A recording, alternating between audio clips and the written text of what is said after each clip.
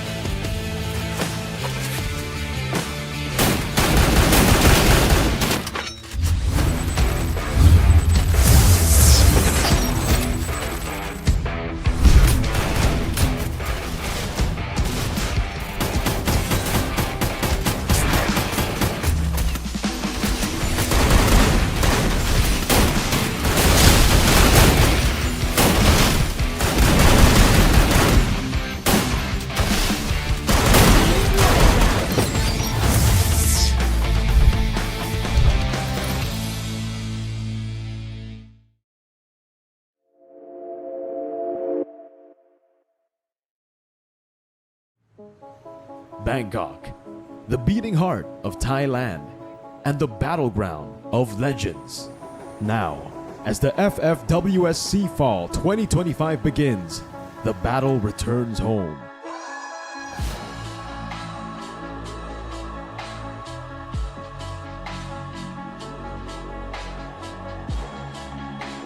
The guardians of this land, their story already carved in gold.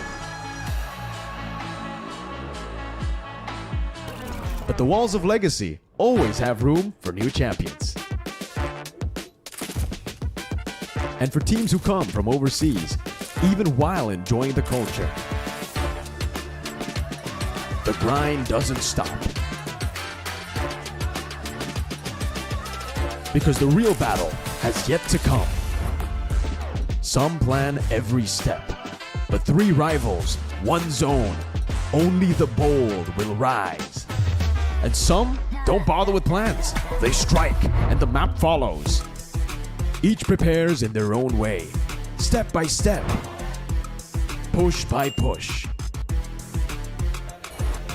and strike by strike.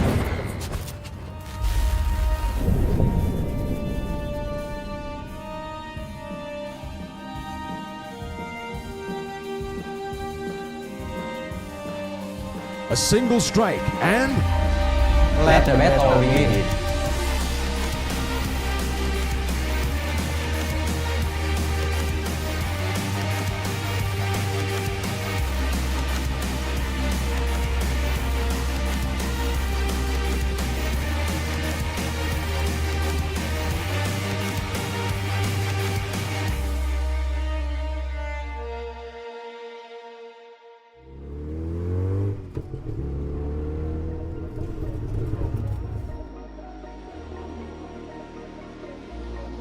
Who will strike first? We already know the answer.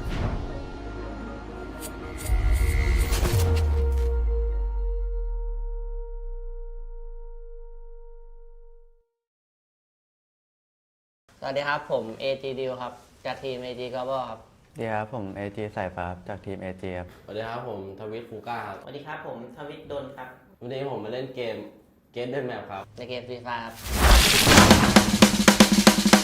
โอเคสถานที่ในรูปมาจากแผนที่อะไรคะ พรสวรรค์ครับ สวรรค์ครับ แบบแรกแบบไร เนเธอร์ล่า โอ้ยตอบเลยเหรอ เมืองอะไรเนี่ย ฟาร์มโทเปีย แบบแรกฟาโตเปียครับเนกราครับ จุดโดดในรูปนี้คือที่ไหนคะ หอนาฬิกาครับ อะไรเนี่ย แบบที่สองไม่รู้ว่าภาพครับเก็บไว้ในใจ อันนี้เก็บไว้ในใจ จุดนี้มาจากแผนที่อะไรคะ เดนชนะบากครับ โอ้โหเมืองนี้ เมืองอีวัวเก่าแมปทะเลทรายครับแมปจุดรวมพลครับ แผนที่นี้มาจากไหนคะ ทะเลทรายครับ ไม่รู้ชื่อเมืองอ่ะรู้ อ๋อ รู้นี่อันนี้แมปแดนชำระบาปมาวิลล่า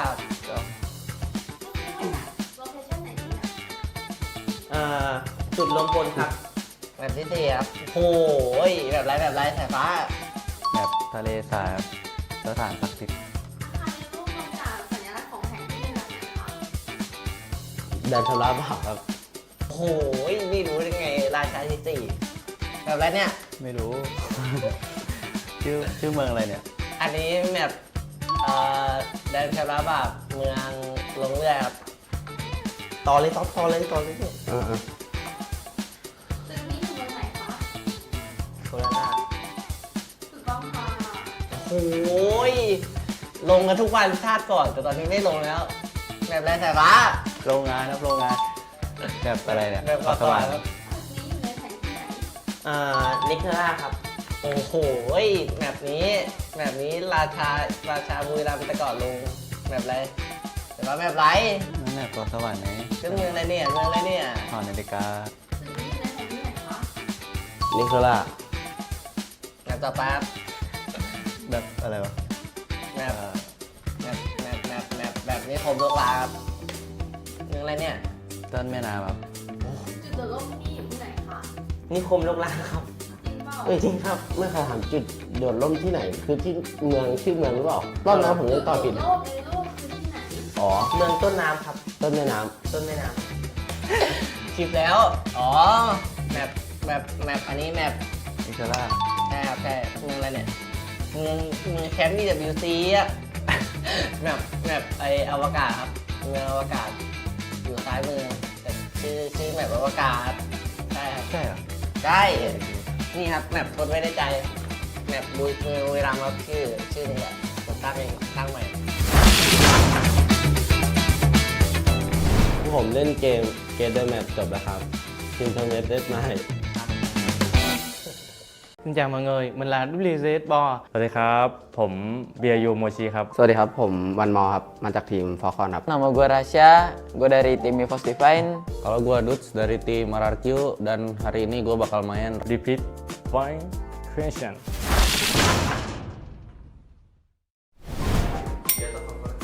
เอาเวม AC 80 ปืนที่ชอบที่สุดนะครับ เป็นปืนก๊อกครับก๊อก8หรือ15ไม่รู้khẩu súng ưa thích của mình là AC80. คู่ต่อสู้ที่น่ากลัวที่สุด ไม่มีครับ Falcon ฟอลคอน Đối thủ khó nhằn nhất chắc là Buriram. คู่ต่อสู้ที่น่ากลัวที่สุดนะครับ คือทีมเราเองครับ น่ากลัวจุด เพราะว่าเดี๋ยวทีมพาเราพังเลยบ่อยแล้ว Dog ไทรเนสเกาะแก้วครับ จุดโจทย์น่าจะเป็นเกาะสวรรค์ครับ Khu ghét nhảy nhất là vùng vịnh Mát Sa Mạc. Với chơi này có cảm giác Ngày đối đầu nhất chắc là Limit bên Falcons. Nggak ada. One more ครับ Gak ada. มาแข่งที่น่ากลัวไม่มีใครน่ากลัว หนึ่งคำเพื่ออธิบายเกมตัวเอง ดุดัน Harimau putih ให้โง่ดีครับดี Strong. Mahal. Kelolo ครับ นั่งอยู่ตรงนี้ครับVăn Võ Em God วัฒนาครับ Mahal. พีนาครับ วัฒนา Em God Limit ครับ Mahal. Ray วัฒนา On Fire ครับ Racing sekolah ไปชกมวย Ngày ước chắc là Văn Võ Pro player game lain. ผมจะเป็นนักธุรกิจพันล้านเป็นคนที่รวยที่สุดอันดับหนึ่งของโลก แผนที่ที่ชอบที่สุด เนคลาบ Kalahari Purgatory. ทะเลทรายครับ เพราะว่ามีสลิงเคลื่อนที่ไหวครับ ai là người dẫn dẫn nước team được thua chắc là em luôn thích bò Măng Em God Kelolo ครับ Abai. วัฒนาครับ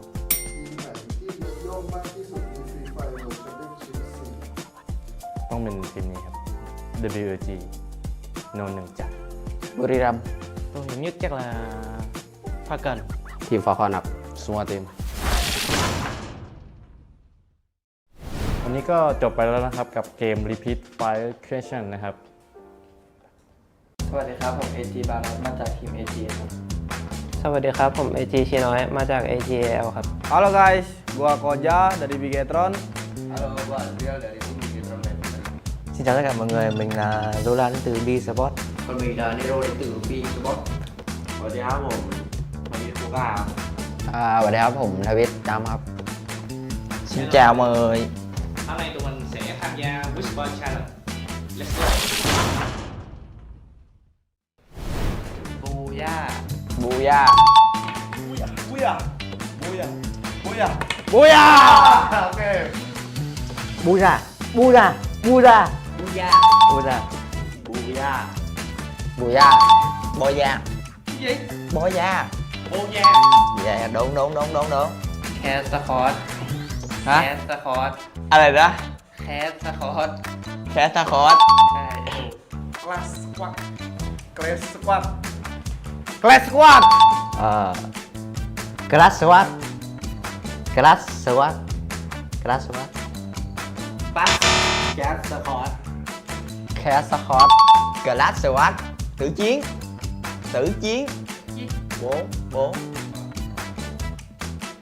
bốn Từ.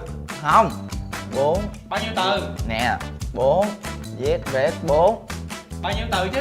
bắn chi tử chiến nè bốn Khay lót. hả Khay lót. khai lọt Kairos. Kairos Ah, oke. Kairos Kairos. Kairos. Khay lót. hả Khay lót. khai lọt cai gót Bao nhiêu từ? hai Hai từ gì? nhân vật ca gót Cà rốt. đúng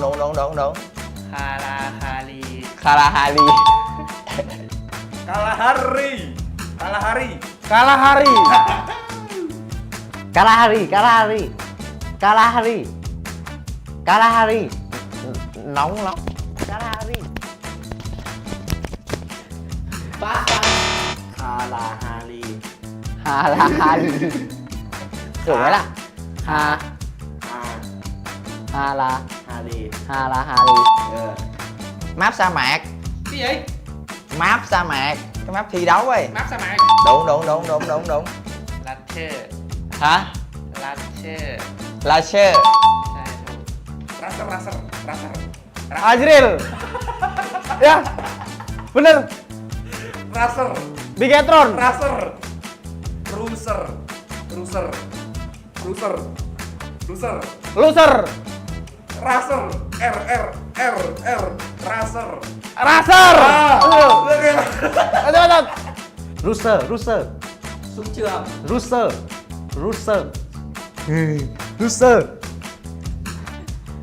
Tiger. Rooster Bye. Lasher. Lasher Mày. Đúng. Tầm đầu. Không. Tuyển thủ. Gusser. Gusser. Russer. Đúng. Evos Evos. กูพี่ง่ายเลย Evos. Evos. Ok. Bắt được. Evos. Evos. Evos.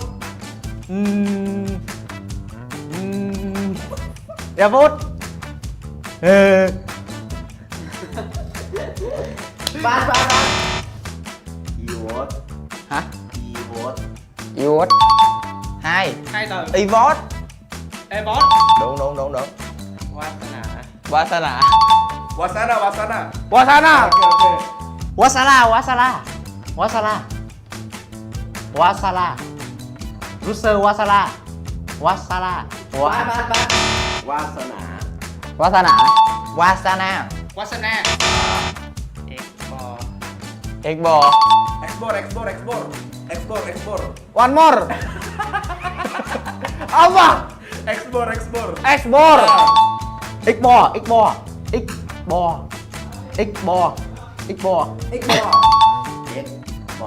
X. Egbo. Xbo. Ít bo. Đúng đường. สไนเปอร์ Hả? สไนเปอร์ Hả? สไนเปอร์ Sniper. Sniper. Sniper. Ok. Sleeper.สนิเบอร์ Sniper.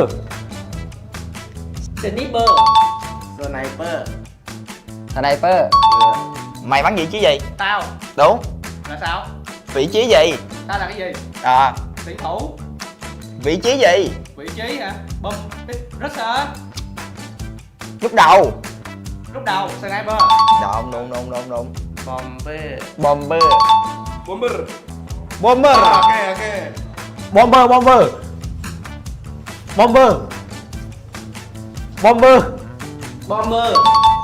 บอมเบอร์ Xbo vị trí gì? Gì? Bomber. Bomber. อาเบ Hả? อาเบ AB. Abang. Ok. Damat. Abak. cái này khó quá bỏ bát à. Abak. Dự bị của Evos. Gì? Dự bị của Evos tên gì? Dự bị Evos Abang. Đúng. ฟอร์คอน Hả? ฟอร์คอน Hả? ฟอร์คอน Falcon. ใช่ถูก Falcon. Falcon. À. Falcon.ฟอร์เกิน Vui đâu? Bố tử chiến. Bố tự chiến. Đúng rồi. Falcon. Đúng luôn. ออนไฟ On fire. On fire. Hả? On fire. On fire. À. On fire. Đẹp trai. On fire. On fire.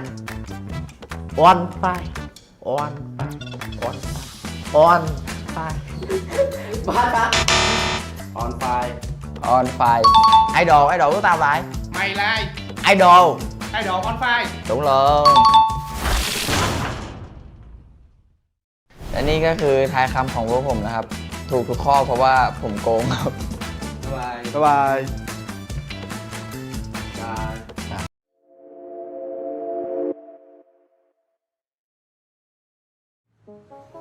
Bangkok, the beating heart of Thailand and the battleground of legends. Now, as the FFWS SEA Fall 2025 begins, the battle returns home.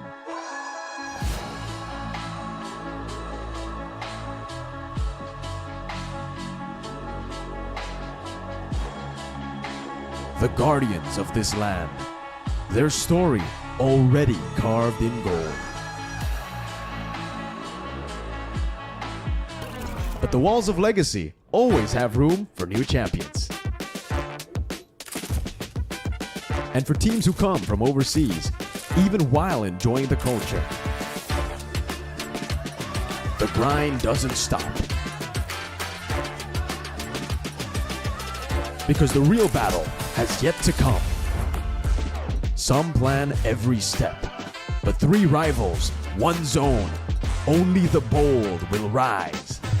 And some don't bother with plans. They strike, and the map follows. Each prepares in their own way, step by step. push by push, and strike by strike.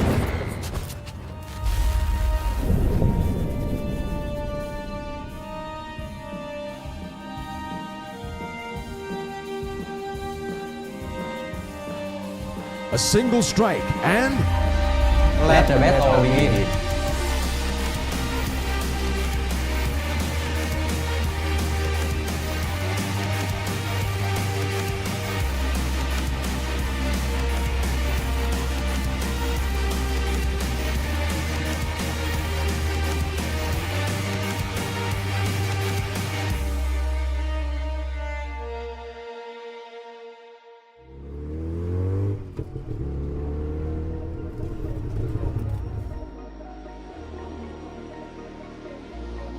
Who will strike first? We already know the answer.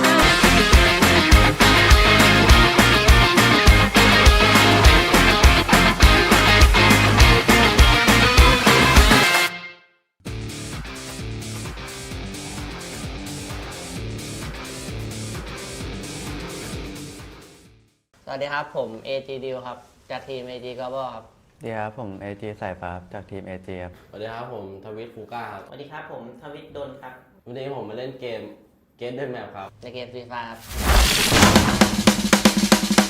โอเคสถานที่ในรูปมาจากแผนที่อะไรคะ ตอนสวรรค์ครับ สวัสดีครับ แบบแรกแบบไร เนเธอร์ล่า โหยตอบเลยเหรอ เมืองอะไรเนี่ย ฟาร์มโทเปีย แบบแรกฟาโตเปียครับเนกราครับ จุดโดดในรูปนี้คือที่ไหนคะ หอนาฬิกาครับ อะไรเนี่ย แบบที่สองไม่รู้ว่าภาพครับเก็บไว้ในใจ อันนี้เก็บไว้ในใจ จุดนี้มาจากแผนที่อะไรคะ เดนธนบากครับ โอ้โหเมืองนี้ เมืองอีวัวเก่าแมปทะเลทรายครับ แมปจุดรวมพลครับ แผนที่นี้มาจากไหนคะ ทะเลทรายครับ ไม่รู้ชื่อเมืองอ่ะรู้ อ๋อ รู้นี่อันนี้แมปแดนชำระบาปมาวิลล่า โลเคชั่นไหนที่ไหน จุดรวมพลครับ แมปที่สี่ครับโอ้ยแบบไรสายฟ้า แบบทะเลสาบสถานศักดิ์สิทธิ์ อาคารในรูปมาจากสัญลักษณ์ของแผนที่ในแบบไหนคะ แดนชำระบาปครับ โอ้โหไม่รู้ได้ไง ราชาที่สี่แบบไรเนี่ย ไม่รู้ ชื่อเมืองอะไรเนี่ย อันนี้แมปแดนชำระบาปเมืองลงเรือครับต่อเลยเนี่ย ตึ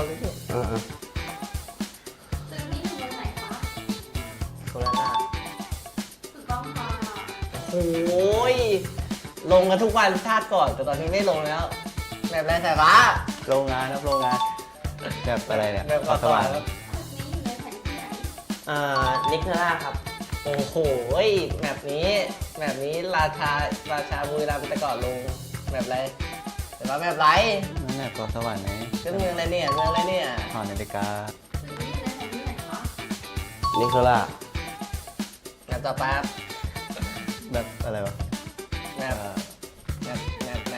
แบบนี้ผมลูกลาครับเมืองอะไรเนี่ย ต้นแม่น้ำครับ จุดโดดร่มที่นี่อยู่ที่ไหนคะ นิคมลูกลาครับ จริงเปล่า จริงครับเมื่อเขาถามจุดโดดร่มที่ไหน คือที่เมืองชื่อเมืองหรือเปล่ารอบนั้นผมยังตอบผิด จุโดดร่มในรูปคือที่ไหน อ๋อ เมืองต้นน้ำครับ ต้นแม่น้ ต้นแม่น้ 10 แล้ว อ๋อ แมปอันนี้แมป อิสระ ใช่ครับใช่เมืองอะไรเนี่ยเมืองแคมป์ FFWS อ่ะ แมปไออวกาศครับเมืองอวกาศอยู่ซ้ายมือแต่ชื่อแมปอวกาศใช่ครับ ใช่เหรอ ใช่นี่ครับแมปทดไว้ในใจแมปบุรีรัมย์ครับชื่อนี้แหละผมตั้งเองตั้งใหม่ ผมเล่นเกมเดอร์แมปจบแล้วครับทีมทอมเวสได้มาให้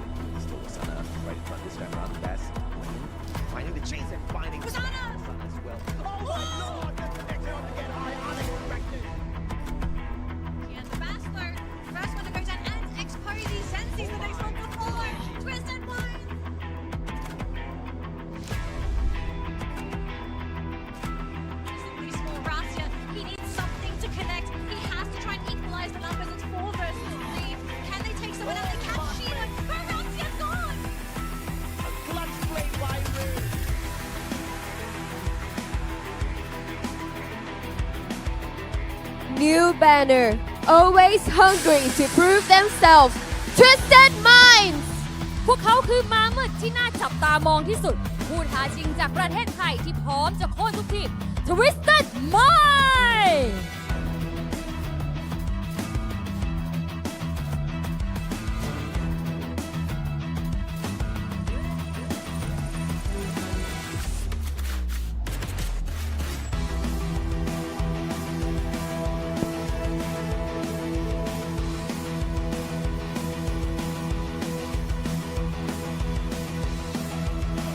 Indonesia's last and only hope in class squad, armed with pride and power.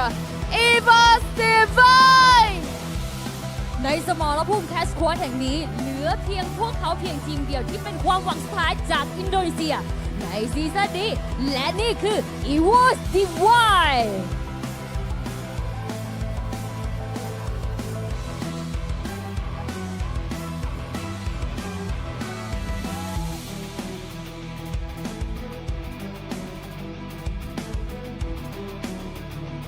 No second chances, no safety net. It is strike and rise for the upper bracket finalist, Virtus Pro. พวกเขากลับมาแล้วและกระหายในชัยชนะยิ่งกว่าเดิมพร้อมที่จะชำระแค้นจากความพ่ายแพ้เมื่อซีซั่นที่แล้วและนี่คือ Virtus Pro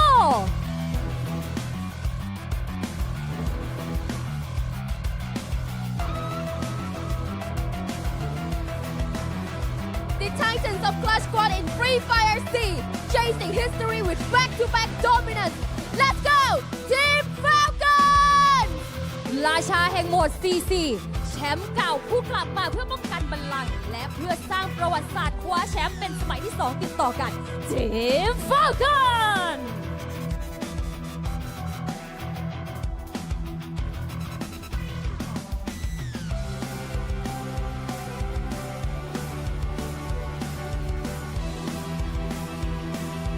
The last 4 teams are ready. Welcome to Free Fire World Series Southeast Asia 2025 for Clash Squad. และนี่คือ 4 ทีมสุดท้ายนะคะ ขอต้อนรับทุกท่านเข้าสู่แคสคอร์ดค่ะ รอบตัดสินใน Free Fire World Series Southeast Asia 2025 for ขอเสียงตบมือให้กับทั้ง 4 ทีมด้วยค่ะ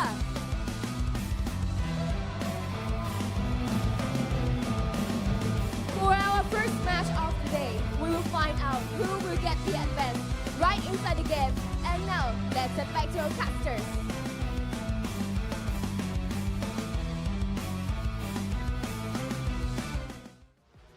Ladies and gentlemen, welcome to the Free Fire World Series Southeast Asia Fall Season 2025 Clash Squad Grand Finals happening live at the Samyang Town Event Hall in Thailand. My name is Husky. Alongside me is the Masashito AJ, and we are here to be your commentators for the entirety of the Grand Finals.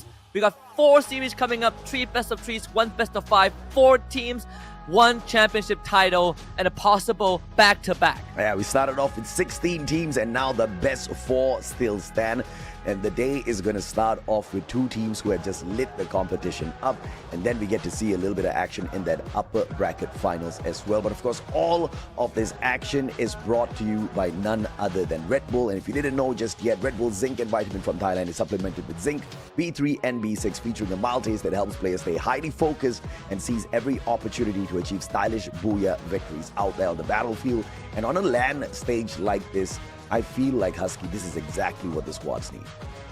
100%. To give yourself an energy boost. If you are at the live venue, you can probably imagine the amount of crowd that is going to be present, and it is not going to die down anytime soon. The atmosphere is electric. The teams will need all of the energy and all of the support that they can get. I'm pretty sure some of the fans also have been drinking that Red Bull to make sure that their voices are heard and the teams are going to give it their all and lift that trophy by the end of this evening. And of course, the stipulated matches, like you said, are best of 3. So you do have one opportunity to falter, perhaps on a map that you are not so keen on. But of course, if you lose the series, there's no second chances already. It's the final day, and the first game itself plays for that 4th spot, right? Loser takes the 4th spot, and the winner moves on to play for the 3rd place, or even perhaps win the whole thing by the end of the day. The lower bracket run, we talked about this a little bit, it is going to be absolutely deadly. The players are going to be dead tired if they do manage to make that miraculous run. Yeah, it is a very brutal gauntlet to run. We are looking at a possible, 2 best of 3s, 1 best of 5s, and who's to say that those are not going to go into a full series. So if a team manages to do that, it would be one for the books. But it's not going to be easy, right? You have upper bracket finals challenges there. Team Falcons looking for a back-to-back. Even last year, they almost felt like they had a chance to make a back-to-back in the Battle Royale discipline. But Clash Squad seems to be where they absolutely dominate the competition, alongside some unexpected arrivals, such as Twisted Minds, who are going to be playing in that lower bracket semis in just a little bit. Yeah, and let's not forget Virtus Pro as well. They have been absolutely clean in their games here. Perhaps not as threatening out there in the Battle Royale scene, but in Clash Squad, they have been dominating their matchups. And this is something that all of the other teams do need to worry about. And of course, it's going to be the biggest worry of Team Falcons first, who will be meeting them at the upper bracket finals. Yeah, and Team Falcons have not got to this point as smooth as we thought that they would, right? They had to go through quite a run through the Swiss stage, but then we have the final and last hope of Indonesia and current EWC 2025 champions Evos Divine, who has been on a wondrous run in this 2025 year, especially with Rasha joining the roster. So it's going to be quite an interesting a chance to see how this is going to play out, let's look at the interview. We're here at Samyan Midtown, which is the venue for today's Free Fire World Series Southeast Asia 2025 Fall Clash Squad Mode Grand Finals. I'm here to interview some of the players that has just arrived. I've actually seen some of the Evos players who is now entering the venue. Let's have a bit of a chit chat with them. Okay, I think I'm gonna have a talk with Imgod. Hi, how are you today? Apa kabar, Imgod? Good. Good. Okay, so he's feeling great, feeling good, kabarnya baik. So, what do you think of today's Grand Finals on the Clash Squad mode? Gimana menurut kamu melihat Grand Final hari ini di mode Clash Squad? Gonna win. Oh, you're gonna win? Yeah, yes. 100% sure. Sure. And that is it? 1000%. Yeah. 1000%. So he's very sure that Evos Divine will be winning today's Grand Finals on the Clash Squad mode. Dia yakin banget nih katanya akan memenangkan Grand Final hari ini di mode Clash Squad. Kamu tahu bisa ngomong bahasa Indonesia kan? Nanti aku translate. Oh, I cannot speak Indonesia.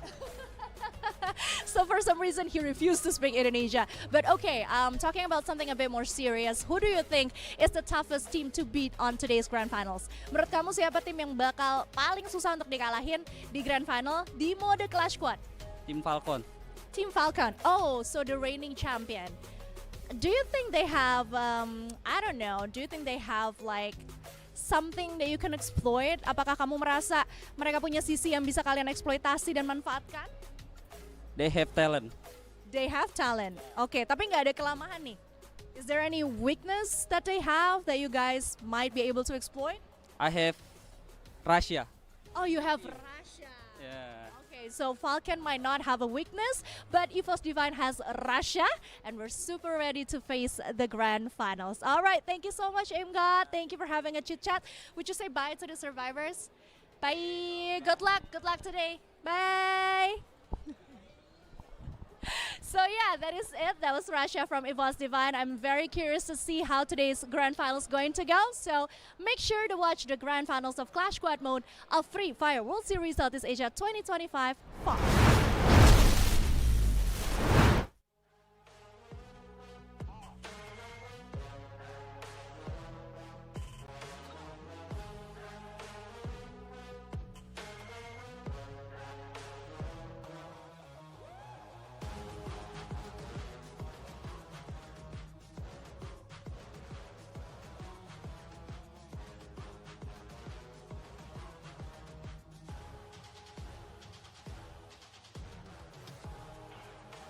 Tournament format explainer. For the map pool for best of 3s, we only have Bermuda, Kalahari, and Nextera. But if you go into a best of 5, we have all the maps except for Alpine. We have a ban and pick process as well. Assuming team A get the first ban, they will get to pick the first character too, and the process repeats itself. All for the grand prize of $30,000 if they lift the trophy. I mean, this is exactly what they're all aiming for. Of course, it's not as thick as the $100,000 you get at the Battle Royale competition, but 30K USD is still delicious if you can rip that away. Obviously, every single team that has made it to this grand final stage will be able to walk away with a fat wallet by the end of today. It's the difference between the 10,000 or the 30,000 US dollars, and we all know exactly what they're going to be aiming for. But the road is obviously going to be tough. We have got Virtus Pro with the best win rate in the market right now, and they are the most concise team as well. 11 maps played, 72% win rate. They've got 8 wins and 3 losses, the best out of the 4 squads. Yeah, and it's just so impressive to see how some of these teams have really performed in the Clash Squad format. The team lineouts for all 4 teams are on your screens right now. Still the same as how we've known them since the beginning, and there have been some extra standouts, right? For Evos Divine, obviously, is Russia. For Falcons, Limit is the guy to look out for. But for Twisted Minds, I think the Bas and ZC have also been phenomenal throughout their run since the Swiss stage up till now. Yeah, no doubt at all. But of course, the Evos Divine squad needs to watch out. They've had to play the most number of maps to get to this stage, and they have got the lowest win rate. Out of 15 maps played, they have got 8 wins, 7 losses, And this is what puts them as the underdog at the final day. Here, if they do manage to get to the top, they will be literally the only squad still surviving outside of Thailand. Twisted Minds Falcons ready to go all from that home ground out there, getting that extra boost of energy through the audience. สม่ำเสมอกันหรอผมคิดว่าน่าจะแพ้สม่ำเสมอมากกว่านะดูจากฟอร์มการเล่นแล้วพวกเราก็พัฒนากันตลอดก็น่าจะทำผลงานได้ดีกว่าแล้วก็ขออนุญาตไปรอรอบชิงนะครับเอาจริงๆก็เจอทีมไหนก็ได้ครับแต่ว่าถ้าเป็นไปได้ก็อยากจะอยู่วันดีวันมากกว่าเพราะว่าน่าจะนิ่มกว่าแข่งแกงหรอก็ไม่นะพี่แม้แต่หินยังสลายได้เลยตอนเจอผมฝันร้ายแน่ๆล่ะก็แค่ได้มานั่งดูอะพี่เพราะว่าแบบสู้ไปยังไงก็สู้ผมไม่ได้อยู่ดีผมเข้าแกมเทนลอนอยู่ละ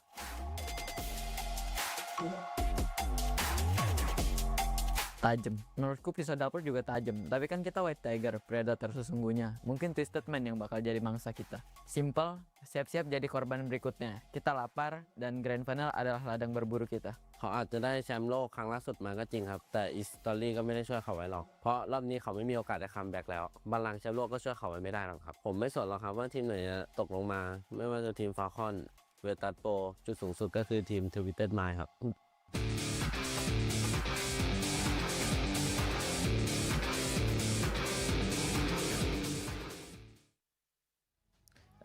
There you have it. Quick interview for all the teams, and I do like some of the comments. I gotta quickly talk about Russia's analogy, right? He mentioned that a kitchen knife is also sharp, but as the White Tigers, this grand finals is going to be their hunting ground. But the Thai teams are hungrier than ever, especially Twisted Minds, who are sitting on the other side of the aisle, playing with the map order of Kalahari, Bermuda, and Nextera.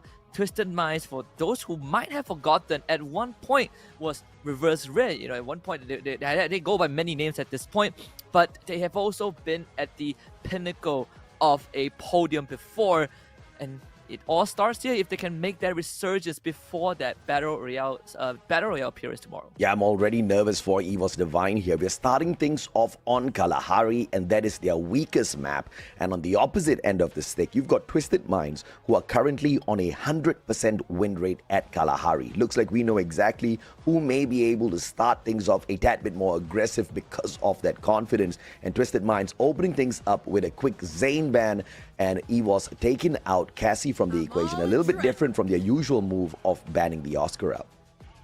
Yeah, and it's quite telegraphed at this point, right? The Oscar getting taken by Twisted Minds because Evos did let it open, but it does give them access to the Santino, which they will always snatch it up for Russia. It has been a big tool in allowing Evos Divine to make a play across the map, but also allowing Russia to be a lot more involved in close quarter combat when needed.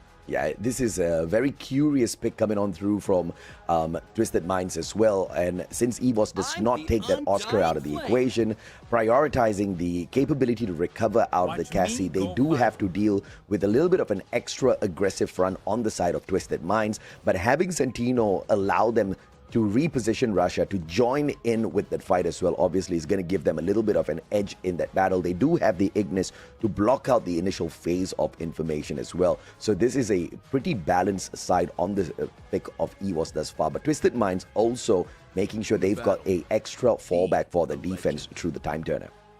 Yeah, defensive mechanism for that, but also having info gatherer like the Coda. And also we have to look at Zane's win rate, which is currently sitting at 60%, and in the double elim format so far, Zane has become Evos' signature pick. Picked out 5 times and banned by their opponents 3 times. I think overall Zane is just a very powerful character, but Evos has their favorites, right? Santino is one, Zane is the other.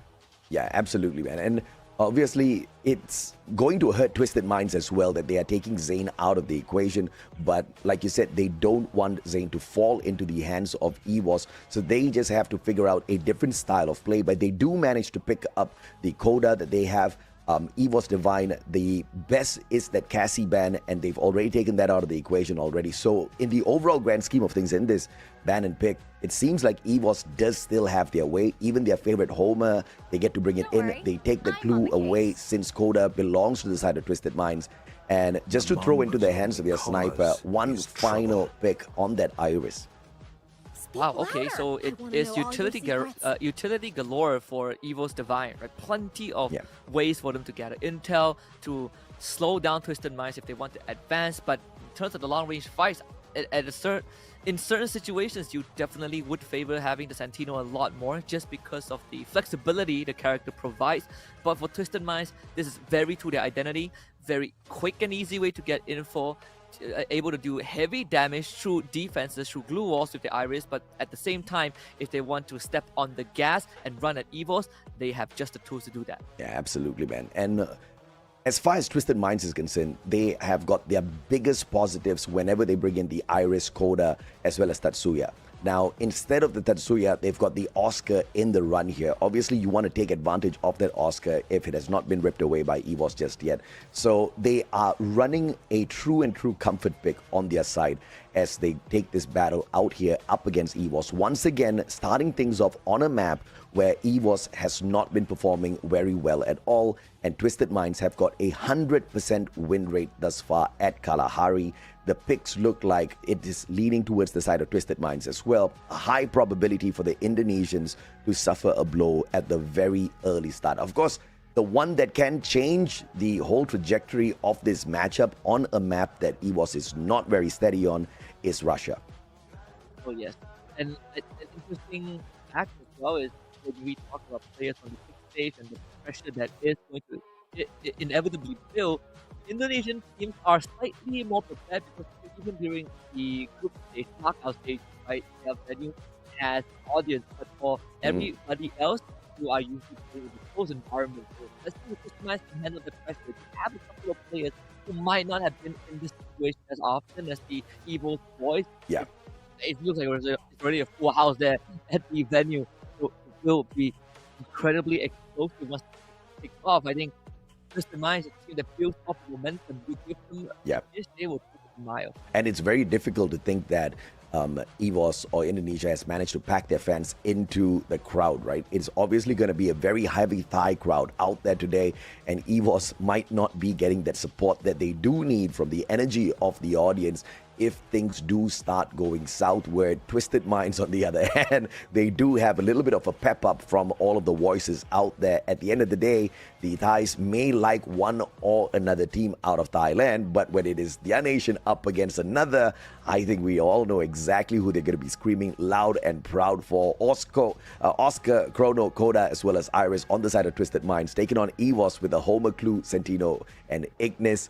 It's all going to be dependent on what Evos does at the very early parts of these games, trying to prevent Jump from running through all of their defenses. And one of the worst things that could happen early in this Kalahari is seeing those cyber airdrops in the early rounds. And I think for Evos, they have been in situations where, the entire world is against them, and that's how they sort of won the EWC, right? It's a pressure cooker. But that's still different. You have the trophy sitting right in front of you, like 2 inches. So Evos, if they've proven anything in the past few months, is that the pressure doesn't break them, it builds them back up stronger. Yeah, no doubt at all. As we await for the departure of this flight into Kalahari, this is going to be game number 1, ladies and gentlemen. And obviously, it is not going to be an easy one at all for Evos Divine, taking on one of the best out there from Thailand, Twisted Minds. Let's see how this is going to play out. Twisted Minds, again, a team built off of momentum. They are going to start with very straightforward buys. The 1887.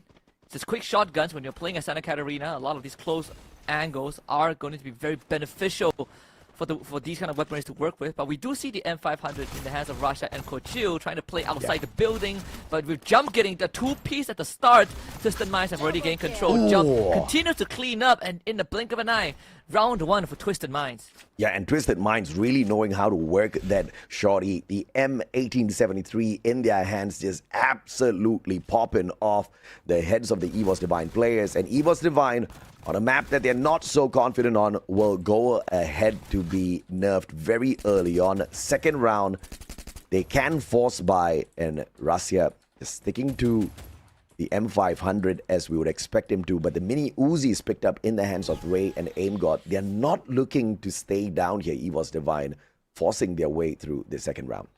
Yeah. And Evos Divine is going to proceed with a force buy too. We see the double revolvers, the mini Uzi, all pulled up. It can be a good strategy if you can drop a couple of bodies. If you lose the round, it's going to be quite a whoopsie, but if you win, and then you are able to keep the guns for round number 3, then it's going to start damaging the economy of Twisted Minds, something that Thai teams will have to look out for. And Zensi will start by taking down the glue wall. It does have to expend the Iris for that, and now has to somehow hold off 2 members of Evos. Yeah, Kochil spotted out. Zenzi, AimGod for the push, mini Uzi. Gets a couple attacks, putting Zenzi on the back foot, forcing him out of his spot. High ground advantage for Zenzi. Still holds on as Jump backs him up, dropping Kochil out in the open. AimGod with the trade, but Bass was there to save the day. Twisted Minds 2-0. Once again, we say that the Bass and Zenzi have been phenomenal throughout the entirety of the Clash Squad tournament up to this point. Rocking, I believe, one of the highest average KD throughout the entire tournament so far, and another flawless rounds for Twisted Minds. And this is where it starts getting dicey. We go into round 3, Evos Divine will have decent buys, you know, you can still afford the Deagle, you get that 1 tap on the headshot, but aside from that, Twisted Minds have built up some bank, right? If they win this round, Evos Divine will will go into a huge deficit in round 4 and probably lose that as well. But if Evos somehow wins this and get that eco, Twisted Minds will suffer some damage. Most definitely AimGod now caught out by 2 players at the same time, but Jump takes a step back. Ray with the advantage, and Jump saving his buddy in the nick of time. Cougar with the backstab with that high ground advantage as well. Bass dropped, but the boys on the side of Twisted, they do have the advantage positionally, and they make this one look way too easy. A perfect round for Twisted Minds. Oh yeah, this is a Twisted Minds game so far. You did point out that Evos Divine, they struggle the most on Kalahari, and Twisted Minds, they are not taking any prisoners. Every single shot well telegraphed. And look at Zensi, like this peak, a double swing as well, playing that peekaboo with Evos Divine in a game where they are already outnumbered. Most of the rounds it's finished 20 seconds in. So great on Twisted Minds. Now the economy for Evos is, I would say, close to permanently damaged. But this is one place where they can make a comeback, but it'll all depend on how Russia places Sentino here. Up towards the top. Bass, very aggressive. Ray has an opportunity to tag him up alongside AimGod, who stays hidden. Bass with the grenade. Looks for the lob. Does manage to find the tag. 70 HP taken away. Sends out the firewall. Pulls out the chrono as well with the time turner. Plays the advantage, but a 2v1 gets the first drop. Backup is there, and the same time, Bass gets a double for himself. Unbelievable push. Twisted Minds again besting Evos. Yeah. And finally, Evos gets some sort of a reprieve, and it's not even in a comforting way. They only take down Zensi, and that took them 4 rounds. But I feel like Zensi is all they will get. Kochio getting absolutely hunted down in the container. Rasha, the Wonder Kid, left to deal with 3 members of Twisted Minds, and all of them have racked up their repertoire throughout the entire Clash Squad. And with Jump finding the finisher, that's 4 rounds in a row for Twisted Minds and none for Evos. As anticipated, whether it be the draft or just the luck of landing on Kalahari for this first game, Evos Divine taking a beating at the very opener here in this matchup between Twisted Minds and Evos Divine. It's a best of 3, so they don't have many opportunities to lose. Each game has a maximum of 11 rounds. That does not change. Twisted Minds, 1 round away from match point and 2 from closing off game 1 against Evos Divine here at Kalahari. It'll be such a big blow to Evos Divine if they walk away from this game 1 without anything in hand. Nothing to show for, nothing to take them into round 2 with any sort of confidence. We saw that grenade, I think, in the hands of one of the Twisted Minds members. They come in hot, a chrono to secure this perimeter. That glue was instantly knocked down by the Valiant Dash, and now Kochio needs to relocate, but Cougar actually tags him. Ray tries to go for a flank, but the flank is covered, and Cougar gets the job done. Kochio not able to get enough distance. Jump will win this 1v1 against Ray, and it's another round where Twisted Minds are systematically bringing Evos Divine down and winning 1v1s. Yep, Jump in the best spot. Aim God could not cover himself. And just like that, Russia again, the final player left standing in here. Twisted Minds just with one loss in a 3v1 up against Russia. He has nowhere to go unless he pulls off a miracle. That's exactly what it does by dropping Zenzi, taking him out of the equation. Up against Jump in the Bass now. Can this Wonder Kid keep them in the run here still for this match number 1? It would take a miracle, but if there's one miracle worker you can lean on is Russia. Needs to get those headshots in, and this time turner makes it even harder. And now they double up on him. Russia is not going to stand any chance. Maybe I said it too early. Russia almost pulls it off. So close yet so far. Twisted Mice makes sure that Evos Divine gets nothing. Yeah, there's a brilliant jump in here to the fight. It's a 2v1 advantage that Twisted Minds made sure they do not let go easy, using the Valiant dash to dash into that fight. Once again, putting Russia at the back foot. Man got a headshot out of nowhere, but the numbers game still working against him. Twisted Minds now match point for this game number 1 against Evos Divine, who's picked up 0 round wins. 0 round wins and only 3 eliminations compared to Jump himself, who has 10 just as an individual under his belt. Russia trying to set up from a long-range snipe, but Twisted Minds have already taken control of a majority of the crucial points of interest. They throw out the firewall, but there's no follow-up to that. And Twisted Minds, they're just going to wait. The cluster is going to chip Aim God's health away a little bit. The Bass will relocate, and they double up, triple up onto Aim God. And this is exactly what we were worried about. Twisted Minds and their aggression. Zenzi tapped early this time round. Aim God spotted out.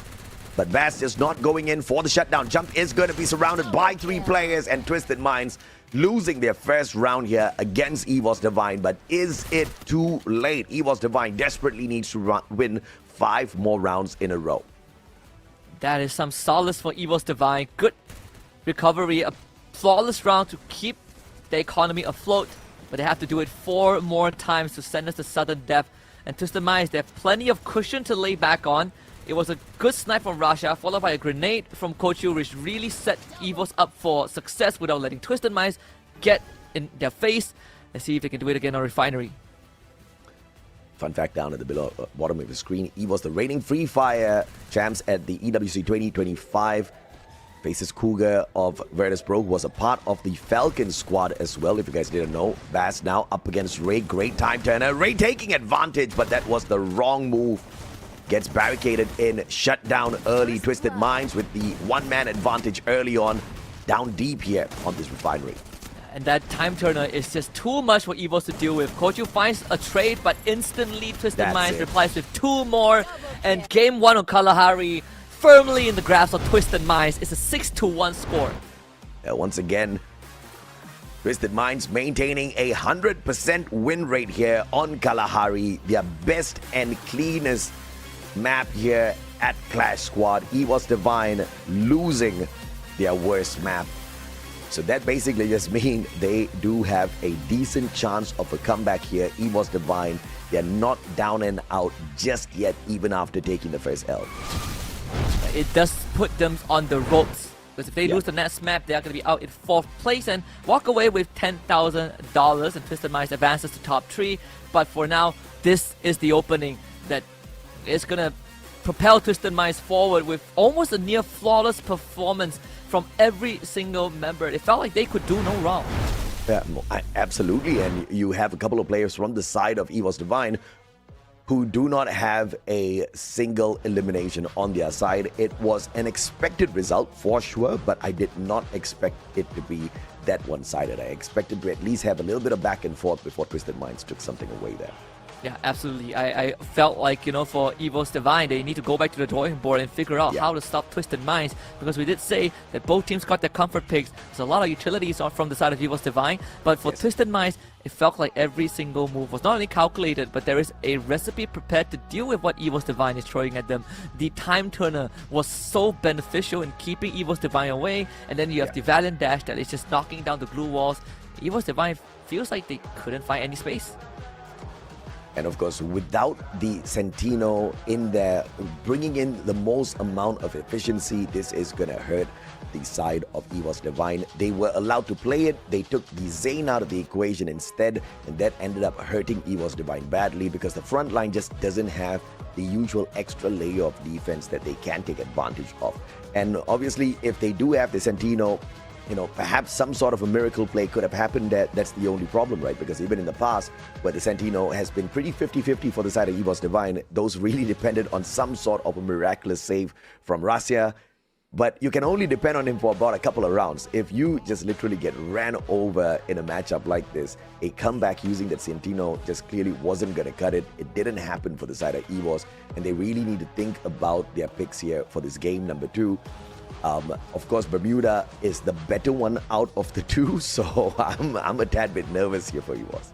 Yeah, I agree. I think, when you run Santino, the first thing you need to do is set up, right? There needs to be time for you to get that decoy out, to find a good position, and then you have your team take space before you can make use of it. Something that Evos Divine was denied the entire 6 miles. So it's very unfortunate that they got a comfort pick, but good on Twisted Minds for having the solution and willing to let go of the Santino, only to use it to take down Evos. Jump is our MVP for Game 1 with 12 eliminations in 7 rounds. Yeah, 3,532 damage. I mean, he was a monster. Yes, Evos did enable him. They made it pretty easy for Jump to just dominate that matchup against them. But of course, with the aggression, 5 assists in total. Cougar and Zenzi doing their best from afar. The Bass chipping in as well with all of the assists. But look at the difference in damage between Zenzi and Jump here. Just the level of involvement of Jump in this matchup. So truly deserved MVP for the guy. Even in the first round, right? Jump just sprung into action very, very quickly. Right as the round starts, he was the one that got a 2-piece to set the team up for success. And we did agree on the fact that Twisted Minds is a very momentum-based team. You give them just a tiny lead, they're going to run away with it and never look back, and that's exactly what they did. They made it quick and easy, and good news for Twisted Minds, if they can do it again and take down Evos in this fashion, it's going to save them a lot of energy going into the next lower bracket gauntlet. Luck is not totally against Evos Divine. We move on into Bermuda, and this is perhaps their best bet against Twisted Minds. They've got a 75% win rate here on this map, and making a comeback is for sure a tad bit stronger here as opposed to having to play Nextera first. That's not the case, but they are a coin flip on that Nextera map. So even if they do manage to find that victory on Bermuda, it's not going to get easier. From there, they'll still have to give it their all by the time we get into a Game 3. Yeah, Nextera has always been that X-Factor map, and that's why our good friend Neptune also likes it a lot when it comes to Clash Squad. Depending on which area you go on, like Craft Labs is sort of like a throwaway round for a lot of the times. But I'm happy that we get Nextera third. At least it is sort of that tiebreaker-ish kind of map. But for Bermuda, I think Evos, if they want to really dig deep and come back on Bermuda, you have to first figure out what makes a Twisted Minds tick. Yeah, absolutely. And of course, it is not going to be easy to take down Twisted Minds, who have a far better win rate as compared to Evos Divine, 71% as opposed to the 53% that we started off from the earlier part of the day. And if you look at Twisted Minds, it's not like just because Kalahari is their best map, they do badly on Bermuda and Nextera. They've won 60% of those map picks on their side already. They're just one of the stronger teams here in Clash Squad. It is going to be tough, but of course, it could potentially be changed with perhaps a little bit of a tweak in the ban. I feel like, of course, the Oscar allowed to play on the side of Virtus Pro, on the side of Twisted Minds, probably not the best of ideas.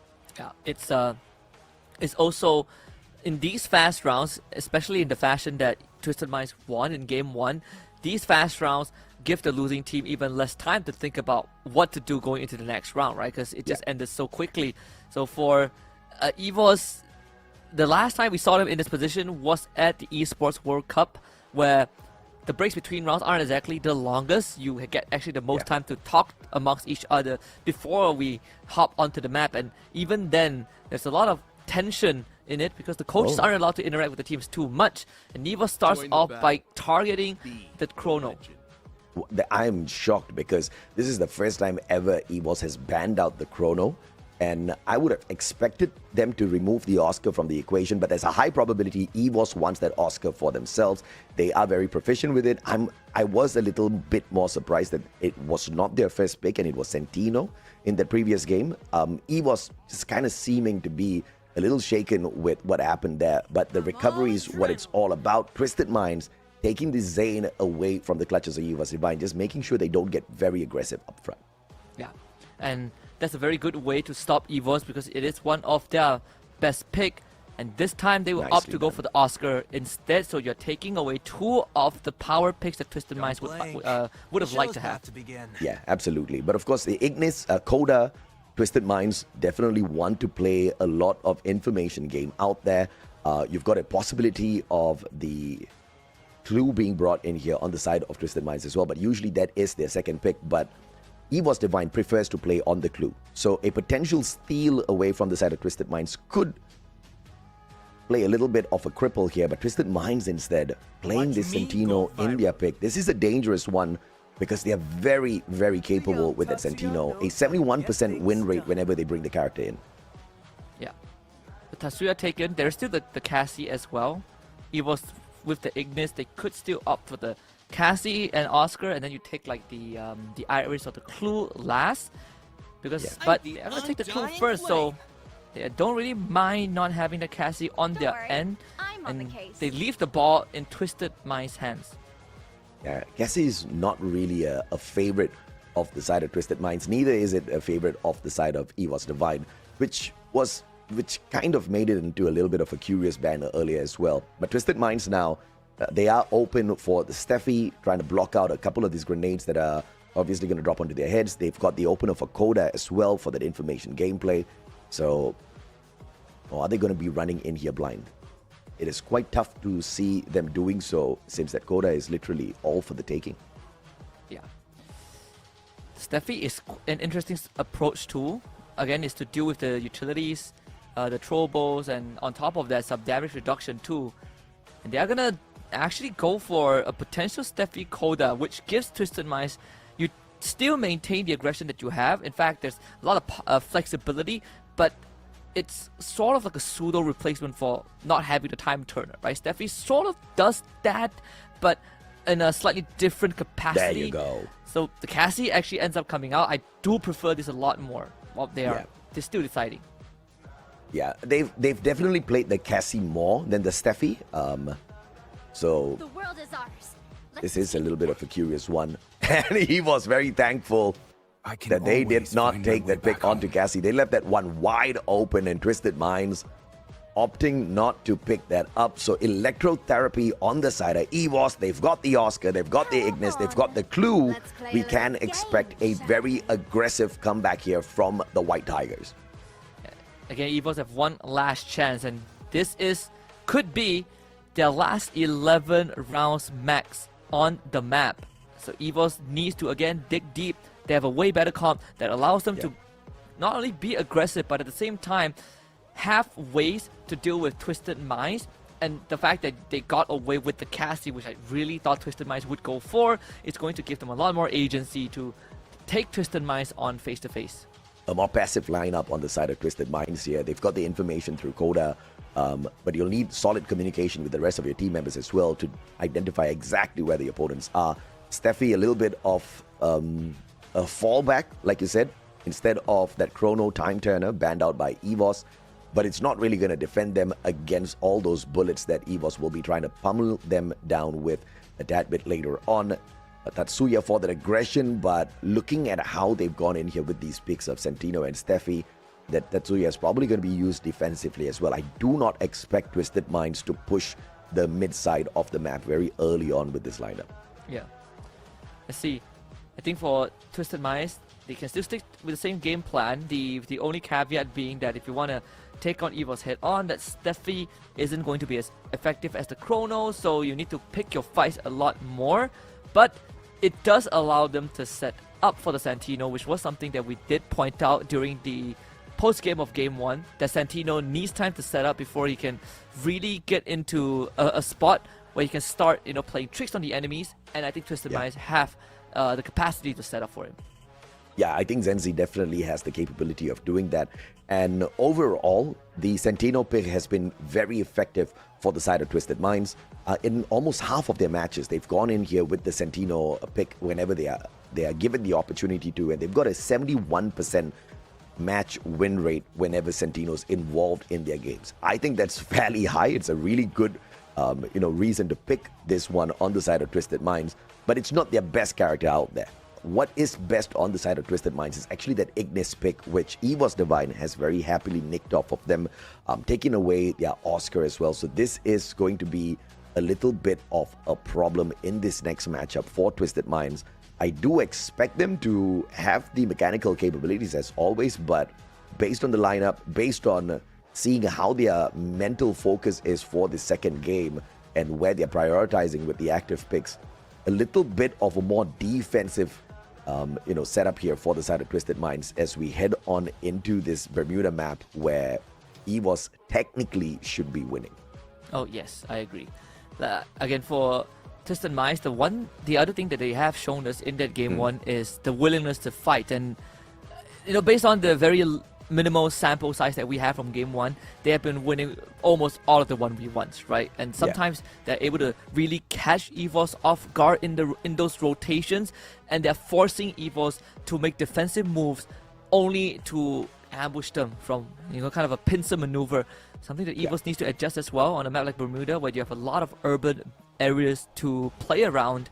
Whereas for Twisted Minds, again, if you are already winning those team fights without having to do much, you're winning those 1v1s without having to do much, just keep on doing the same thing.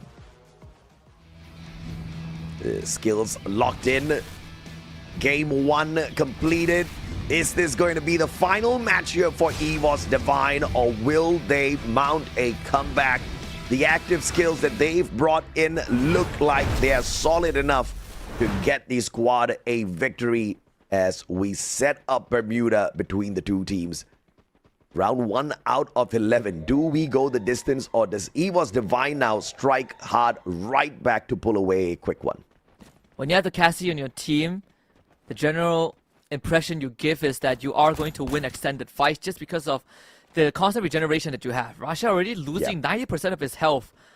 One of the ways to deal with the Cassie comp is you take out whoever the Cassie is healing, or you take out Cassie herself. And Twisted Minds, they know that they've gotten the drop onto Rasha, and that's exactly what they do. The boss just absolutely runs him down. Zenzi gets caught by a grenade. Kochu and Aim God will be able to get a trade. Yeah, beautiful play by Aim God here, spotting the opportunity, tossing in the lethal, getting the tag, and going in for the finisher. But it's a 2v2 unless Kochil is picked up out in the open. Jump and Bass protecting themselves, pulls out the Steffi, doesn't take the damage out of the Ignis firewall, all that too much to put them in a little bit of a pickle, but Bass straight down out in the open, just didn't have the better side of the map, and Evos Divine, as anticipated, pulls away round 1. It was a very close round 1, and Twisted Minds, they were able to get the drop onto Russia too. I honestly felt like that would have given them a good lead to stand on, but good on Evos Divine to find that clap back. And once more, is the presence of having that Cassie allows you to play these long drawn-out fights. If you're winning a 2v1s and the enemy backup isn't there, that you are essentially going to be back to full health in no time. We'll see if this translates into a round 2, because the rifles are out for Twisted Minds.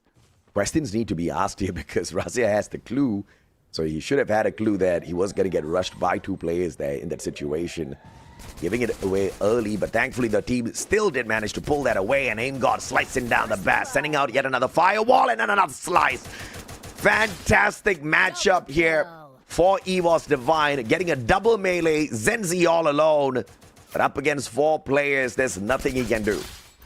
And Ray will get a flawless round for Evos Divine. The good old smoke grenade trick right down the middle. Oh yeah. And if you try to contest that, you're going to get a sight to your face, and that's what Evos Divine played towards. Again, no chrono means that Twisted Minds, if you want to set up with the Steffi, you need to be a lot more careful with how you approach these kind of scenarios. The Valiant Dash allowing Evos to not only break through the glue wall, but completely catch Twisted Minds off guard. And I'm surprised that Twisted Minds weren't prepare for that, or at least not fully prepared for that scenario. I mean, nothing much that they could have done. And a good ban overall. Evos Divine taking away the time turner. Just taking away an extra possibility for Twisted Minds to turn their fate around in a very aggressive fight down the middle this time around. It is the Cyber Airdrop pulling in both squads. Evos Divine, Ray tagged up by that cluster, but is going to quickly recover. Sends out the Ignis Firewall as well as Bass gets tagged up. It's the smoke. Steffi pulled out. Twisted Minds protected. That Steffi is doing so much work. AimGod is swinging away in the smoke grenade, but he's not going to find anything. Ray will, though, onto the bus. And the Hellbar's not looking too good on the side of Twisted Minds as Jump ends up going down. Rasha gets recovered, and Evos Divine on their way to get their 3rd round in a row. And the Cyber Airdrop point picked up by Evos Divine. That is a double win for the Indonesian squad, trying to make a comeback here in Game 2. Pushes all the way into a Game 3. Not just to survive, but to make sure they still have a decent opportunity to touch the $30,000 by the end of the day. And a flawless round once again by Evos. Perfectly executed. Evos Divine continues to keep their weaponry for the next round, so they don't have to spend too much. Buy up your helmets, buy up your vests, couple of grenades to go. This smoke grenade play, very well countered by Twisted Minds. You gotta give credit to the Steffi, the graffiti zone that allows Twisted Minds to stay in there a bit longer, and the sight from AimGod actually got no one, but Evos Divine still ended up getting more damage done despite the circumstances. Perfect on the rotations as well, flanking around, understanding that Steffi was popped, and just biding the time, not using any more lethals in that situation, but just with the sheer positioning supremacy. Zenzi flipping his spot there with the clone, but Rasya still does have the advantage. Both of them clipping away at each other. Another shot would have done it. They call a truce for the time being. And let's see if the reposition is going to work though. Cougars, they ran at, again, the Valiant Dash. Such a powerful tool to have. Zenzi was able to take a Ray down. It's going to get Twisted Minds and even ground to stand on, but with Cougar out of the picture and the jump in the red, the bus getting knocked out by Rasha, this round has completely gone south for Twisted Minds. Yeah, absolutely. And AimGod is the initial bit of disruption that he brought in. Zenzi, amazing comeback on the way here. Can he tag around the smoke for a little bit longer?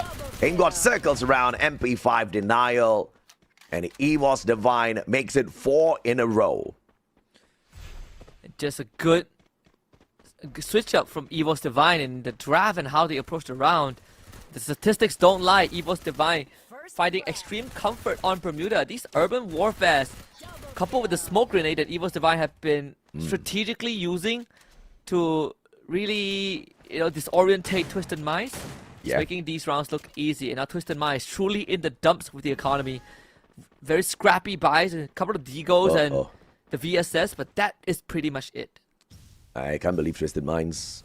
I'm going to actually attempt approaching the Cyber Airdrop here very early on. Bass, he does have the extra bit of confidence because of the M590 in his hands, tagged up by AimGod. Here comes those clusters.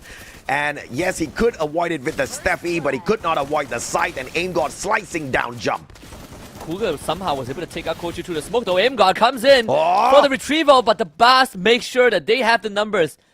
And AimGod, unfortunately, not able to get the job done this time. And he will come down to the Wonder Kid, who gets eliminated. Twisted Minds finally stems the bleeding. 1 round pullback, a little bit of a lifeline. And they do have enough cash to buy their way through to potentially another victory. Evos Divine baited in with that Cyber Airdrop, and it all came cracking down. Yet again, another well-played smoke. And these smokes are incredibly dangerous. You either use your utilities to get rid of whoever's hiding in there, or you blindly spray, or you might have to wait it out. But these smokes are such good tools to buy time for Evos Divine as well, that it almost feels like you have to engage with it. You have to interact with the utilities that Evos Divine throws out. Jump is going to try to find an angle to flush out the members of Evos and force them into the open with the M590 in hand. AimGod making sure Kochil is not rushed at Yet another Flame Mirage for them to deal with. Just chipping away at their health a little bit. Ray, a little overzealous, will get sprayed down. First player, first casualty on the side of Evos Divine, but they do manage to trade out Jump. Bass, unfortunately low, could not get involved in the fight just yet, has to stay behind, but Rasia doesn't take advantage as Zenzi flanks around from the left-hand side. Calls for a little bit of backup. Rasia now, the distraction is there. Coach Heal going for Zenzi. Bass sprayed down, but the reaction from Twisted Minds absolutely deadly. The shotguns for the win as they pull 2 rounds in a row. Credits to the Bass for sure with that jump pre-shot, that jump shot that took down Rasha and gave Twisted Minds the green light to really push on forward. Again, another well-executed round. I think Twisted Minds, you know, slowly figuring out what Evos Divine wanted to do. And the Bass is starting to put the money where his mouth is. 6 and 4 so far.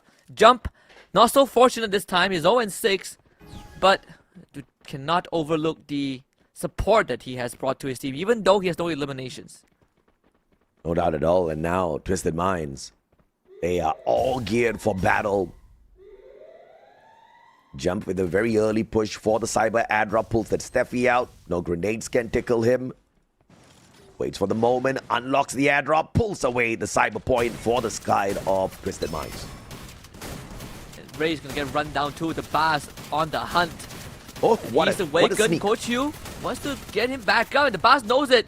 The rescue is completed. Bass still turns around with help from Cougar. Down straight for the second time. As the Bass ends up trading Cougar and Zenzi in the right spot at the right time.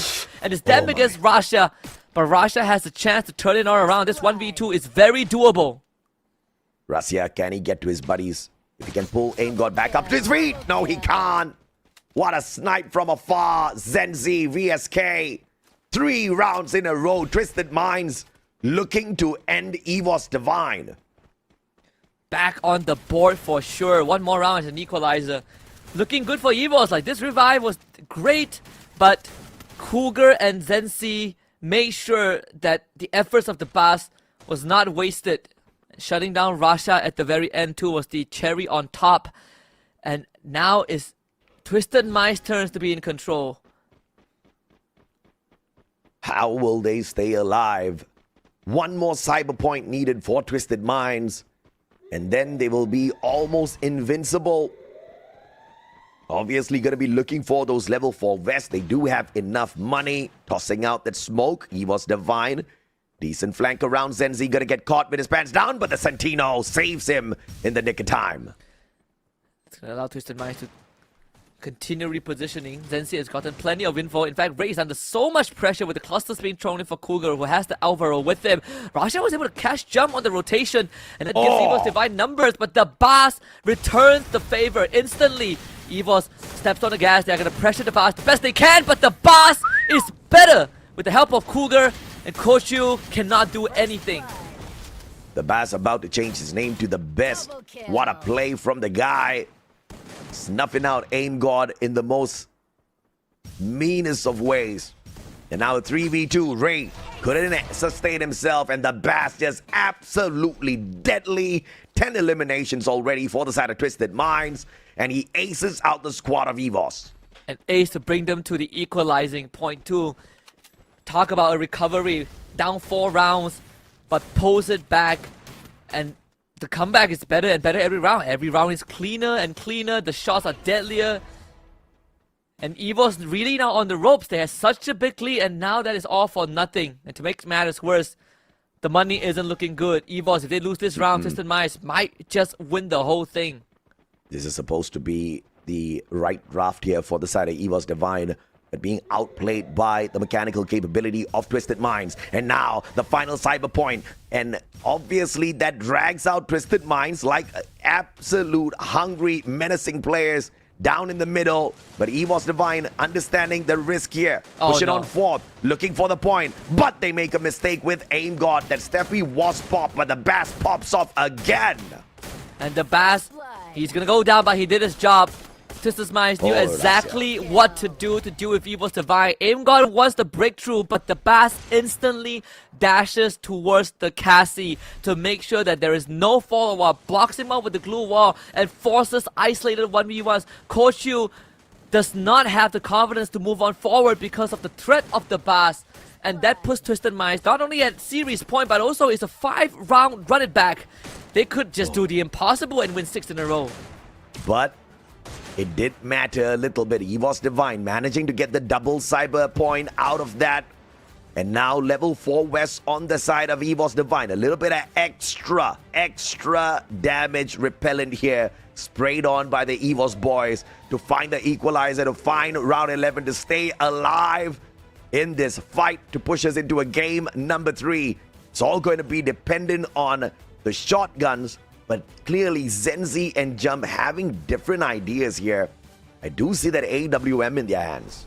Yeah, I mean, Cougar had some strong words for Russia earlier on, and he's just 1 round away from fulfilling that promise. Oh yeah. In the most dominant way possible. His aim got and the Bas both have with a grenade in hand. Evos Divine makes the decision to go into the building. They're going to try and force a 3v3 here, but Jump has cover to work with. They also have the Ignis Wall on their hand, and it breaks out. This could be the final fight, and Jump against Stars of Strong. Zenzi replies onto Ray. Evos Divine falling apart at the seams. 6 rounds in a row is all down to Rastia to make it happen, but Twisted Minds stuns the world and takes down Evos Divine 2-0 in this lower bracket semis. 6-1, 6-4. What a phenomenal comeback on the second game for Twisted Minds to make it a perfect series, not dropping a single map against Evos Divine. Unbelievable dominance out of this Thai squad, and that makes it a all-out Thai clash now at our Clash squad. Welcome to the Thai exclusive Clash Squad top 3. They have just entered the top 3 podium, the ballroom or the Hall of Greats. Twisted Minds continues to make the impossible happen and continue that dream run and to restore this organization to its former glory with members that were questioned on their entry to the team, the Bas, Zenzi. But I think now they're going to be reveled as the heralds of destruction of Twisted Minds. I mean, the Bass was definitely questioned with his performance in Battle Royale, but it looks like this is where he was meant to shine. Clash Squad is his comfort zone, and that was a phenomenal performance. Not only does he pull off an ace against the EWC champs of 2025, he also bags them, right? Getting multiple eliminations, just phenomenal with the shotguns down in the deep. I mean, this is the kind of game which is unexpected. We all expected it to go the distance. A little bit of fight back from the White Tigers, but Twisted Minds just gave them no room for that. Yeah, no room at all. And the more impressive thing is to be down 0-4 and come back 6 rounds in a row to close it out with an ace. You know, Cougar making good on his promise and making sure that whatever he said came true. Being the world champion isn't going to save Evos. There's no good ending to this storyline, and that will have to be the cold hard truth for any Indonesian fans out there. Twisted Minds is just a better team in this lower bracket. Yeah, absolutely. I mean, and the question, of course, now is whether or not they can make that full-on low bracket run, because this journey is not going to get easier. You have to bump into either Virtus Pro or Falcons. One is the ex-champs. The other has got the best win rate in the Clash Squad competition thus far. It does not look great for them as of this point of time, but maybe having a little bit of time to rest as this upper bracket finals showdown begins, it could just give them that extra edge that they need. Yeah, and it's very important. The more dominant, the quicker the game ends for you, the more time you get to take a break and really study for the upcoming series, because honestly, there's really no rest for the wicked if you're in that lower bracket. And both teams that they are about to face have gotten good track records over them, right? Virtus Pro was what knocked Twisted Minds down to the lower bracket in the first place. But Twisted Minds, they did have a win record over Falcons from that Swiss round.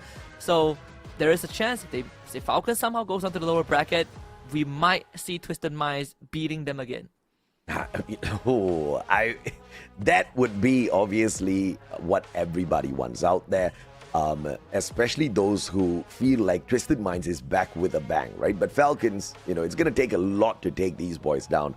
They have been phenomenal in their own accord, and back-to-back champions, that's exactly what they're looking for.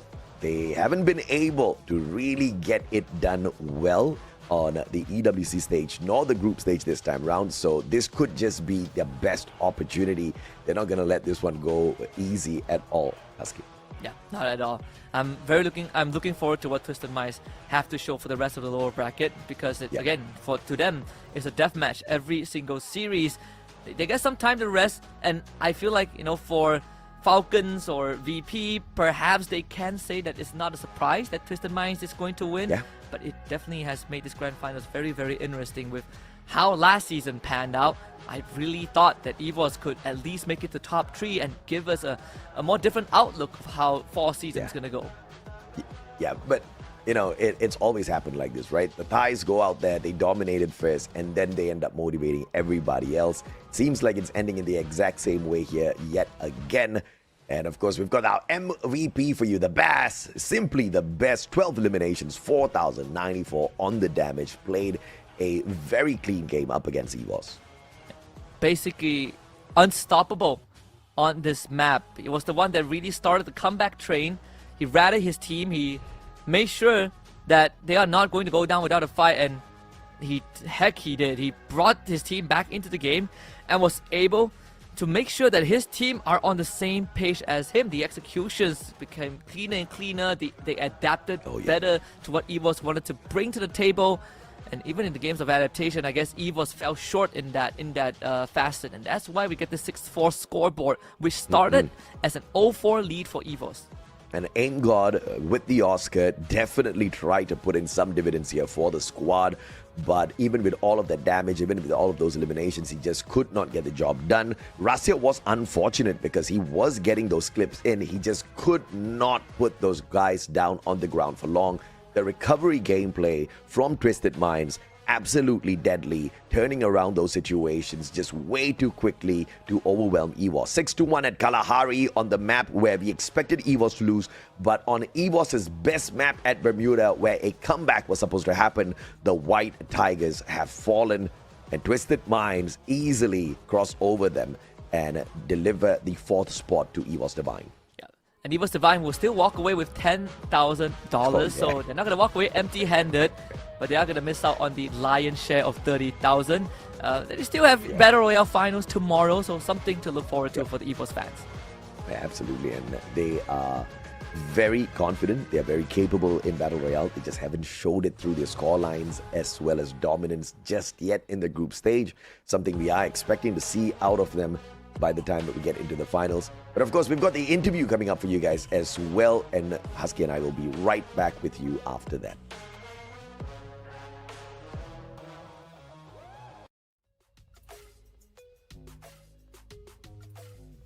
โอเคค่ะทุกคนค่ะและตอนนี้นะคะพี่กีนะคะน้องมอร์ฟินค่ะรวมไปถึงนะคะยุนสุกำลังอยู่กับตัวแทนจากทาง Twisted Mind The Bass นั่นเองเดี๋ยวเราได้เวลามาพูดคุยกับเขากันแล้วค่ะเมื่อกี้เพิ่งชนะไปหมาดๆเลยก็เลยอยากรู้ค่ะความรู้สึกหลังจากคว้าตั๋วใบแรกเข้าสู่รอบไฟนอลมาแล้วจ้ะAlright, hi everyone. So welcome to our interview sections and congratulations to the Bass and the winning of Twisted Minds in the previous match as well. So let's jump into our first questions.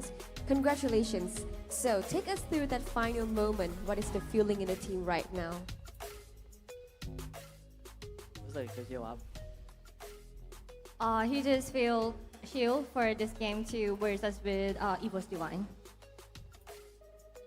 อ่ะมีจุดเปลี่ยนไหนที่เป็นจุดเปลี่ยนสำคัญไหมเพราะพี่รู้สึกว่าแหมเกมที่2มันแอบลุ้นอยู่นะ Alright, so into our second game, we can see that Evos Divine at first has lead first 4 matches, but then at the end, Twisted Mind came back, so it looked like sounds so easy, right? So what do you think was the turning point in that game?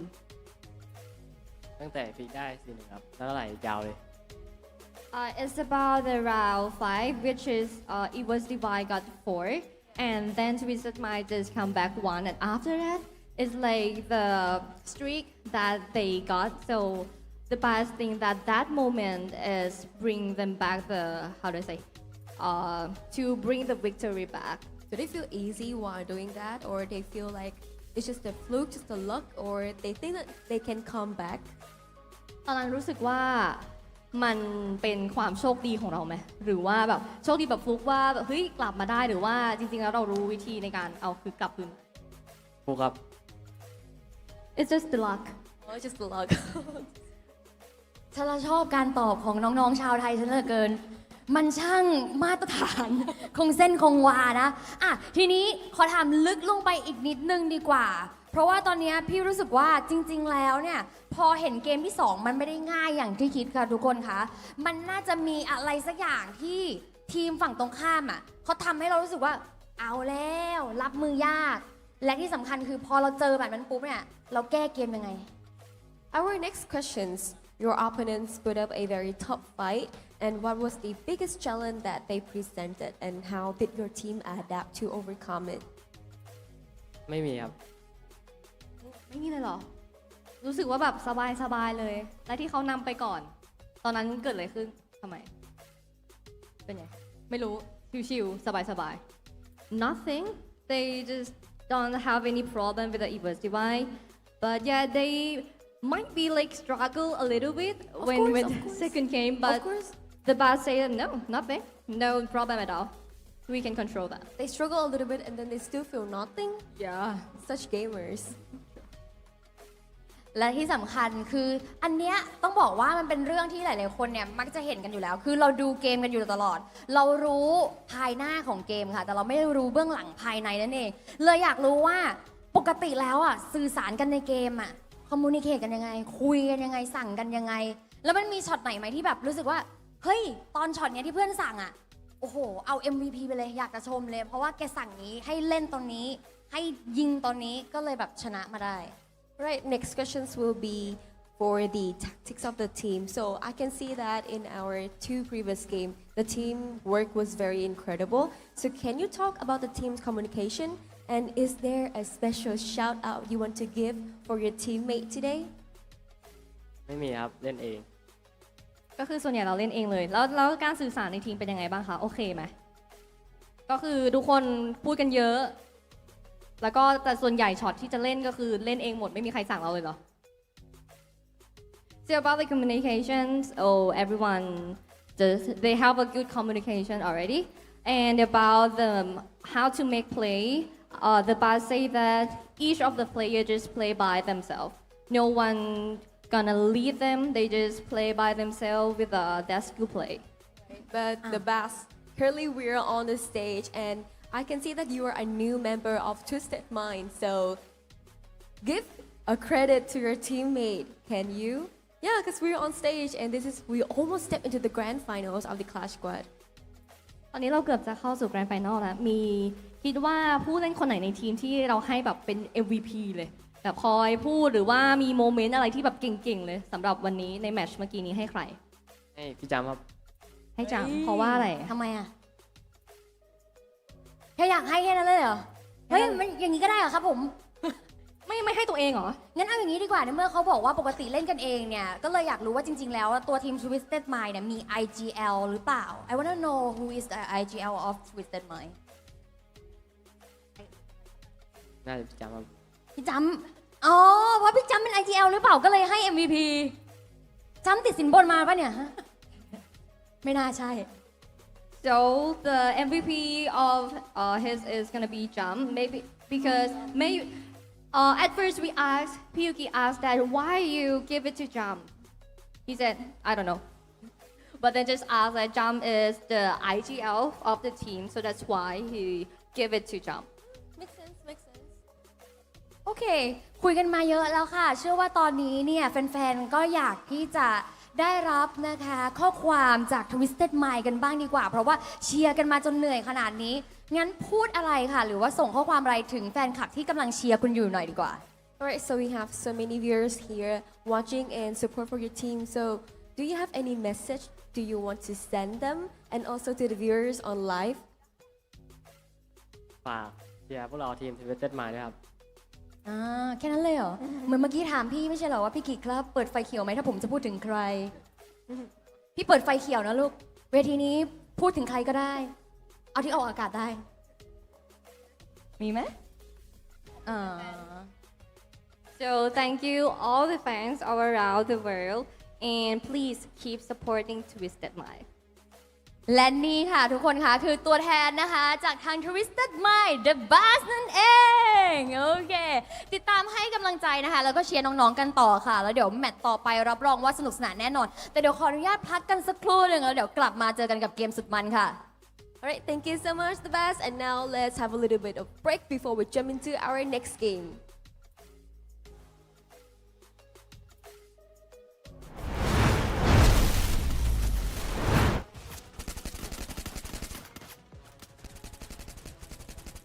Double kill.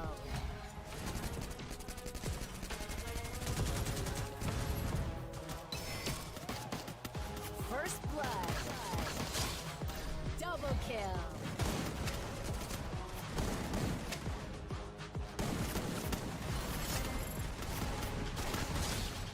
Double kill. Double kill.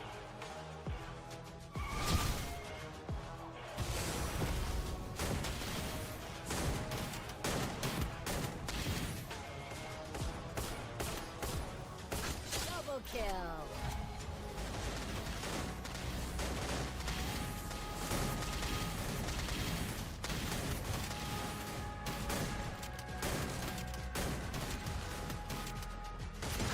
First blood. Double kill.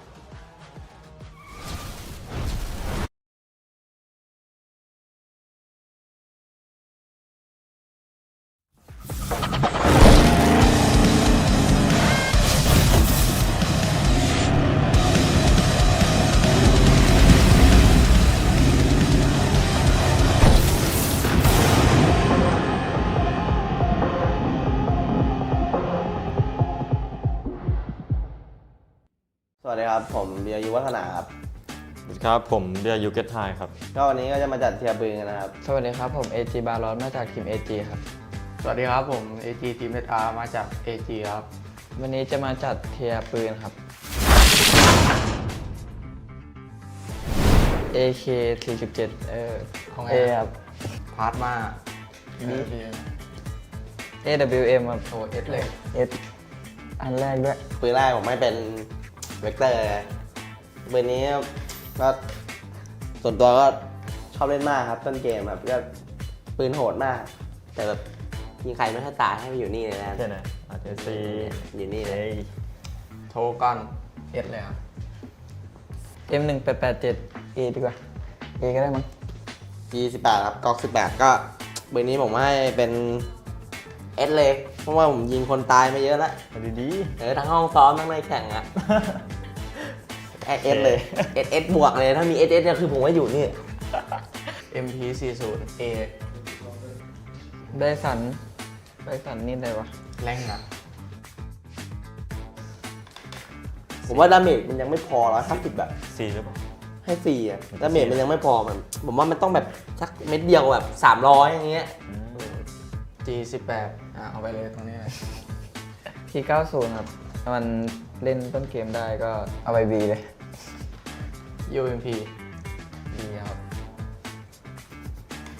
ผมว่ามันยังยิงหัวยากไป แต่ผมยิงหัวโดนทุกเม็ดตลอดผมให้เอสเลย ขา98อันนี้น่าจะแต่ว่าอันเดียวเอาไป C ก่อน VSS ให้ A นะ AUG ก็เอาไป C เลย MP40 MP Pro Zero ปืนนี้มันทรงแบบว่ามันแบบรีบๆเล็กๆอ่ะมันยิงแบบว่าไม่ค่อยแรงอ่ะมันต้องบัฟอีกเอาไป C แล้วกัน เฮ้ยผมตีมาเลยอ่ะ วิกเตอร์ถ้าวิกเตอร์ก็บอกเดียวก็ให้ C ถ้าวิกเตอร์คู่ก็กลางๆ ต่อไปก็ปืนนี้เลยเพิ่งอัพมาใหม่เลยแบบโกงมากในสีนี้ยิ่งกว่าโกงอีกแต่ผมให้เป็นอยู่ A พอเพราะว่าถ้ามีเกาะแบบเกาะ3เกาะอะไรก็ยิงไม่ค่อยเข้าแล้ว ใช่ถูก อันนี้ MP5 ก็ B แล้วกัน M1873 เอาไปตีเลยครับ ถูกก่อน นี่ปืนราชานะ ปืนราชาเลยเก็ต5ราชาเก็ต5เขาเล่น เขาเล่นกันปืนนี้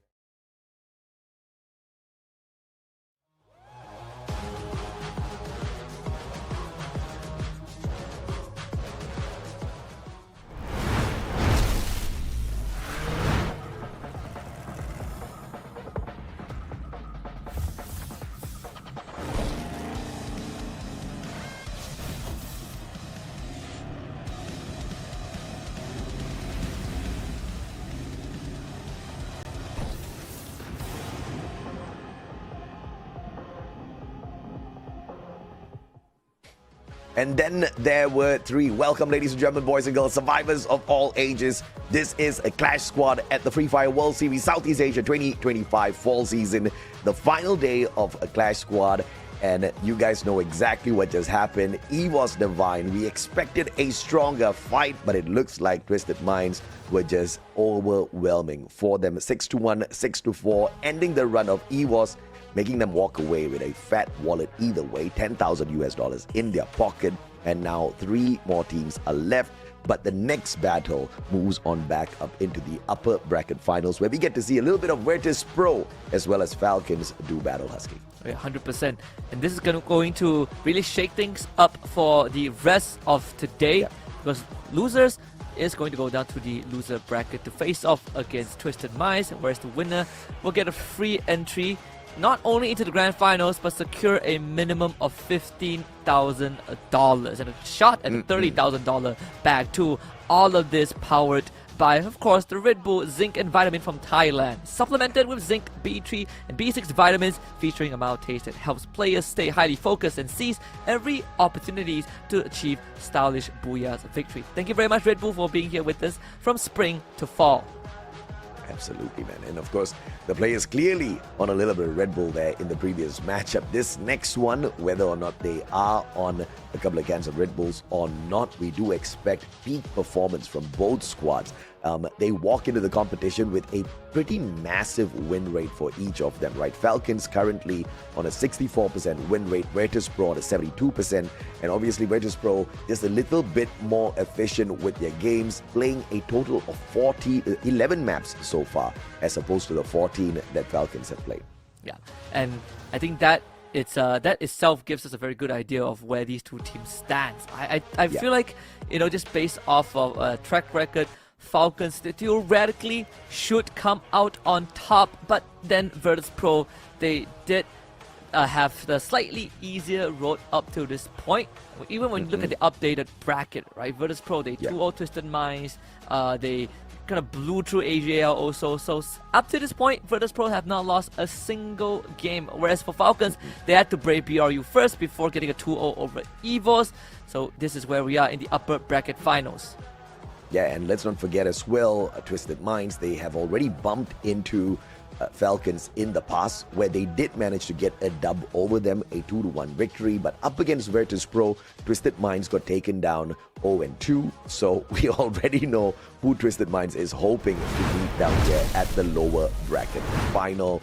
But it's not going to be up to them. It's going to be up to what happens on the battlefield out there shortly. And of course, before what happens on the battlefield, what happens on the bans and picks, Husky. And at the end of the day, it really doesn't matter what the past results are. It matters what happens on the stage today. And, it was very evident on today so far. Twisted Minds, they came prepared to win. They came ready to have the endurance to run the lower bracket. And I want to see that same fighting spirit from VP and Falcons, especially Falcons, who have a lot that they need to defend. Some pride, some ego, but most importantly, to become the first team to get that back-to-back. Yeah. Of course, the map format here, the map picks are going to be pretty important as well. Falcons will be hoping to not start things off on Kalahari, one of their weaker maps out there to be played. Preferably Nexterra. There is a problem here for Falcons because Nexterra also happens to be the best map of Virtus Pro, which is probably going to go down to the wire, right? You really have to depend on your mechanical skills, and a little bit of that backup also dependent on whether or not you get your guess correct. Can you take out the most effective character from your opponent's side on the bans? And that comes down to the homework that done by the coaching staff. Yes. We saw that sort of really come out from the side of Twisted Minds earlier on. I think Evos also did their best to reply in kind, but it came down to they solved the first problem with the draft. They were able to get a very good footing, but in terms of the gunfight and the adaptation, Twisted Minds still came out on top. For Falcons, I think a lot of people would look at them and start targeting Limit, as he is the one that really has been taking the spotlight. But I feel like you also have to look at the rest of Team Falcons, who, one more, who has been one of the most phenomenal support players in the league. Yeah, no doubt at all. I think, both sides have got, one of the best lineup of players out there. And, when you put on one more end limit out there overall, how are you going to contain them? Do you want to contain just purely their active picks, or do you really want to study your opponents to go in there for the Punisher initially, right? Because we all know Limit usually doesn't get involved on the front lines of battle, hanging back towards the late part of the games. And we have seen teams punish him early with a premature flank, which sometimes does go the other way, because Falcons, they do have a very strong front line as well. Yeah, they do. And it is how having that strong front line allows Falcons to not only set things up for Limit, but also make sure that they always get that long-range support from him, right? Getting through Falcons' front line itself is a task, but catching Limit is not easy as well. So for VP, they have to really start thinking about how to get to Limit, and it comes down to the big three, the Diamond, Nameless, and Exposy to really hold the front, and then to see if Boon James can really get that rush going, because he's also one of that wild card who has proven himself over the few weeks that he has played, but this is going to be crunch time. Yeah, I mean, no doubt at all. There's a small problem here for both Falcons and Virtus.pro. They seem to be leaning towards similar active skill picks, right? Both sides do like to play that Coda quite a lot. We do see the Chrono effectively being used by both Virtus.pro and Falcons a lot. So the bans and picks are also going to lean in a little bit towards who gets to pick the first character out there. Of course, the bans are going to be important, but either side getting that first pick is going to be crucial, because since both of them like playing very similar active skills, they wouldn't want that character to be banned, but they would want to be the first ones to get their hands on that character. Oh, absolutely. The map order, just like the previous series, we get Kalahari, Bermuda, and Nextera. So you did make a point in Nextera being one of the preferred maps, at least for our contenders. The fact that it has to wait until game 3 means that, it makes the first two maps a lot more interesting. Yeah, and like I said, right, Nextera, both of them are really good at, but Falcons are very weak on Kalahari. That's their lowest win rate. This is where they've been challenged the most on. They've played this map 6 times, and only half those times they've managed to walk away with a victory, and we start things off pretty much with an advantage to the side of Virtus.pro. This is a start that obviously is not favoring Falcons all too much at this point of time, but home ground advantage for both squads, and we know there are lots of Falcons out there screaming their support for this squad. I mean, there's some deep cuts as well, bringing back the spring season result, the 3-0 over Onyx. That's one of the ways to forget about the pain that Onyx did win spring season for Battle Royale. But hey, good news, Onyx is not going to be in the top 4 this time. So Falcons fans, you can be rest assured that the competition without Onyx is actually harder to VP. But it's good to see the support is still there. I mean, Falcon fans have been, the fan base has been growing, over the like 2 years tenure that they are called Falcons, and it transcends the region, right? When you go to the EWC, they have a dedicated, support team there. You come back to Southeast Asia, Falcon fans are everywhere. Yeah, I mean, no doubt at all. You do see a lot of these Falcon fans everywhere. We bumped into a few of them at EWC the last time round. They were causing absolute havoc in the stadium, just bringing the roof down with their cheers for Falcons. That's not going to be a disadvantage that the other teams are going to have to face out there for today, because obviously they've got their own fans in the house as well. Once again, this is in Bangkok, live in front of an audience, and this is pretty much now a Thai affair. 3 final teams left in here doing battle for the biggest slice of the prize pool pie, and all 3 of them from Thailand. All 3 of them from Thailand, and on top of that, they are also competing in tomorrow. Well, at least 4 out of the 5 Thai teams are competing tomorrow in the Battle Royale finals, right? I think, if I remember correctly, Virtus.pro unfortunately didn't make it.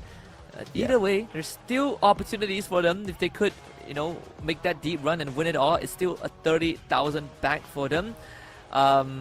and it should ease the pain of not having the chance to go to the global finals next month. But for Falcons, again, a lot is on the line. I feel like they've come close so many times to lifting just a second trophy ever since EWC. They've gone through the lows as well. I think the expectations were incredibly high, just judging by the caliber they've shown us on their world stage, and then having Limit join as well as one of the superstars who only has gotten a trophy in Battle Royale, and that was back in 2023, seeking a second Clash Squad championship, and hopefully a Battle Royale one is going to complete that trophy case for him. Yeah, absolutely, and this is going to be a very tough fight for sure when it comes to the bans and picks. The battle of the bans and picks clearly starting way before this fight even began on that stage. Like you said, the coach, the analysts would have already done their homework fairly well. And Falcons, the one character that they usually do not like to face out there would be the Cassie. And they don't even need to ban that out this time around. Virtus.pro not very fond of the Cassie, although yes, they do bring it in for play sometimes. Virtus.pro opting to take Oscar out of the equation. Falcons on a Santino. The show's about to begin. This is a very curious one for sure. The fact that they have first pick too, right? So now we go down the route. I mean, Chrono first pick has been a thing for a lot of teams too. What is that? Chrono, Zane, Cassie, but Chrono is the most popular first pick choice right now. So Falcons will take it. This is a very curious one. So Falcons do have the best win rate whenever they play the Santino. I guess they just didn't want that played against them. Not that I would have expected Virtus.pro to do that. Virtus.pro on the other hand, with a Tatsuya possible pick on that Zane. They've got Steffi open as well. Skylar maybe for the sniper. This is just all out for the picking here for Virtus.pro on this double pick. There is a chance that you might want to prioritize your sniper pick first, so you don't have to resort to a Skylar. That means the Iris now gets prioritized, right? But with Iris and Clue left up on the table by VP, they can guarantee themselves one of it. Koda Tatsuya for VP as an opening, so very classic, aggressive draft. Yeah, Ignis. Since the Tatsuya's not on the table, the Zane could pretty much go to the hands of Falcons. They could also bring in the Clue here for themselves. They do very much like to play with the Clue out there.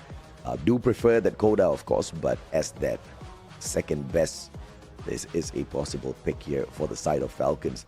They do have the defensive capability, and if they're going out all-out defense, bringing in a Ignis and Clue could favor them fairly well. A little bit of an aggressive front, perhaps, could be Zane and Iris early on. I bet a lot of Falcon fans are in the chat too, because this is one of the biggest teams.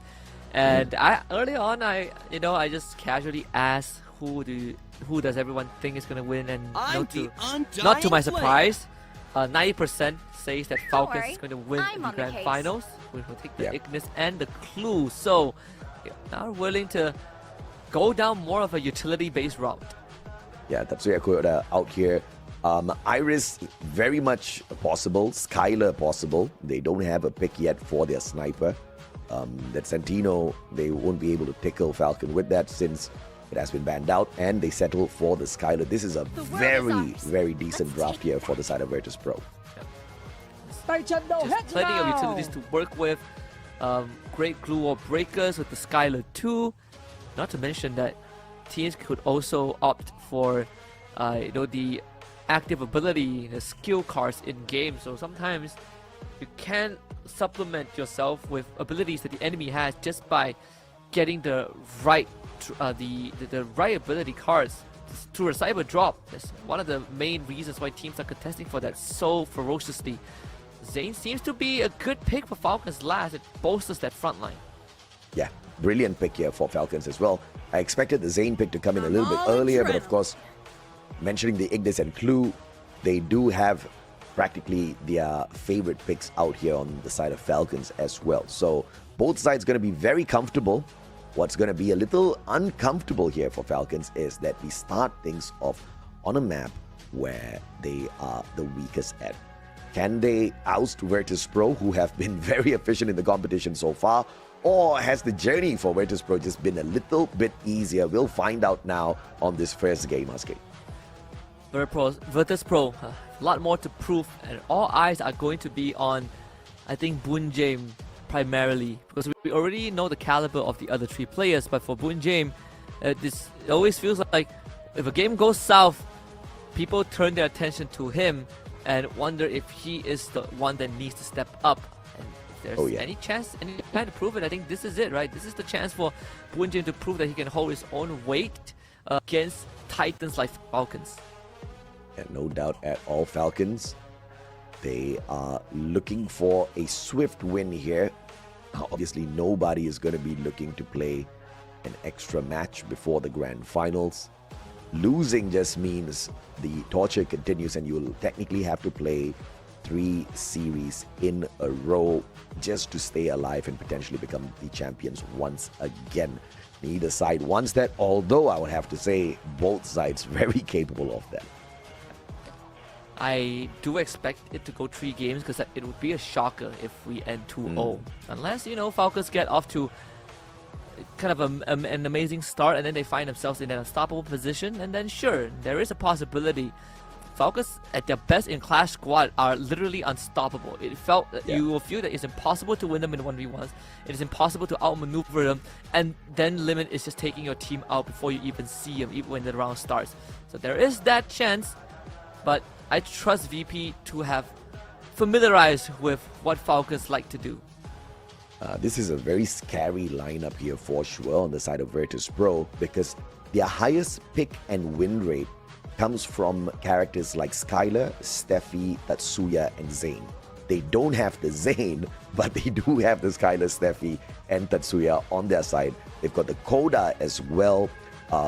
Slightly lower on the win rate percentage, but still very effective. Virtus.pro is not only very comfortable, but this is a very successful lineup of active skills on their side. Falcons, on the other hand, look like they're not really with their comfort picks this time round, although they have used these characters in the past. We're going to start things off here at Kalahari, and it is going to be the biggest challenge that Falcons have faced in a while here at Clash Squad. Let's hop right into it. Quick opening here at Confinement. Very good angle to play around. Ignis Wall instantly thrown out. On Fire needs time to heal up. The M500, it does sting from Exposy, but Limit again. We talk about this man being sharp with his shots, and you give it an opening, he is going to take you down one by one. Exposy needs help, and Nameless will provide it by taking down one more. They take control of the middle part of the compound, but On Fire continues to put on the pressure. One more does end up going down, but the health bars are not looking good for VP. Oh, Waranya got tagged up, but turned around 180. On Fire with the follow-up and the finisher. Karoro with the support. Falcons with a easy dub over Virtus.pro on this first round. Making it look easy for sure. Limit again with the opening shot. Yeah, man. You don't even see it coming most of the times. And just the understanding on the nooks and crannies of the map makes a huge difference, and that's what makes Limit such a deadly sniper amongst the greats of, Moshi and X-Bor to a certain degree, Zensi, but in his element, Limit is unseen. But I have to say, On Fire played a perfect time turner there early on as well, keeping him alive, weaving in and out of it, getting a double by the end of that round. And fun fact, Virtus.pro has the highest Skylar usage in the double elimination stage this season at 3 matches with a 100% win rate. Like I mentioned earlier, Virtus.pro is very comfortable with their picks. Yeah. See if we can put that to good use. We did say that when you have a Skylar on your end, it does allow you to break down glue walls, but not only that, when the match gets a lot more compressed, when the map is a lot more constricted, the Skylar value goes up. Diamond now puts under pressure. Karoro is going to run at him. Just more health to work with. Karoro barely losing nothing, in fact. And now continues to put under pressure. Transfers that over to the remainder of Virtus.pro. And this round is pretty much over. Exposy with the Deagle can't really do much with this current situation. Falcons will look for the second round. Exposy can't do much at all. 3 players aiming for him at the same time, and it'll be Limit again that walks away with the extra frag, and Falcons will stitch that up into 2 back-to-back rounds picked up against Virtus.pro. It's very straightforward for Falcons. Just again, the approach, very, very honest. Nothing fancy needed. Falcons just relying on good understanding of the terrain and landing their shots to allow themselves to get that lead. That's something that Virtus.pro needs to figure out. Where are the members of Falcons? And straight up towards the ribs here. Nameless with the information gameplay. As Falcons chooses to stay on the lower ground, primarily, except Limit. It's going to take a little bit of time here scaling the edges of the cliffs. Baroro with the M1917. And it looks like there's a little bit of an issue here, or somebody picked the wrong button to press. And that gives us some suspense, you know, to figure out who went down. Oh, of course. They're trying to shield everyone from the carnage that is happening on stage. And that is VP losing 3 members. Varania bleeding out. Diamond can't get to him just yet. A little bit secluded, and Limit keeping him right behind the glue wall, unable to support his team member. He will be the final one left in a 1v3. And Virtus.pro about to tank a 3-round loss in a row here up against Falcons. And Diamond on the high ground is probably the worst possible position when you are in that state of the game. There really isn't much that he could do. Limit 6-0. Kororo and On Fire, both 3-piece. And one more just being the great support that he is. Doesn't need to do much to get any eliminations. Leave it to the hands of his teammates. Gotta say, Limit has been extremely sharp. An average of 2 takedowns per round so far. I mean, he's definitely on a perfect run here. Virtus.pro did have a tiny win there with the Cyber Point. But what's the point if they haven't managed to pull any rounds to their side just yet? Or was that extra sacrifice of lives for the Cyber Point going to pay off towards the end of this game number 1? This time Virtus.pro slowing the pace down, trying to bait out Team Falcons. Falcons have already strung together 3 rounds in a row. We see the Reptile Rhythm actually thrown out. That does open up the middle of the map so that Kororo cannot progress forward. But On Fire was able to pin down Exposy. He sees Diamond with the cross too, so knows that he's in for a potential 2v1, but presses forward anyways, and Warania actually finds Kororo, who's trying to come in for the pressure. The firewall is going to mess up Virtus.pro's info gathering a little bit, but Virtus.pro able to duck back into cover. Diamond with the second. On Fire did not see that coming. Diamond with the shorty on the pop. Virtus.pro looking for that comeback. Limit and one more still standing in a 2v4. One more with the Trogon. Could walk away with this if he takes Nameless down first. Information given away. One more tagged up and down low. Warania takes advantage. They came out of the equation, leaving the sniper of Falcons all alone in a 1v4. Slowing down the game did work out. He tried to punch you know, as Falcons, they did try to aggress forward, but again, a good catch on the Kororo, allowing Virtus.pro to gain a numbers advantage, but also set themselves up in a more comfortable position. It all started with the Riptide Rhythm that kind of discouraged Falcons from moving forward by taking out the glue wall so that they can't take control of the midpoint of the map, but Falcons pressed on forward and ended up getting punished. Yeah, absolutely, and Limit is not very confident in that final bout, understanding that he couldn't walk away with a couple eliminations. Cheeky with the melee attempt, but of course succeeded in taking no one down and out of the equation. Yet another Cyber Point rush here coming through for the side of Virtus.pro. Warania up in front. Can he pick it up? On Fire chases him down. Gets the first connection. One more traded out. On Fire. The follow-up by Diamond with that shotty. Putting Falcons down and out for that count. Virtus.pro pulling 2 rounds in a row. And Diamond coming alive too with great first bloods. One more cyber airdrop point. They would have got, and they would get that resource for themselves. Again, the opening knockdowns. Diamond He's really starting to heat up, and Exposy feels it as well. The energy transfer is there. Diamond with 4 eliminations under his name. Virtus Pro showing that they're not out just yet. Completely breaking the momentum of Team Falcons and breaking their bank in the process. And Warania, the only player with the active skill that could take such a risky maneuver down in the middle with the Steffi. Put his life up on the line there, managing to steal away the cyber point for the side of Virtus Pro. Now they just need one more for the level 4 vest and an extra layer of defense to deal with the aggression of Team Falcons. One more and on fire, sticking together. Virtus Pro not looking to make a mistake. Exposy tagged up already. Has to put himself on a little bit of a timeout for that patch up, but now back in it with the AWM. Another slow round that is orchestrated by Virtus Pro themselves. Haranya and Nameless in a very comfortable spot. Falcons needs to start getting adventurous, find some info for themselves as possible, because it's allowing Virtus Pro to really set up, and that nade in Diamond's hands could make all the difference.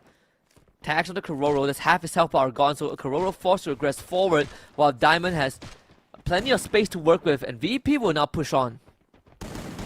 Can they get it, Kororo? Pulling out the time turner in a decent enough timing to block out those shots, but those glue walls keeping them at bay. Nameless circling around, but a little bit too early, and Limit takes advantage of the VSK. Up close and personal. Warania sneaking away. Time turner is there to protect him, but behind his back, Kororo misses the opportunity. Warania sprays down one more.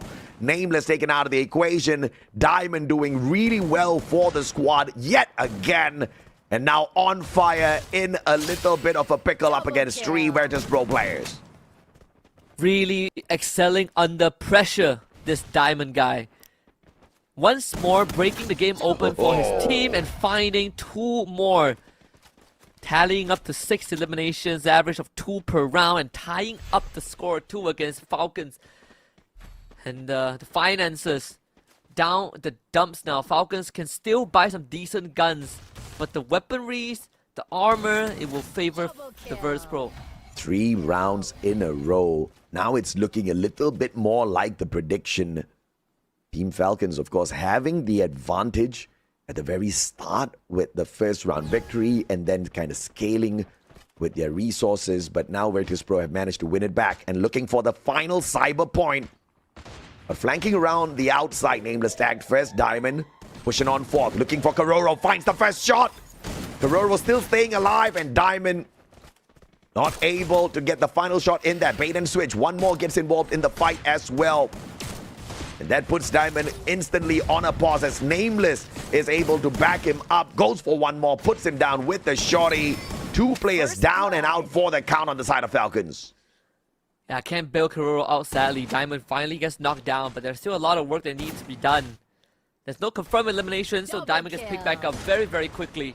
Limit on fire, the one remain. Warania finding on fire, and Limit also dispatched. Make that 4 in a row for Virtus Pro.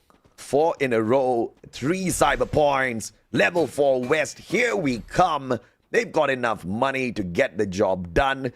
And Team Falcons starting off spicy on this map, which they're not supposed to perform well on against Virtus Pro. They did manage to nick away 3 rounds, but Virtus Pro now really pushing them to the edge. This is going to be a tough fight for the squad for sure. Team Falcons barely hanging on here, and one more just can't seem to find those finishes on his shots. It's looking harder and harder as well for not just one more, but for Limit. He still gets into position, but Kororo and On Fire have been stopped multiple times. And that makes the job of Limit slightly harder. Yeah. Now he's going to be on that ground floor, trying to be more involved than usual, and putting On Fire on the high ground to see if he can get a surprise drop onto the members of Virtus Pro down there. But Diamond is putting pressure onto Limit, and Kororo needs to quickly find someone to take down. Diamond versus Kororo. Finds Limit, and what a double pump On Fire with the instant pickup attempt here. Pulls out the time turner as well. Chrono on his side. Diamond circles around and again punishes Limit. Gets the double. Diamond on fire. Double kill. Really tearing Falcons apart. Could be another scenario of this. Complete run it back. Virtus Pro now at match point. The Falcons cannot seem to wrestle back control. Nah, man. This is just a absolute shutdown Match point for Virtus Pro, getting there even after being dominated the first 3 rounds. They've got the cyber points on their side. They've got everything that they need.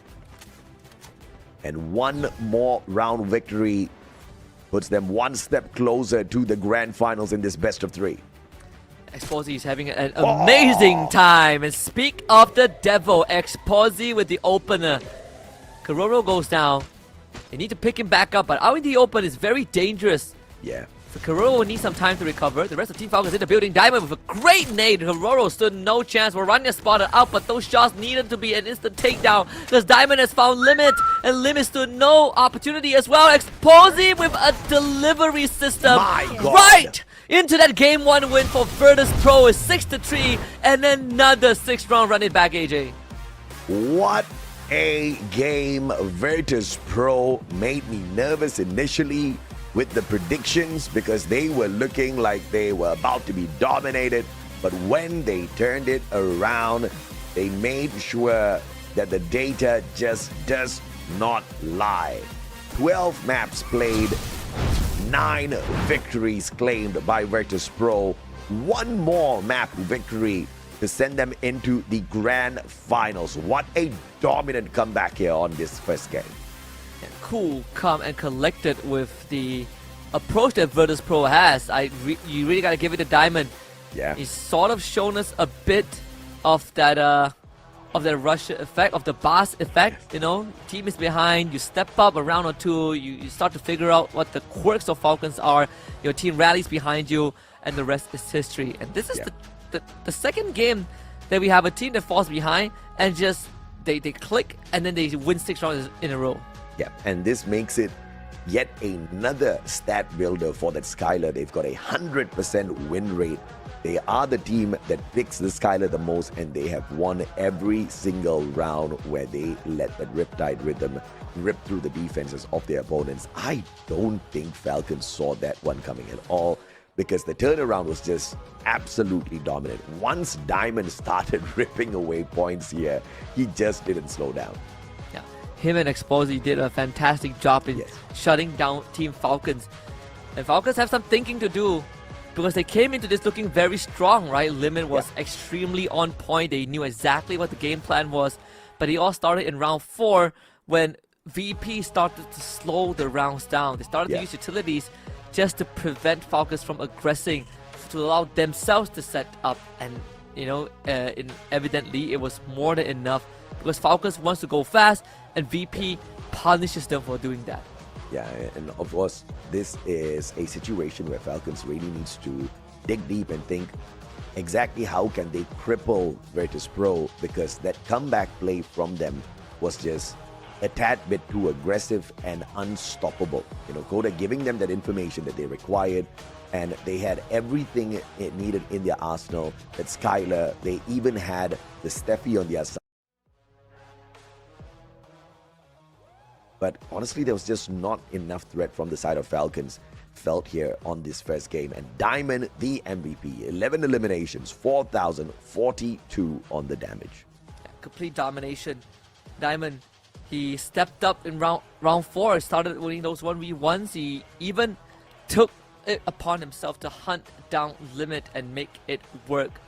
But the overall stats are going to show you that VP, Diamond having the most elims, and to top it all off, the average assists on the VP players isn't really that much. You know, everyone only has, 4 or 5 assists at max, which means that it did come down to a lot of individual plays, which paid off in the end. They won those 1v1s, and one more, he really did try to enable the rest of his team, but sadly, he was not able to pull them across the finishing line. Yeah, I mean, this was a valiant effort from Falcons, but it was Virtus Pro's map all along, and they had the better picks, they had their comfort picks, they had everything on their side.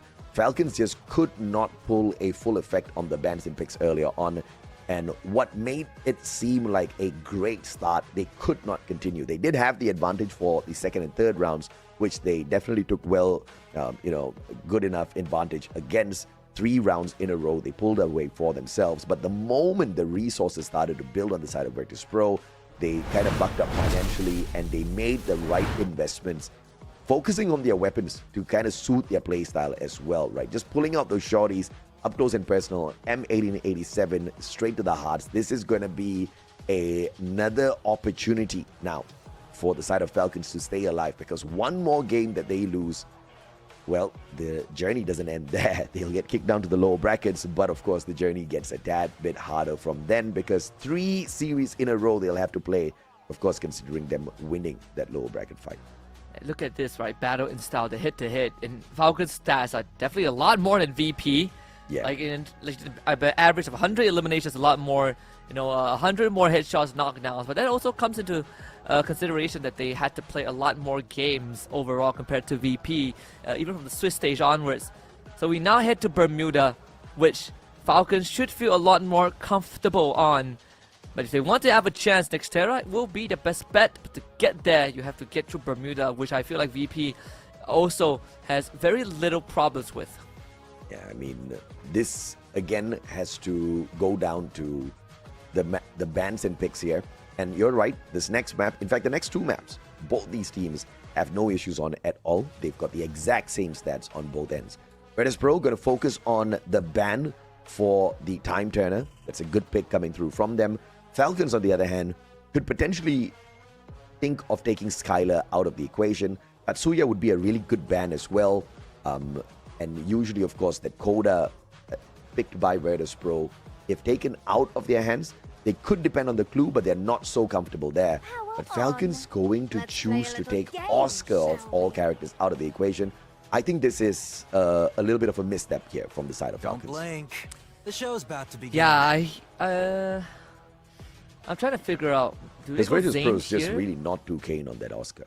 Yeah. To me, go viral. I agree.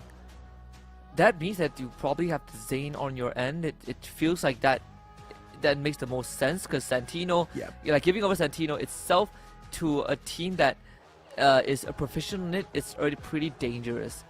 So in this case, if you give the Santino over to VP, you need to take something that is strong for you. And the Chrono is a good start. The Chrono Tatsuya. Yeah. Chrono Tatsuya taken away. I mean, Virtus Pro stole away a healthy pick of Falcons, which is that Santino, and Falcons returning the favor by taking away that Tatsuya and Chrono, very favored by Virtus Pro. Still leaving Skylar open, but of course with that Santino there's a high probability that the sniper picks up the Santino. So the Skylar is going to be absolutely useless. The Steffi is still open. Zane is still open. Virtus Pro can play a fairly aggressive mid-part fight yet again. There is a little bit of a focus here on the Coda, which will fare well for them. But they double down on the Ignis instead. A curious pick. Virtus Pro doesn't usually play the Ignis. Yeah. I can always find my way. I wonder if got a terrible win rate with the Ignis. I wonder if it's like some adjustments they made, right? Or some recent, results, positive results that they have found practicing with the Ignis. Or it could be the direct response to Falcons having the Chrono. It could be one of the reasons as well. Could be also because Falcons does usually partner up that Ignis together with the Tatsuya Chrono combo, and they don't want to allow that comfort play on the side of Falcons. But if you're just going to be responding to the picks of Falcons and not really focusing on your own strengths, it's going to become a little difficult to win the round out there. If you look at the side of Falcons, they've got a clean lineup. You've got Clue, you've got Iris, Chrono, Tatsuya, a very balanced layout of active skills here on the side of Falcons. Virtus Pro, on the other hand, it's just focusing way too much on the information and the defensive plays. You don't get a lot of aggression capability out of Virtus Pro unless they just want to double down on their mechanical skills here. You did call the potential of the Steffi 2 for Virtus Pro, and that's exactly what they go for. A bit of a reminiscent of what we saw from Evos Divine earlier on, where there's a lot of emphasis on just utilities. You dump the utilities on the enemy, but it's also very good for you to defend yourselves. It seems like, VP are going down that route, whereas for Falcons, you're never going to run out of information to work with, but at the same time, you have tools to allow players like Kororo to really play aggressive with minimal risk with this Tatsuya. Barring the fact that there's no Cassie on their end, and no one went for the Zane this time. Falcons should be able to get to VP and with the mobility that they have. I'm a little worried for Falcons here. Because Tatsuya, although has been picked by Falcons quite a lot, Tatsuya has not been the most effective active skill on the side of Falcons. They've got a fairly bad win rate. They've only got a 33% win rate whenever Tatsuya is used on their side. And the same would go for Chrono as well. I really feel like they focused on stealing away active skills out of Virtus Pro, and they didn't really think about how they synergize well with these active skills. Unless, of course, they've practiced a little bit off screen to change their fate. This still seems to be a Virtus Pro game by the looks of the active skill picks here, because Falcons just haven't managed to prove themselves with the Tatsuya Chrono clue pick. I guess Iris is their best bet, but just purely depending on limit is going to be a challenge there. Yeah, a lot of time Falcons rely. It's not to say that they don't rely on the character abilities. Those are very important, but in a lot of situations when Falcons are really crushing the games, it's just a pure aim game, right? Like they're winning you just by being better than you with the weapon. They're just landing the shots more often. That could be the approach that Falcons is going for, right? We have this running joke where the Falcons is having a good game when they start using only Deagle, when Kororo only uses the Deagle. Oh yeah. If we can get it out of him for this game against VP, then we are going to have quite a fun series up ahead. No doubt at all. And he's got the Tatsuya on top of that, so he can definitely get a tad bit aggressive. And we're going into this game too. The Deagle, like you mentioned, is very much available. That's where we have seen Falcons pop off so many times and just bully their opponents. But their opponents have never been Virtus Pro in this form. And I don't think that Deagle's going to get an easy runaway on this Virtus Pro lineup here. Not the most comfortable picks on both sides. This could just be a 50-50 that goes down to the wire depending on their mechanical capabilities. So it's going to be a slugfest in a little bit. Oh yeah.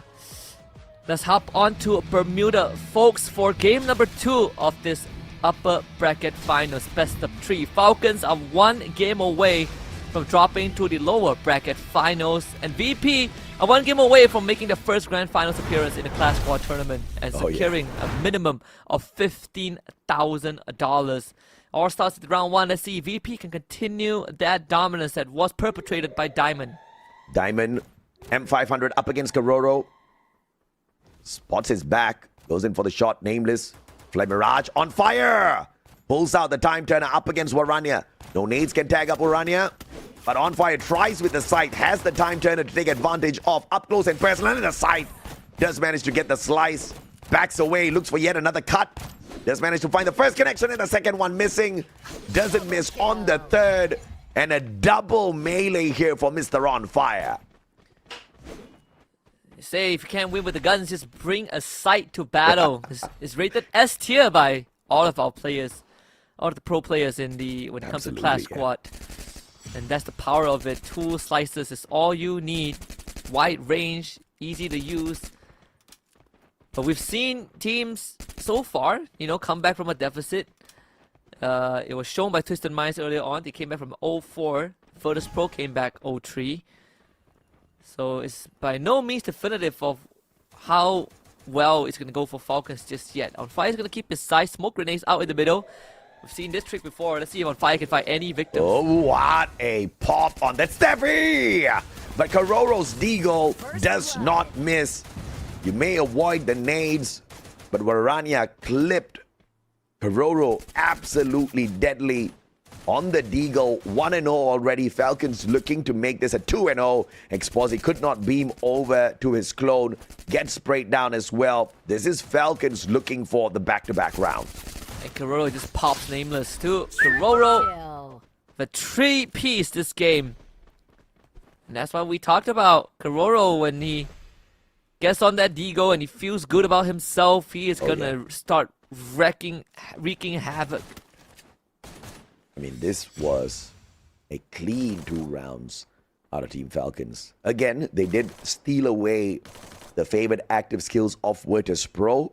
They have not been very effective in the past games with these active skills, but things are looking all right for them at the start of this match.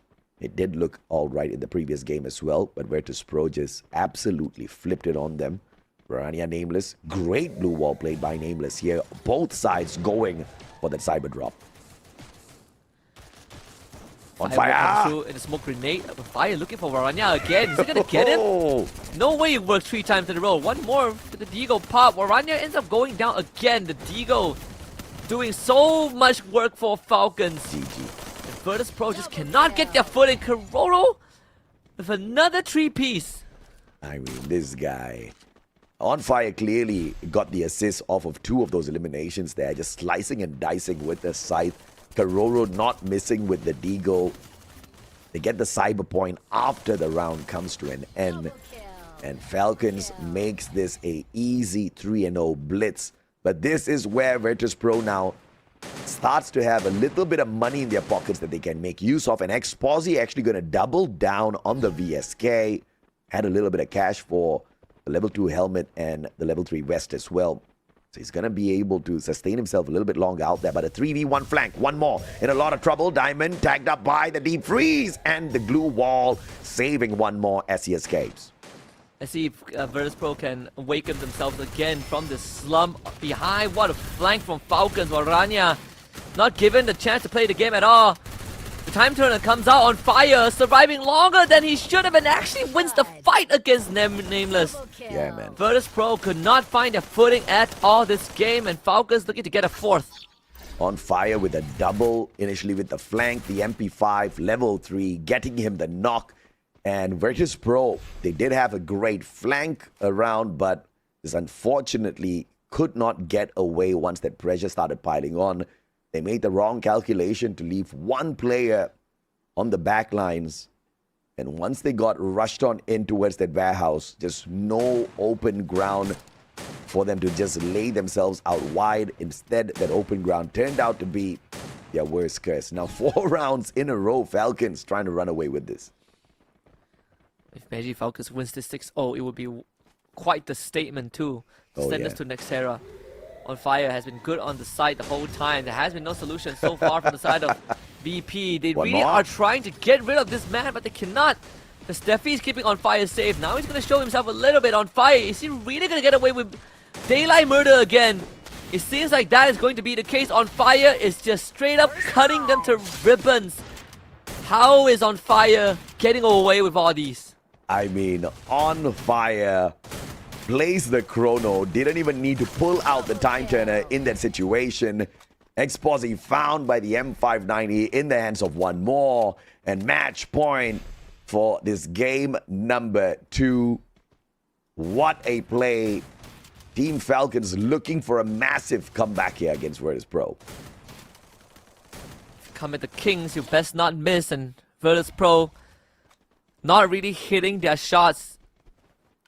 And Falcons now have a 5-round cushion to lay back on. Is the spot where most people would deem impossible to come back from. Oh yeah. Not even for Virtus.pro. Not the comfort picks, and it looks like they know the secret sauce. Steal away the comfort picks of Virtus.pro. Use that for success. They failed in the past, but clearly they've cleaned up their act. On Fire, one more, going for the chase onto Nameless. And they back away last minute. Varania though, found out. Steffi on the pop, no grenades, looks for him. Whoa. And Kororo finds him in the VSK either way. Wow, Diamond through the window was able to find that pop, but he needed more. If Kororo went down, that would have been in favor of VP, but Kororo is trying to escape from it. Nameless finally chases him down into the hands of one more. The backup is good from Falcons. And that could be the nail in the coffin. Kororo's going to be brought back up. The rest of Virtus.pro needs to heal up as fast as they can. Varania clipped by one more. He goes down. 2v4. Exposy next on the list. The smoke grenade. It's not going to do much. Exposy only good for one. And Diamond left in the lurch. It's him against everyone from Falcons. And a flawless performance from the Falcons as they descend from their nest to find a 6-0 and push us to game 3. Yes, staying alive all throughout the 6 games, making sure they make this one quick and snazzy. Falcons keeping this fight alive up against Virtus Pro, and that 6-0 was a little bit of a rub in the face. Virtus Pro initially with a comeback. This time round, they could not get it done against Falcons again. My goodness me, it was just too much. Those melees especially, Husky. Yeah, this pretty... I cannot believe that the strat worked the entire game. I'd be okay if it's like, the first 2-3 rounds, but On Fire got away with the whole yard, man. The whole 6 yard. The guy made a free kick and a home run, all with the sight. Yeah, I mean, he had the chrono and obviously was very confident with the usage of the chrono. They had the smoke to obscure the vision of their opponents as well. So easy, move on in, drop the smoke, and swing like a madman. Worst case scenario, you pop the time turner and stay alive. And the way he bobs in and out, it's just so difficult to take him out of the equation, because if you do join him inside the time turner, then you're going to get sliced and diced down into ribbons. And this guy just had it planned perfectly up against Virtus Pro, who clearly had no response for this. This one reminds me of one of the games I played. I believe it was in a Swiss round. Let me quickly look through the database. I remember when Falcons played, was it Bigatron? I feel like it was either Bigatron or PE Sports. Probably PE Sports, where they did the exact same thing. Where Kero is just playing the Digo, On Fire is just playing the side, and they dismantle their opponents, right? It's the same exact throwback from the Swiss stage, where Falcons, when they get into that hit space, that's where you get into problems. That's where they just start having fun, and then they have fun by making your life miserable. VP have no solutions for that gameplay, even though it looked ridiculous. Yeah, yeah, ridiculous, but absolutely effective. And this is what you get when you've got the chrono on your side, stolen away. And of course, now down to the final game. This is a do or die time. Virtus Pro against Falcons. Winner moves on to the grand finals. Loser still stays in the competition, but has to fight an extra series of a best of 3. Extra series, but at the same time, this also gives Twisted Mind some extra time to study both their opponents, right? Their potential opponents. They could, and Falcons might have exposed what makes VP ticks. We're gonna check out the MVP for this game. It has to be one more On Fire, right? Yep, it's one more this time. 8 eliminations, 3.1k damage in total. It was a complete blowout where VP could not find any semblance of footing. Yeah, I mean, one more on the clue, knew exactly where to go fishing, and when he was there, he just managed to grab all of these points. 3k on the damage, 8 eliminations in total, 8 assists as well. And if you look on the opposite side, Virtus Pro just got ran down. Flawless round after flawless round after flawless round. Falcons dominated Virtus Pro this time around. Literally just, packed them up and made them think about Nextera before the match was even over. It's just 11 assists from limit, basically being able to do whatever he wants, and VP is not able to get anything going. But we have seen teams suffer a 6-0 loss and still came back with a win in Game 3. It happened in the Swiss stage before it happened in the Double Elim playoffs. So it's a VP, they're not out of it just yet. Yeah, Virtus Pro needs to see if or not it is possible to take probably their chrono back first of all. Make sure the Oscar does not go the way of Falcons. And this could just go their way. But of course, there is a very big importance that they do manage to bring the chrono onto their side. Perhaps even a Cassie on the play as well. Virtus Pro needs every utility going their way here for this third game. 6-3, they get back at Falcons after they initially started off well on Kalahari. But at Bermuda, just a one-sided shutdown. Falcons ripping apart Virtus Pro, not just flawlessly, but just so effortlessly. Yeah, I think Falcons is this is the scary part about Falcons. I think even this is the best of 3, right? When we look at Falcons, last time they suffered a defeat that is devastating. It was the All-Star Ninja Clash show match, and that was in the hands of BRU, and that was the last time it happened. Falcons never let it get to them anymore. Let's check out the head-to-hits though. Between One More and Diamond, obviously there's a big discrepancy in the roles that they bring to the table. Diamond's a lot more upfront, But still, when you look at the assists, that's what's interesting, right? One more with less than 50% of what Diamonds have in terms of eliminations have the same amount of assists as Diamond. Yeah, I mean, Diamond, literally one of the best rushers out there. 78 eliminations as opposed to 32. One more definitely looking to play more of a support role out there, so we don't really expect his eliminations to be a lot. But what is shocking is the fact that you have got the same number of assistants from both sides. You do expect that out of one more, but Diamond, it just shows how much of effort he's putting out there on the battlefield, finding those tags, finding the finishes as well. And now we head into Nextera, the final map available on this best of 3. Winner moves on to the grand finals. And a winner winner secures themselves a minimum of $15,000. You know, the money is quite a bonus, and they still have tomorrow to play too. Falcons with the Cassie ban and an Oscar elimination by VP. Santino left open. Zane is also there. Chrono once more is open for Falcons, and of course, they will snatch it. I mean, this is something that Falcons really needs to focus on right now. The Tatsuya pick, probably if Virtus.pro can get Zane, this is going to be big. They get to play aggressive, but instead they will go for the sneak away on Santino, and that's one of the most impactful bans that you can take against Falcons. If you take out Oscar, you take out Santino, you're going to hurt Falcons a lot.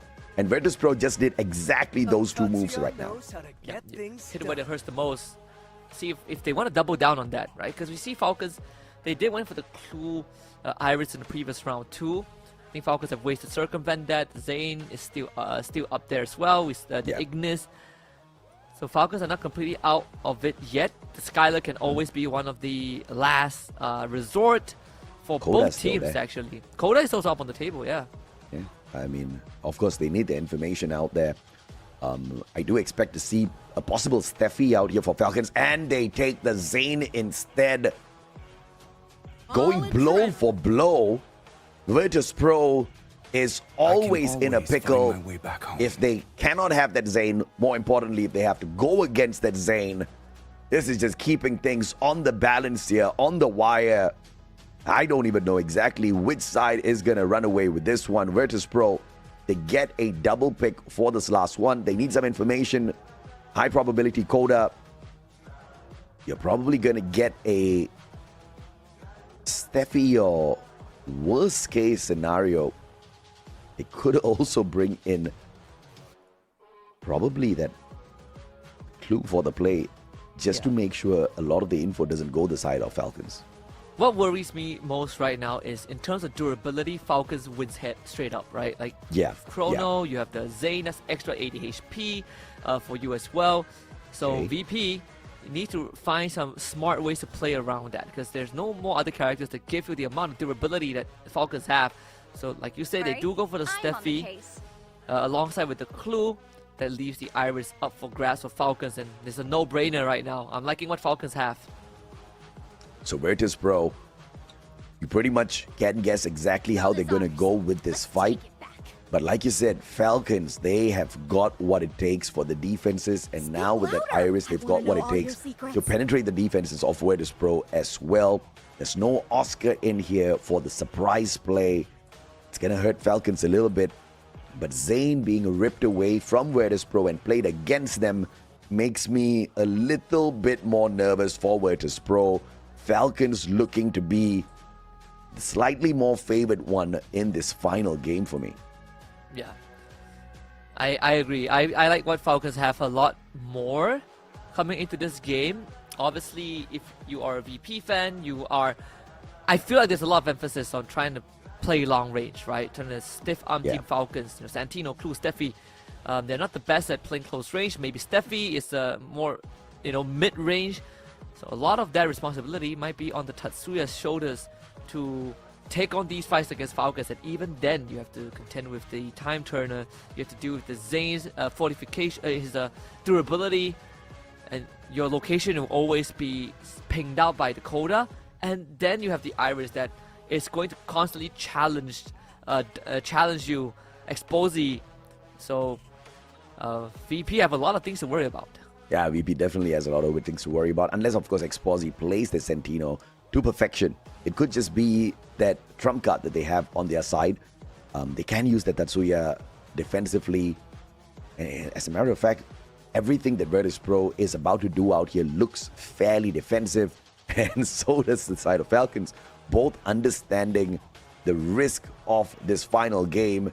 If they slip up, they get kicked down into the low brackets. They have to play an extra best of 3. Neither one wants that. But obviously, every single series needs to have a loser. Whether you pick Falcons or Virtus Pro, let us know in the comment section exactly who do you think is going to get the one-up on the other here in the upcoming final battle between the two in this best of 3.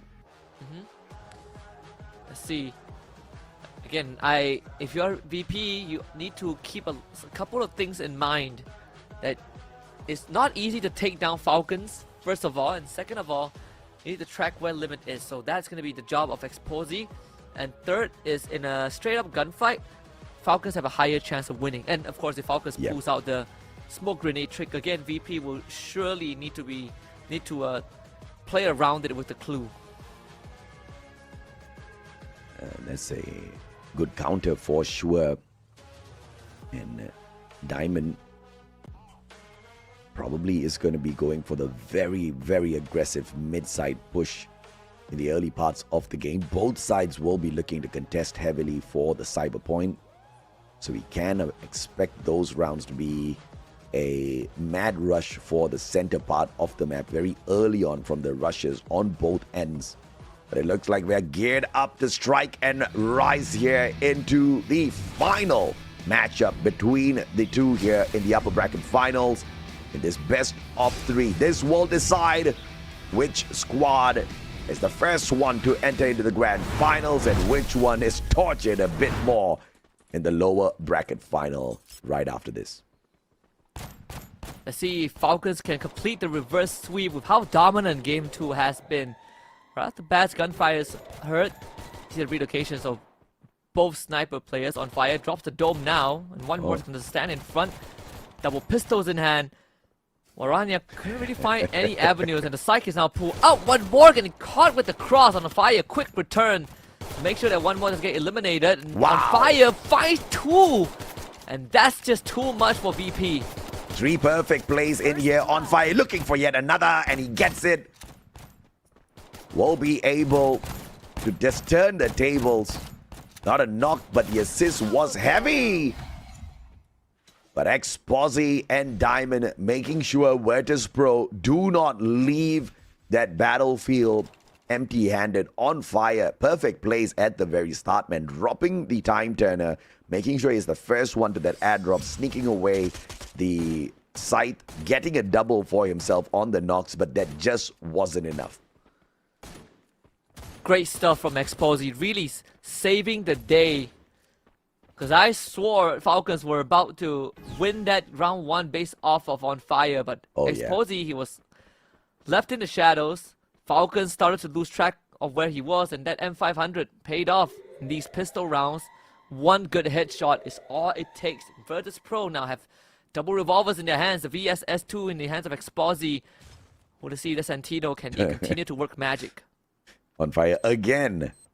His main focus always happens to be that scythe, using up the time turner early just to gain access to that melee weapon. Nameless did manage to pick it off of On Fire's body, the previous one, so we might just have a scythe battle in a little bit if they come across each other. Nameless, On Fire. One more though, up on top, looking for the Deagle shot up against the M1917. A little bit more dangerous it will be. But Virtus Pro not making the mistake of stepping out of the defenses yet. See, Limit actually gets tagged by the nade. I thought Limit was out of range. Nicely done. Oh, Nameless getting a good opening there. On Fire, and Cororo not looking too good as well. One more getting fished out. Waranya will be able to do whatever he wants. Exposi with another good shot from the back on Fire. Nameless follows up. And Virtus Pro have won this round. That's 2 in a row. This is what's gonna keep Virtus Pro on the side of the one piling on the pressure. They've got the resources for sure checked out. Team Falcons can force their way through here in this round 3. It's really going to be dependent on whether or not these VSSs find those full connections. Backing themselves up with the Deagle as well. Team Falcons just looking for very long-range engagements in this third round. Still chances for Team Falcons and not out of the woods just yet for sure. But Nameless is up 4 eliminations so far. Early tags, Orania barely suffering a scratch, and Limit actually was able to find someone, but not able to find any knockdown. Diamond with the 1 Deagle to 1 more. That gives Virtus Pro the opening that they want. On Fire is just eating utilities outdoors as a duck into cover, and Diamond with a confirmed takedown now gives Virtus Pro plenty of space to recuperate. Oh, Diamond getting aggressive, looking for Kororo. Good glue walls, backing him away. But it's a 1v2. Nameless needs to catch up as Diamond has managed to find a little bit of a clip, but nothing too much to put that player in a unfortunate spot. Limit, on the other hand, finding the tag onto Nameless. Varania backing him up, focused onto Kororo. It's a split play on both sides. And Falcons really trying to cut their losses and find some opportune moments. Maybe you catch Virtus Pro off guard. But Limit needs to also stay on watch for where Exposy might be. Because Exposy is going to make all the difference. That's why Limit doesn't want to move too far away from where he is. And Exposy being spotted out by Limit is the perfect scenario for Falcons. Well, a 1-for-1 Exposy out of the equation. No Sentino for the use, but that's not going to put Virtus Pro on the back foot. They still have Diamond.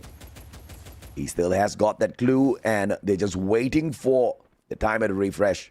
Nameless and Warania holding the lower ground. And Limit now in a lot of trouble. One more jump down to the bottom as On Fire finds Diamond. Time Turner pulled out into the Time Turner. He tried to sneak in, but On Fire outs him. Limit pressure from up top. Warania could not get that backstab as Falcons secure 1 round. Great recovery from Team Falcons.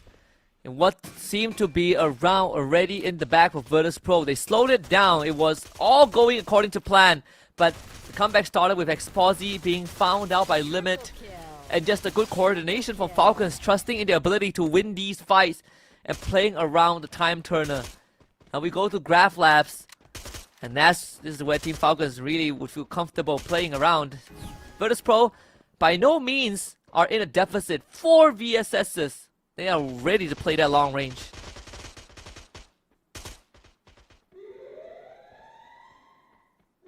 Potential here for Falcons. He freeze tossed out, Nameless. Still safe. On Fire, not tagged with that response. But an MP5 now versus a VSS. Nameless up on top. On Fire didn't spot him, and the spray down is there. Perfect headshot. The rest of the players now flying on in, but the sprays from the MP5 will give On Fire a double as Falcon secures a equalizer, now 2-2 in this final game. Quick cleanup too from Team Falcons, and Virtus Pro's investment blew up right in their faces. 2 M1887s, 2 Deagles in their hands, and 2 of the players having not much to work with. This is going to be a tough round for VP to win. The shots itself is going to be quite a challenge. No utilities except for glue walls and medkits too. Limit already started out with a good one on the Nameless. Yeah, beautiful snipe. AWM finding the connection. Diamond really low. Deep Freeze doesn't find the connection, but On Fire goes in for the final bullet. Does manage to get the knock, traded out. On Fire. The pickup is instantaneous. And Virtus Pro now about to lose yet another round. In a 2v4, the numbers stacked against them. Fantastic job so far from Team Falcons, but you could argue that this round is most likely going to go to them based on just the weaponry that Virtus Pro have. That is not up to par to what Team Falcons bring to the table. Limit finding another shot, and this is him in his element. Orania would just have to stall out time so they could think about the next round, but Limit will shut that down very quickly. That's 6 eliminations for this man. Oh, beautiful triple by Limit. And 6 eliminations in total. What a comeback for Team Falcons. 3 rounds in a row secured. And that final shot, just so delicious. Team Falcons giving the fans something to scream about.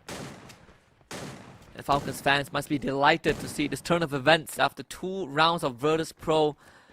At the start of this game, finding just great coverages, Team Falcons have adjusted, especially Limit. Oh.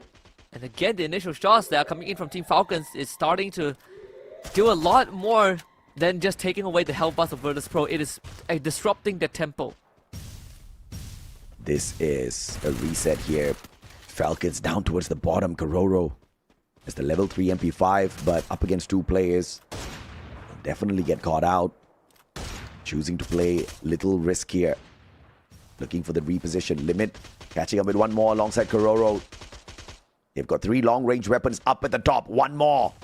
Has to play the pressure. Drops the deep freeze. Tags on Warania. Nameless tagged as well. Pulls out the Steffi. No lethals there, but Kororo finding that perfect angle for those bullets, but just no knockdowns. And one more. Tried to flank, but Warania just read that like a book.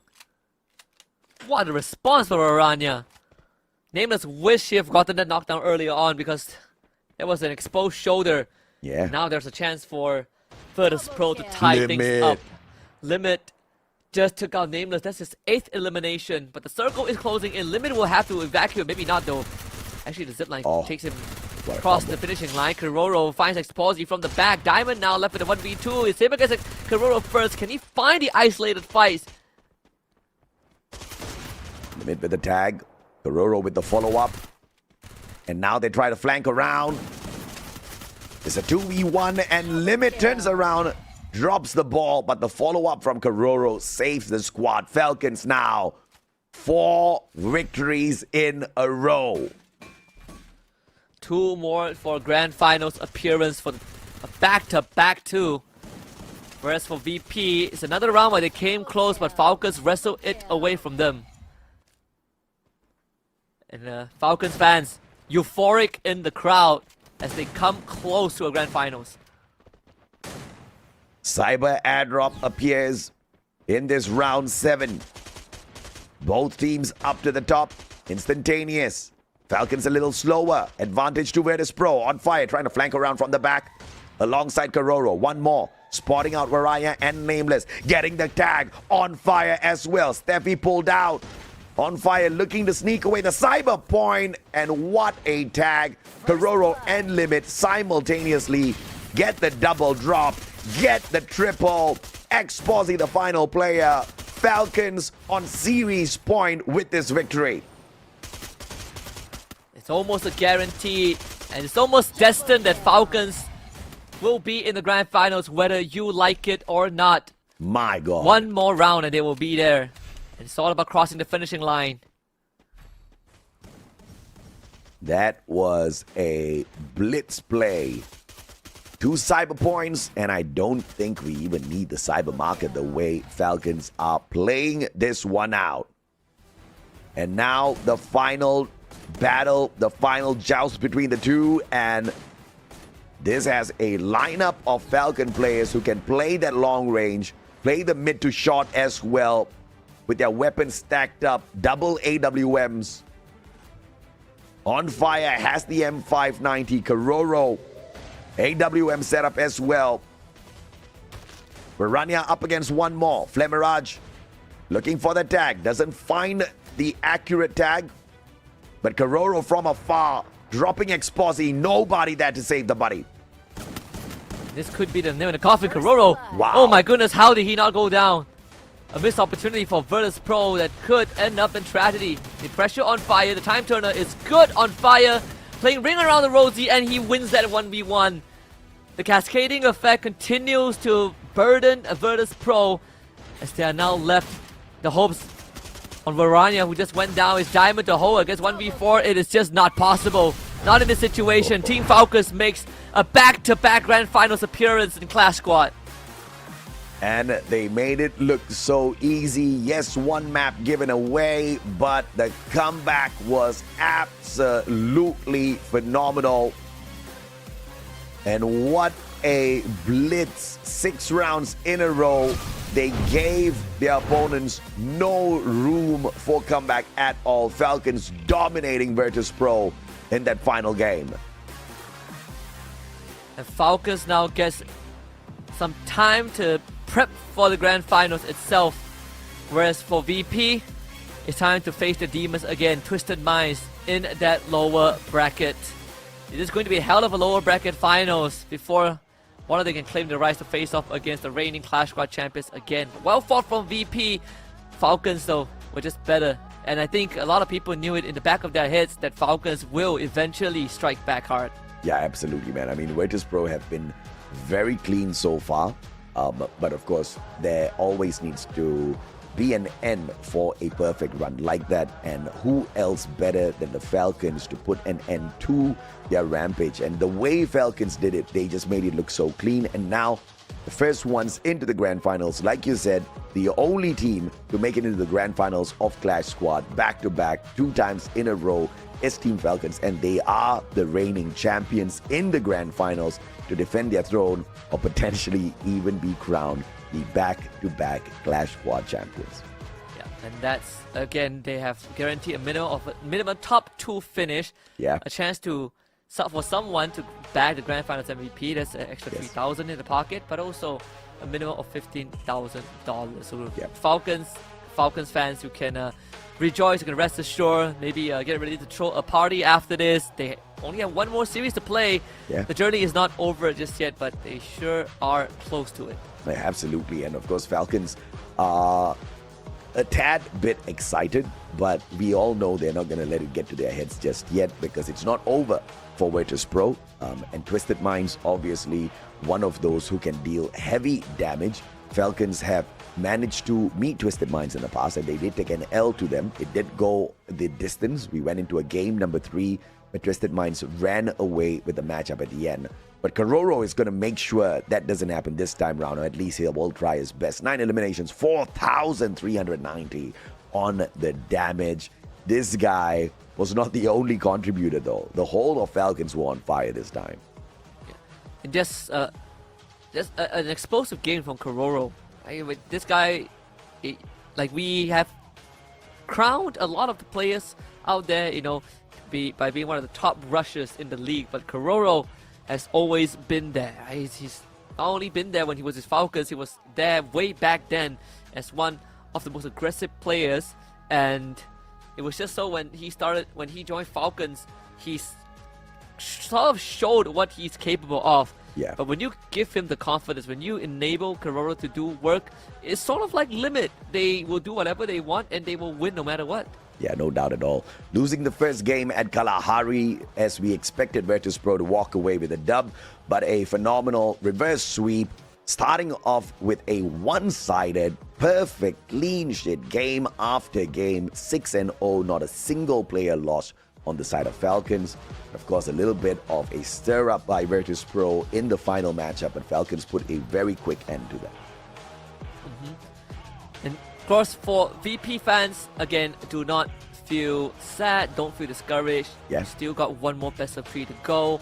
That's the kind of the advantage of being in the upper bracket. You can afford to lose 1 series, but then it's crunch time, right? It's a rematch against Twisted Minds, which they did beat in the upper bracket semis earlier on with a 2-0 scoreline, 6-3 on Bermuda, 6-4 on Nextera.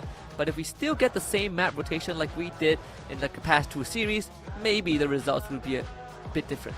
Yeah, and many would have expected Buriram to be at this stage as well. They just didn't luck out, but at least we've got 3 other Thai teams to look at.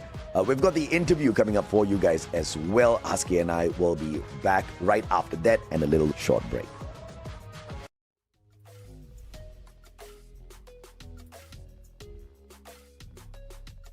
ต้องบอกว่าบินแล้วบินสูงมากๆจริงๆค่ะสำหรับทีม Falcon นะคะและตอนนี้เราอยู่กับตัวแทนของทีมเป็นที่เรียบร้อยแล้วค่ะรู้สึกยังไงบ้างคะสงสัยจะได้แชมป์สมัยที่ 2 หรือเปล่าเนี่ยรู้สึกตื่นเต้นนะครับตอนนี้นี่ก็จะตอบอะไรเพิ่งตื่นเต้นมากเดี๋ยวพี่จะถามอีกรอบแล้วรอพี่ยุ่นก่อนโอเคป่ะพี่หายใจ3 2 1ฮึบสุดยอดโอเคมาอยากรู้ความรู้สึกค่ะหลังจากที่เพิ่งชนะแมตช์เมื่อกี้ Alright, so for our first questions for our MVP of the match today, career role just like usual. How do you feel right now? ก็รู้สึกดีครับ แล้วก็ตื่นเต้นมากครับ ไม่ได้แข่งนะครับ สัมภาษณ์นะครับ So he really happy to get this win, and about when the match is not that exciting if we compare to the interview right now. So I think the most player also be like this also. Understand? รู้ไหมว่าฟ้าเขาเลือกเรามาแบบต้องเคโลโลเท่านั้นถึงมันจะมายืนสัมภาษณ์กับพี่ตรงนี้ได้ ไม่อยากรู้เลยพี่ โอเค ได้งั้นพี่ไม่แกล้งแล้ว ไปที่คำถามต่อไปกันเลยดีกว่า เมื่อกี้เห็นได้ว่าแมตช์ที่ 2 เอาอีกแล้ว ตอนแรกฉันนึกว่าเธอจะ 2-0 เต็มกราฟ 3 เกมเฉยเลย สิ่งที่วอตัสเปิลทำกับคุณแล้วทำให้รู้สึกว่า เล่นลำบากแล้ว คือจุดไหน แล้วคุณแก้มือกลับมายังไง ตอบว่าไม่รู้ได้ไหมครับ อย่าตอบแบบนี้ เดี๋ยวให้เวลาคิด Okay, so my second questions. So we can see that Team Falcons is a very strong team in the Clash Squad mode, but suddenly in the previous battle with Virtus Pro, they lead it to the 3rd game. So I was questioning, what was the difficult? Like, does Virtus Pro giving you guys difficulties or something like that?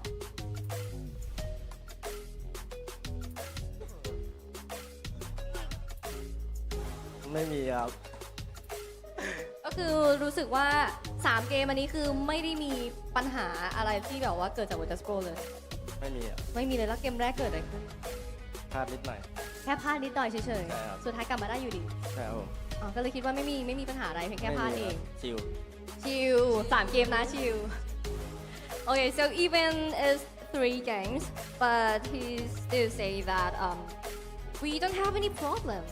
They don't make any problem for us at all. Even they lost for the first game first, right? But he say that it's because of themselves. They got a lot of mistake on the first game, so that's why. Alright, so the problem is themselves, not nothing else outside. Good. กำลังให้กำลังใจอยู่ เพราะว่าตอนนี้รู้สึกว่านักแข่งฉันกำลังจะเป็นลมเพราะสัมภาษณ์ไม่ใช่เพราะการแข่งรบกวนโค้ชเอากลับไปเทรนใหม่นะคะคุณเห็นหรือเปล่าว่าเมื่อกี้ในเกมที่ 3 เนี่ย เสียงของออเดียนซ์มันดังมากๆเลยค่ะ เขาเชียร์ฟาวคอนเขามาเพื่อทีมคุณขนาดนี้ พูดอะไรถึงพวกเขาหน่อยค่ะ Okay, so final questions. I think everyone here are supporting for, I mean, we're all Thai teams, right? But everyone is all supporting for Team Falcons. Like, you guys receive a lot of love and supporters from here. So, after this winning, do you have anything you want to say to them? Because the grand final, I believe, is very important to Team Falcon as well. ก็ฝากแฟนคลับทุกคนครับ แล้วก็กองเชียร์ที่มาวันนี้ครับ ก็จะคว้าแชมป์ให้ได้ แล้วก็จะไม่ทำให้ทุกคนผิดหวังครับ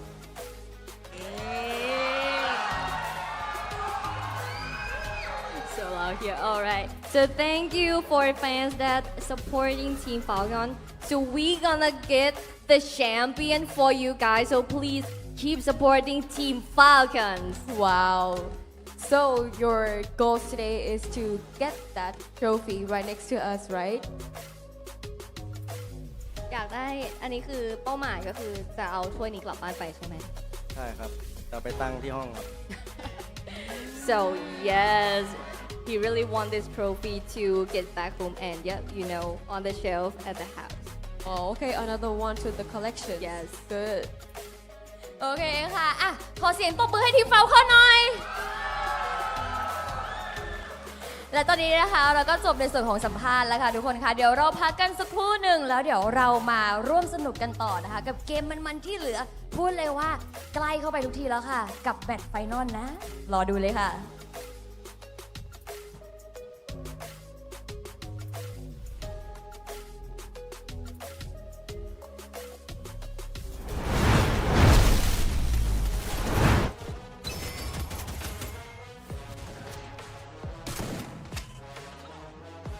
First blood. Double kill. Double kill.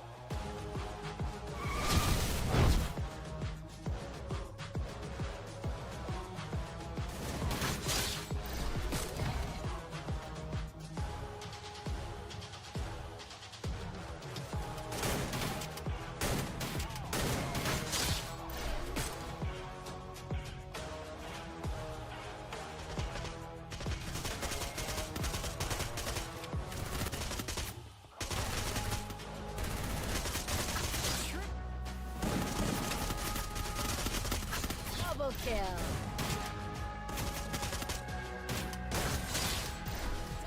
Double kill.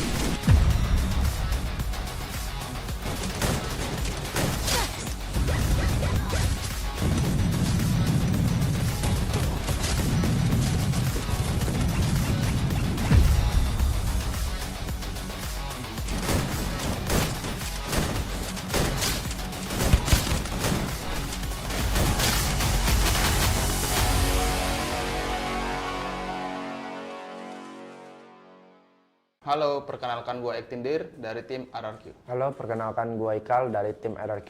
Halo, gue Nick Crime dari tim Onyx. Gue Adam dari tim Onyx. Kali ini kita bakalan mainin Guess the Map. Ini mapnya Bermuda di Factory. Wah ya ini sulit sih nih. Clock Tower di Bermuda. Ini map Bermuda, kotanya Clock Tower. Gimana nih? Factory di Solara. Map Purgatory, kotanya di Lambermill. Aduh, gampang banget ini mah. Lambermill di Purgatory. Ini map Kalahari, kotanya Phoenix. Map keempat. Wah, ini sulit banget nih, pilihan gue sulit semuanya. Pick di Purgatory. Ini kotanya Comment Post. Ini mah gampang kan? Ya, tempat turun Onyx ini mah. Di Comment Post Kalahari. Ini mapnya Purgatory, kotanya Villa. Map ke-6. Gimana nih, ada puncak tower gini nih? City Tower di Bermuda. Ini mapnya Solara, kotanya di The Hub. Duh gampang ini mah. Tempatnya Buriram turun di The Hub, Solara. Ini mapnya Nextera, kotanya Framtopia. Framtopia di Nextera. Dari satu mah dikit. Ini mapnya Nextera, kotanya Graveland. Map ke-9. Ini di tempatnya Evos di Graveland, Nextera. Ini mapnya Alpin, kotanya Rivermont. Kelas map 10. Gimana ini? Clue lah, clue. Gimana nih? Sampingnya stadium. Base camp di Bermuda.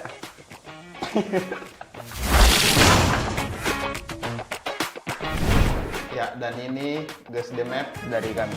Bye-bye. Dah.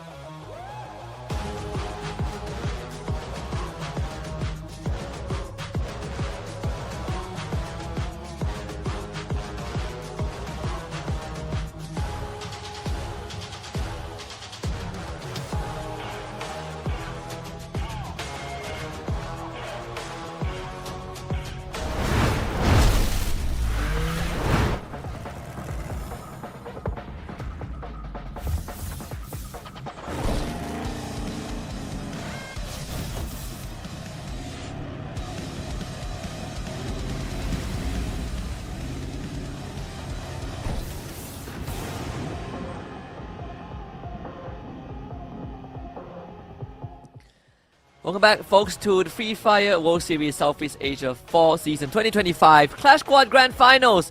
We are now down to just 3 teams, and we are getting ready for the lower bracket finals. It's just a little bit between 2 Titans, and both of them are hungry to prove themselves. It's Twisted Minds against Virtus Pro, and you're here with us on the broadcast. My name is Husky. Alongside me is the Pistachio AJ.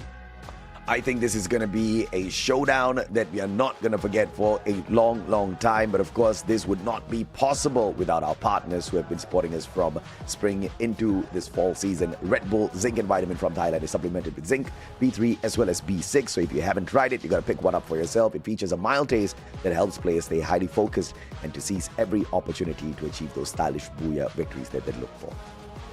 And again, they've been with us since spring, and up to now, the fall season has been an integral part in keeping our players motivated, juiced up, whatever you want to call it, energized as well, and also does the same for us on broadcast wherever we go. So thank you very much, Red Bull.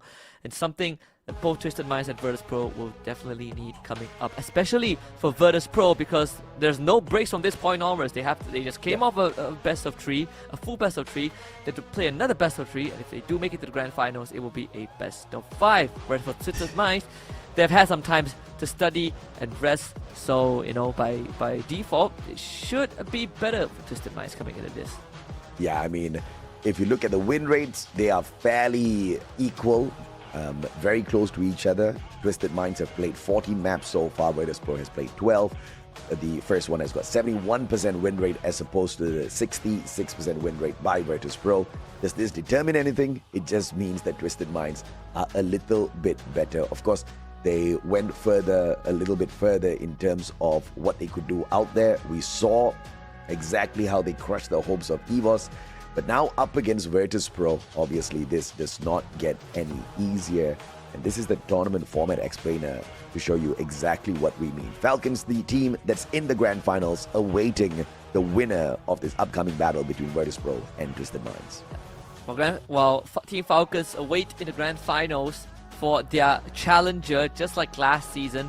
Virtus Pro and Twisted Minds will have to duke it out to earn that right. And based off of track record, Virtus Pro did take down Twisted Minds. In fact, they were the reason Twisted Minds ended up in the lower bracket in the first place. So this is a rematch for Twisted Minds to see if they can finally overcome VP, or will VP once more be what stops Twisted Minds from advancing. Twisted Minds, the strongest on Kalahari, Bermuda and Nextera are a little bit lower in terms of the possibility of victory. That's where they have seen losses, but they have been absolutely perfect on Kalahari so far. Virtus Pro, on the other hand, cannot say the same. So the randomization of these maps for the best of 3 that we are about to see is really going to tell us exactly who gets the momentum on their side. I'm looking forward to see if Twisted Minds are going to make any adjustments against VP, because I feel like in the in-game tree between VP and Falcons, we sort of knew that Falcons draft was just slightly better than what VP is easier to pull off, and Chrono has had so much value, I think, throughout the entire Clash Squad tournament. So I would expect it to either be highly contested, but I want to see if teams are willing to ban out the Chrono and force a more even draft contest. Yeah, absolutely, man. I mean, when you look at the bans and picks of both sides, there are a few things that they do need to make sure they focus in on, right? Because obviously it's either you go in for your own comfort picks, or you by far hope and pray that you get to ban out and steal away the comfort picks of your opponents. And there's enough information in the competition already to show us exactly who they need to go for. If you look at Twisted Minds, they usually need to focus on a decent pairing of the active skills. You have seen the Iris and Coda give them a very high win rate percentage. You've seen the Ignis and Iris working out for themselves as well. The Iris has been integral for the side of Twisted Minds. Virtus Pro, on the other hand, most of the time really leaning into that Coda. They love that information gameplay. They opt for the Tatsuya over the Oscar, which is a little bit of an interesting thing as well. But of course, the head-to-head, the Bass, seems to have been on fire recently. He has really been tearing up a storm, like rallying his team and giving us the first ever ace of this, of the day, in fact, in these opening series nonetheless. And that was the ace that brought them back against Evos Divine 2. It started that miraculous comeback, 6 rounds in a row. So I think it's again, it's not ridiculous to say that the Buzz now has gone from an unproven addition to the team to someone that you really need to watch out for. You gotta put this guy on the watch list, because him and Zenzi are the new gen, but they are coming in hot. Yeah, absolutely, man. And looking at the players, they are all geared in, all locked in for this battle. But the initial phase of that battle will be on the bans and picks. You pointed it out already. We've talked about this. Twisted Minds need to lean in on that Coda and Iris. Obviously, if I say that, that becomes prime banning for the side of Virtus Pro, who would love to keep the Skylar online on their side. They love building around the Chrono Coda. They throw in the Cassie into the mix as well. That really keeps Virtus Pro very aggressive on the front lines. And of course, that's exactly what Team Twisted Minds need to focus on taking out of the way. Yeah. And for VP side, I think they need to kind of go back to the drawing board just by a little bit. They do have a winning formula. I believe that even against Falcons, it's not just relying on Exposy to kind of do that work from long range, but also understanding when they can take these fights. One of the plus points the VP has is that they know when to slow down the game. Right, against Falcons, we saw that being very apparent. They can drag the game on, drag the game out if they want to. Whereas for Twisted Minds, they want to be able to play fast and they want to be able to constantly step on the accelerator. So maybe with the game slowed down, if VP can drag Twisted Minds into that long drawn-out rounds, it could be the key to beating Twisted Minds again. Oh, and we are gonna start things off here at the heated desert of Kalahari, where Twisted Minds are walking in with a 100% win rate. Yeah, it's just undefeated so far, and that, by stats alone, is going to, give Twisted Minds a leg up already for VP to see if they can turn this around. To break that 100% record. The one thing that really sets Twisted Minds apart from everyone else when they play on Kalahari is just the sheer tempo. Again, this is a very momentum-driven team, but it's the most apparent on Kalahari, where they take no prisoners and they play extremely fast. I said I wanted to see a Chrono ban. VP bans the Chrono. In the battle. Yep, taking Chrono out of the equation. Twisted Minds might want to opt away from the Oscar here. And there's a lot on the plate that they can take away from the side of Twisted Minds from Virtus Pro, and it is that Oscar that they do not want to deal with. Don't blink. The show's about to begin. What else is there? Still have the Santino first pick straight up. To me, go viral. Cassie is up, right? Cassie, Zane is one. You could go for Coda 2, Steffi, Tatsuya, which is going to be the choice for Twisted Minds. A second pick Steffi, which is quite rare. Yeah, Virtus Pro usually falls apart when you take the Zane away. Let's take it back. Twisted Minds should opt on stealing that away from the side of Virtus Pro. Now, with the opportunity for a double pick here, they could very much pull that Zane in for their side, and they do. Virtus Pro, they usually kick some good butt out there with this combo. They've got that Santino, extra info on the Coda, Zane, to allow them to be so aggressive on the front line. VP's draft is already looking pretty scary.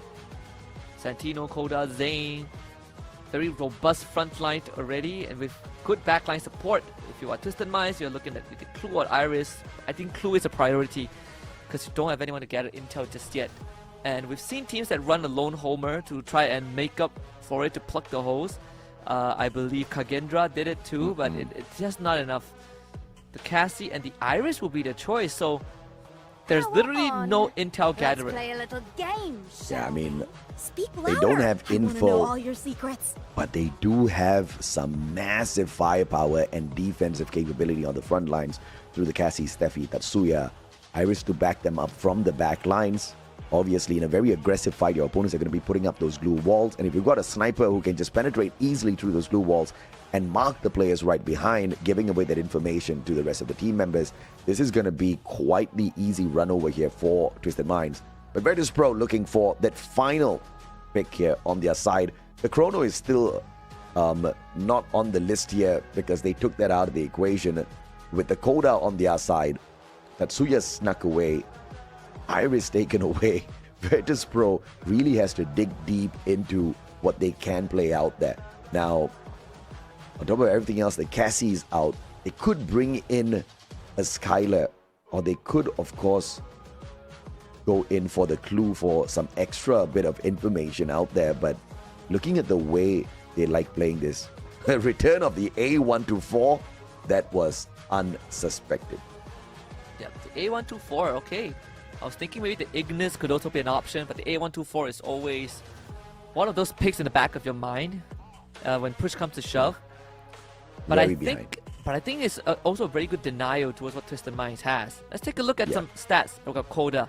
It's a crucial character for both these teams. Twisted Minds having an 86% win rate out of 6 games, and VP with an 80% win rate in 5 games. So essentially, very positive stats overall. This A124, I feel like, could really make life hard for Steffi, Cassie, and Tatsuya, especially the Steffi, which is the only way for Twisted Minds to hunker down in the middle of a gunfight. Yeah, especially the Tatsuya as well. If Twisted Minds goes in for a very deep push, especially in these rounds where you've got the cyber airdrop, and then that A124 pops off, that's gonna really throw things into a little mess. Unless, of course, they've got the Joseph running on them as well, then they will really appreciate that A124. A124 countered by a Joseph, instead of nerfing your opponents, gives them a little bit of a speed boost, which could just end up overwhelming the players on the side of Virtus Pro. They've got that aggression out of Zane. They've got Sentino and his trickery. But when you look at the defense, apart from the Zane, Virtus Pro, they're going to be sitting ducks out there if Twisted Minds gets a decent flank on them. Yeah. I think for VP, they have the Santino as sort of a leverage over Twisted Minds. We see Zenzi has been having a hot game so far alongside the boss, which in this case the boss is put in a more of a supportive role. And I thought he would be on the Tatsuya, but it's completely understandable. If you could get Zenzi online, especially if Twisted Minds can take out Nameless from the equation, without the Zane, suddenly VP becomes a whole lot more vulnerable. So that could be something that Twisted Minds leans into, or they find out where Exposi is and shut him down, like how Falcons did. Can they pull this off? The final best of 3 on our final day of Clash Squad here in front of the whole world. It's the battle between Virtus Pro and Twisted Minds. The loser walks away with $10,000. The winner wins a minimum of 15,000 and gets to play for 30K. Can they walk away champions? But of course, first off, they have to overcome this little hurdle in their opponents. Virtus Pro versus Twisted Minds. This is about to be very interesting based on the lineup of active skills that we've got here, Ski. Yeah, very, very interesting overall. Again, the approach from both Twisted Minds and VP was something that I personally didn't expect, just because, you know, the A124 coming out as a response from VP in the end, and Twisted Minds completely ignoring the clue, even though I felt like that would give them an edge overall. But see what Twisted Minds have in mind, because I feel like with the amount of tempo that they play on Kalahari, and with the 100% win rate that has not been broken, if Twisted Minds can repeat that again, that's going to give them a leg up going into, you know, this series. And of course, these two teams have already bumped into each other, all thanks to the Swiss rounds that we had. In the very first round of the Swiss stages, the battle between the two did not pan out well for Twisted Minds, who got beaten down 2-0 by Virtus Pro on Kalahari and Bermuda. Kalahari went the distance into a game 11, but Bermuda looked like it was a walk in the park for Virtus Pro. Will the same happen here as we kick things off between the two once again? A rematch of a lifetime, and VP shows Twisted Minds who's boss with that first, but Varania just cannot stop making these plays. Goodness me, Zenzi needs to get it back for the team, but all of his teammates have already been knocked down and removed from the fight, so really nothing much that he can do unless he starts making magic. Zenzi left all alone lurches again, and VP looking to get a solid round 1. Diamond, the first part of that magic, knocked down, headshot, but the game of numbers could play up against Zenzi. Grenade in hand, anticipating the pickup, and what a finisher. Tags up Orania as well. Zenzi a 2-for-1, but no knockdown just yet. Nameless has got the shorty in hand. One more connection, but Zenzi slices him down. All thanks to that ad drop. The sight in hand. Now Exposi comes to challenge with the M500. Looking more and more doable. Zenzi, given time to heal back up. See the decoy being sent out, the Santino from Exposi. He's going to get right in front of Zensi. Zensi trying to navigate, but Varanya with the M500 hurts a bit too much. Good attempt from Zensi, but Virtus Pro shuts that down before it got out of control. Yeah, great play by Exposi. That Santino, game changer there. In a situation like this, you see exactly why the active skill comes in clutch when Clash Squad is concerned. And Exposi making sure Zenzi doesn't do anything funny out there. Could have potentially aced the squad of Virtus Pro if luck was just on his side. Great nade once again by the guy looking for that airdrop early, but Twisted Mind still taking the L in the first round up against Virtus Pro. Oh yeah. See Twisted Minds, they're actually going to take the fight to VP, not backing down. They do have the Cassie on their end. The pass and jump together. Exposi, ooh, he's gonna switch places. Ends up nice lay down. Eating the gun barrels of Jump instead. Just good timing from Twisted Minds. Jump just needs to stay alive. Was able to get one down before he finally goes down. But a quick response from Varanya now gives him time to bring Diamond back up. They're gonna take the fight to Zensi. Double up. Zensi finds one, but the spray down doesn't get transferred. Varanya again in the red. But Twisted Minds able to quickly shut that down before recovery is achieved, and Twisted Minds tie it up. Smart play. Jump, Cougar not giving them room to breathe at all. That recovery could have been deadly by Virtus Pro. Players were bleeding out, but not out for the count just yet. And Twisted Minds just making sure no mistakes there in that final encounter. Jump with that rush could have been turned on. Was super low in that encounter. But we are all equal as we head into this third round, which serves up the Cyber airdrop. And we got a game on our hands, AJ. Twisted Minds adjusting to Virtus Pro. Of course, a bit of a whoopsie from Exposi with the Santino earlier on. No smoke grenades being utilized. VP will take possession of the Cyber airdrop first. The cluster barely zips by. But in the wings to the Cougar, might be able to find Exposi though from the flank. That is dangerous. Then see on the opener, Varanya ends up going down. And the Diamond needs some help. And Spade Jump not giving him that luxury. And Twisted Minds have already found two.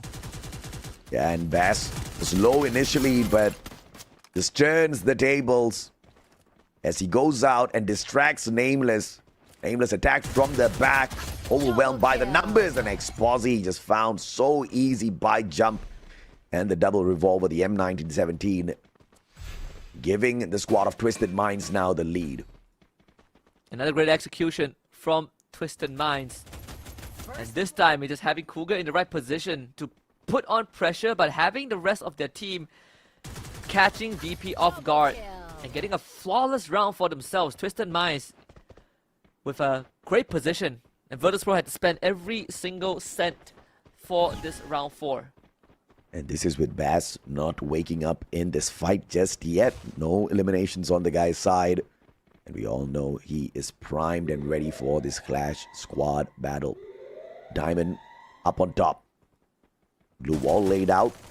And onto that ground floor he goes to meet up with the Bass Diamond. Max 7 spots one out, and the MP5 keeping Bass up on his feet. Cougar trades out. Exposi, the turnaround here. Bass with the MP5. Successful spray down. And this is Twisted Minds dominating Diamond and Squad. Continuing to show everyone why they have a 100% win rate on Kalahari. There's just something about this map that Twisted Minds, that only Twisted Minds know. The magic that they bring to the battlefield is unparalleled and unmatched. We say they're a very tempo-based team, and on Kalahari is the most apparent. And it seems like that freight train has started. Twisted Minds not giving Virtus Pro any chance to breathe. None at all. 3 rounds in a row, and the Cyber airdrop will tease both teams once again. But Virtus Pro, are you ready, Exposi? Holding the back lines because he doesn't even have a helmet. Bass with the backup of that electrotherapy, heading on in, looking for the Cyber point, but will have to give it away to Virtus Pro, who plays this aggressively. Pushing them towards the back lines. Varanya looking for the airdrop. Nameless circling around Trogon, finding the Bass, but a solid glue wall keeps him safe. Jump in the middle of 2 players, shuts down Varanya. Nameless can't find Bass just yet. Not close enough to pick up Varanya. Virtus Pro might have to lose this one as well. If you can get Waranya back up, then the chances will increase. But Waranya is very far away from home. You can see the backup of Virtus Pro is trying to keep Twisted Minds away. The Bass is not going to wait. Exposing will knock him down, but it's still a 2v2. Zenzi round the corner, jump, covering his flank down to a 1v1. Nameless with the Trogon in hand. 50% HP. And that's what's going to put VP in a disadvantage. Nameless trying to find Zenzi, not able to find him, but stops any sort of a pickup. And now he goes for his own. Waranya back up. That's the brilliance of Nameless there. Using enough pressure, picks up Waranya, and they pop the 2v1 on him. Catching the man off guard, Twisted Minds. Thought they were running away with it, Virtus Pro. Just making sure they have what it takes to hang on to their lives here. Neither one wanting to let this go easy. Good stuff from VP, really stemming the bleeding, because that round they had to spend almost everything on it. And that and the previous round too. If they had gone down that round, Twisted Minds gets a 4-1, VP would have been in a almost unrecoverable state. Zenzi slowly scaling the cliff. Waranya Nameless have got a decent vantage point up against the Bass and Jump, but Bass with the AC-80 up against Waranya. It's an equal fight on both sides. Who makes the first mistake? Bass. Opportunity is there. Tags Exposi. And it's just too far away for the headshot. Waranya, though, exposes his back for just a single second. Advantage taken. But just no knocks just yet. Okay, fun fact, the Bass, Twisted Minds, highest KD per map at 2.15. Exactly what we talked about earlier on, him and Zenzi. Really putting in the numbers, and speak of the devil, the Bass does it once again. Waranya goes down, Nameless in the red. The Bass does not stop. Once it gets going, he keeps stepping on it. The Bass, the best, the baddest. That's 2 down for VP. Oh! Next Exposi instantly putting an end to your sentence there as he turns it around, but the rest of the players keeping Virtus Pro grounded. Exposi. Can he pull this off? The Trogon says no as Jump finds him. Twisted Minds. One step closer to that match point. Give it 2 more rounds and they'll be there. 2 more rounds and they would have won this Kalahari map. With the Bass sitting at 4 eliminations, every evenly spread out. Jump, Cougar, Zenzi, they all have been pulling their weight extremely well. Virtus Pro, obviously they're keeping up, but you can only keep up so much as based off of your finances, and Virtus Pro never were in a spot to have good money. So it really comes down to the tactical part of it. This Exposi Santino has been quite effective. He should be able to rejoin Diamond on that high ground whenever needed. And with Jump being stalled out, the Bass and Cougar will team up. They take down Nameless here. Twisted Minds will have a good chance of winning. Yeah, very interesting push here for the Cyber Point. Waiting for the activation. Bass right behind. Rani and Exposi, though, just could not stay out of line of fire. Nameless dropped. Diamond, the only survivor. Zenzi trying to finish him off. AWM in hand.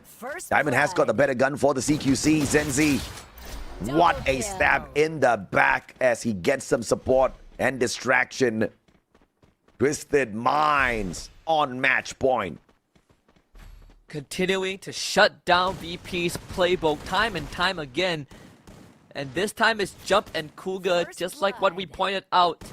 You slow down 1, but you get 2 in return, and it's never a good deal. And Twisted Minds fans celebrating at what could possibly be a Game 1 win. And a way to hold Twisted Minds' 100% record on Kalahari intact.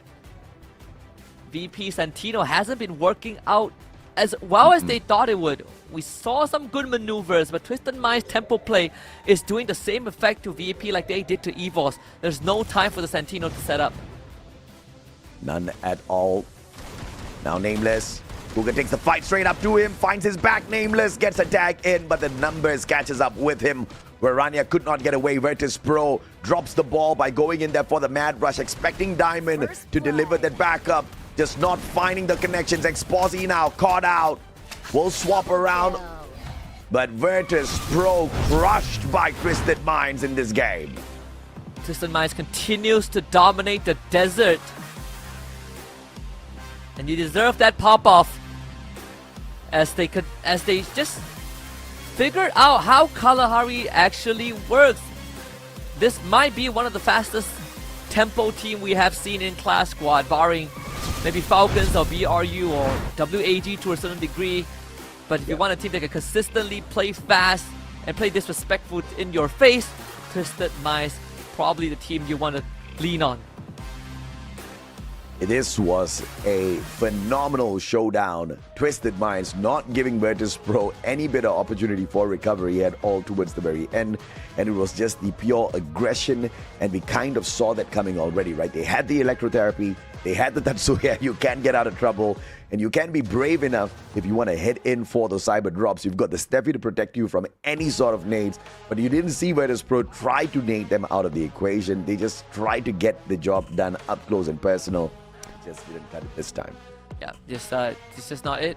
And yeah, even with the Steffi, I didn't really see the effect come true, right? I'm not really sure if the A124 was that big of a factor towards disabling a VP, but disabling Twisted Minds, sorry. But this A124 overall just hasn't really brought the value I thought it would. In fact, Twisted Minds still got to play the game regardless of what VP has.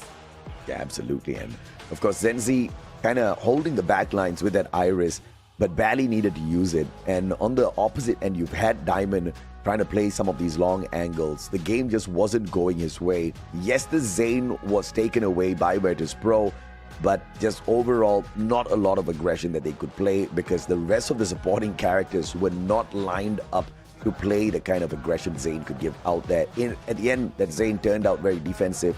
Didn't really see Nameless take a chance on many of these battles out there. And Twisted Minds, of course, are not going to let that opportunity go. They went out for the Punisher. They found exactly that.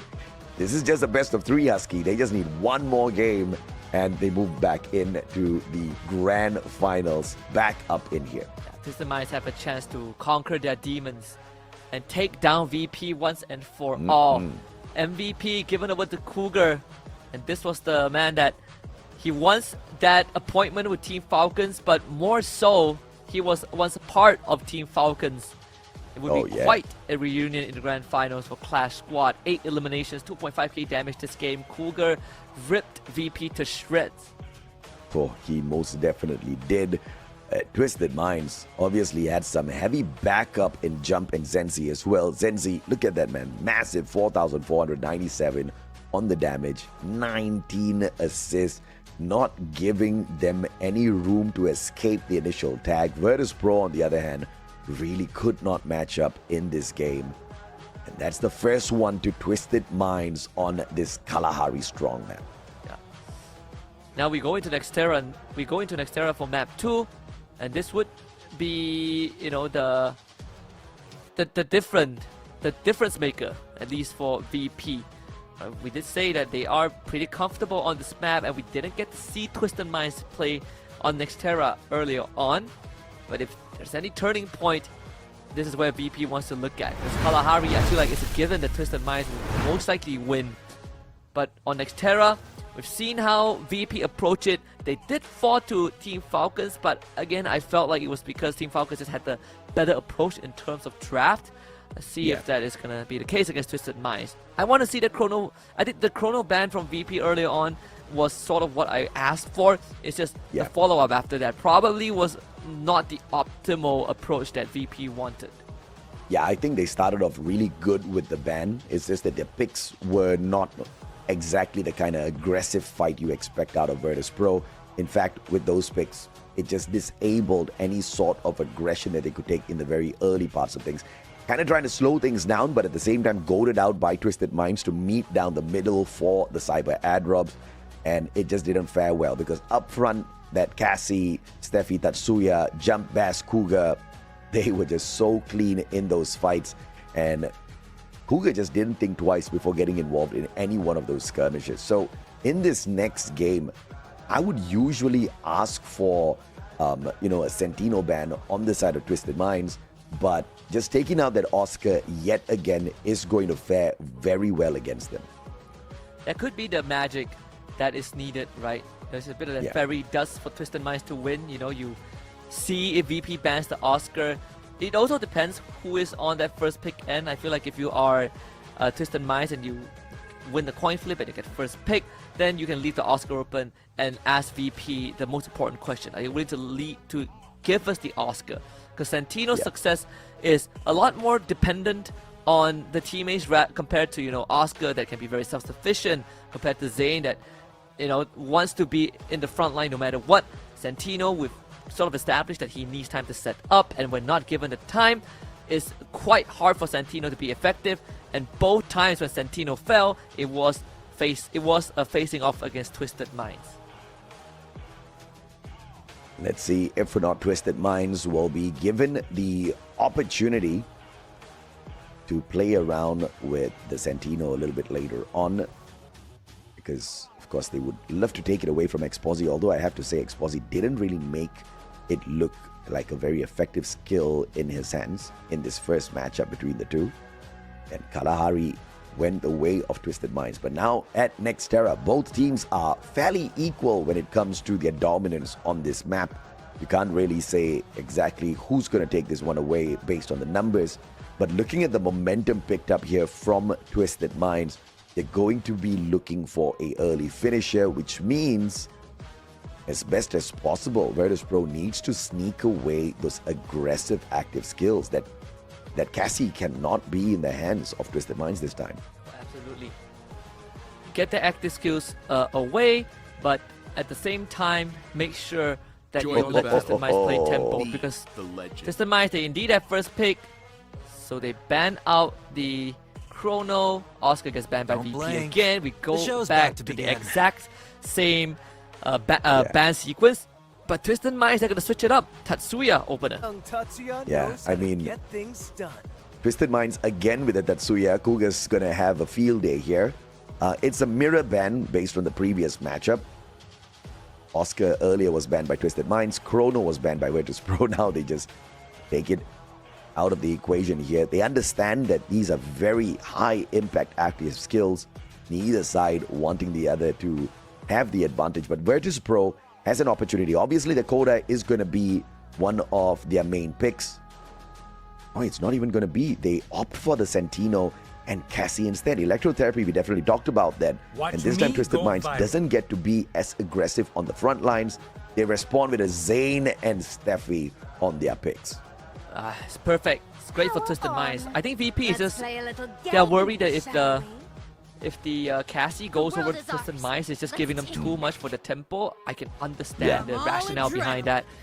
If they do get the Coda for themselves, you could also... Hold on a minute, you get the Coda. But there's no Zayn. Who's going to hold the front line now? Ignis could be your best shot. Seems like VP is falling into the same situation as I think one of the previous games we saw today, where you have tons of utility, but you lose in durability, right? This seems to be a replay of game 3 between Falcons and VP. Yeah, VP right now, they're taking so long to get this last pick because all of their favorite characters are out there on the side of Twisted Minds. They've picked whatever, the fairly decent picks that they usually want on their side. And they're forced to go with a very off-meta pick, as far as I'm concerned, in this CS game. Alok hasn't been locked in just yet, but they are running out of time. They finally lock him in. What? Forced to go in with Mr. Alok. And Iris snuck away. Twisted Minds. My God, I don't like this for Virtus.pro. What is this hidden? Is this a hidden tech? Or is this desperation? Desperation, man. I thought Kenta was the most desperate pick you could go. But then, I feel like you could go for any other picks that are suboptimal and still better than Alok. Either way, it has been locked in. VP made their bet. Let's see if it's comfortable to lie in. I don't like this because you've got Tatsuya and Zayn on the side of Twisted Minds. And to counter this, you've got maybe a possible aggressive play by the Cassie. And what else, man? I think Alok is going to be tortured on the front lines. Virtus.pro will be forced to play this on the defense. They've got the Coda.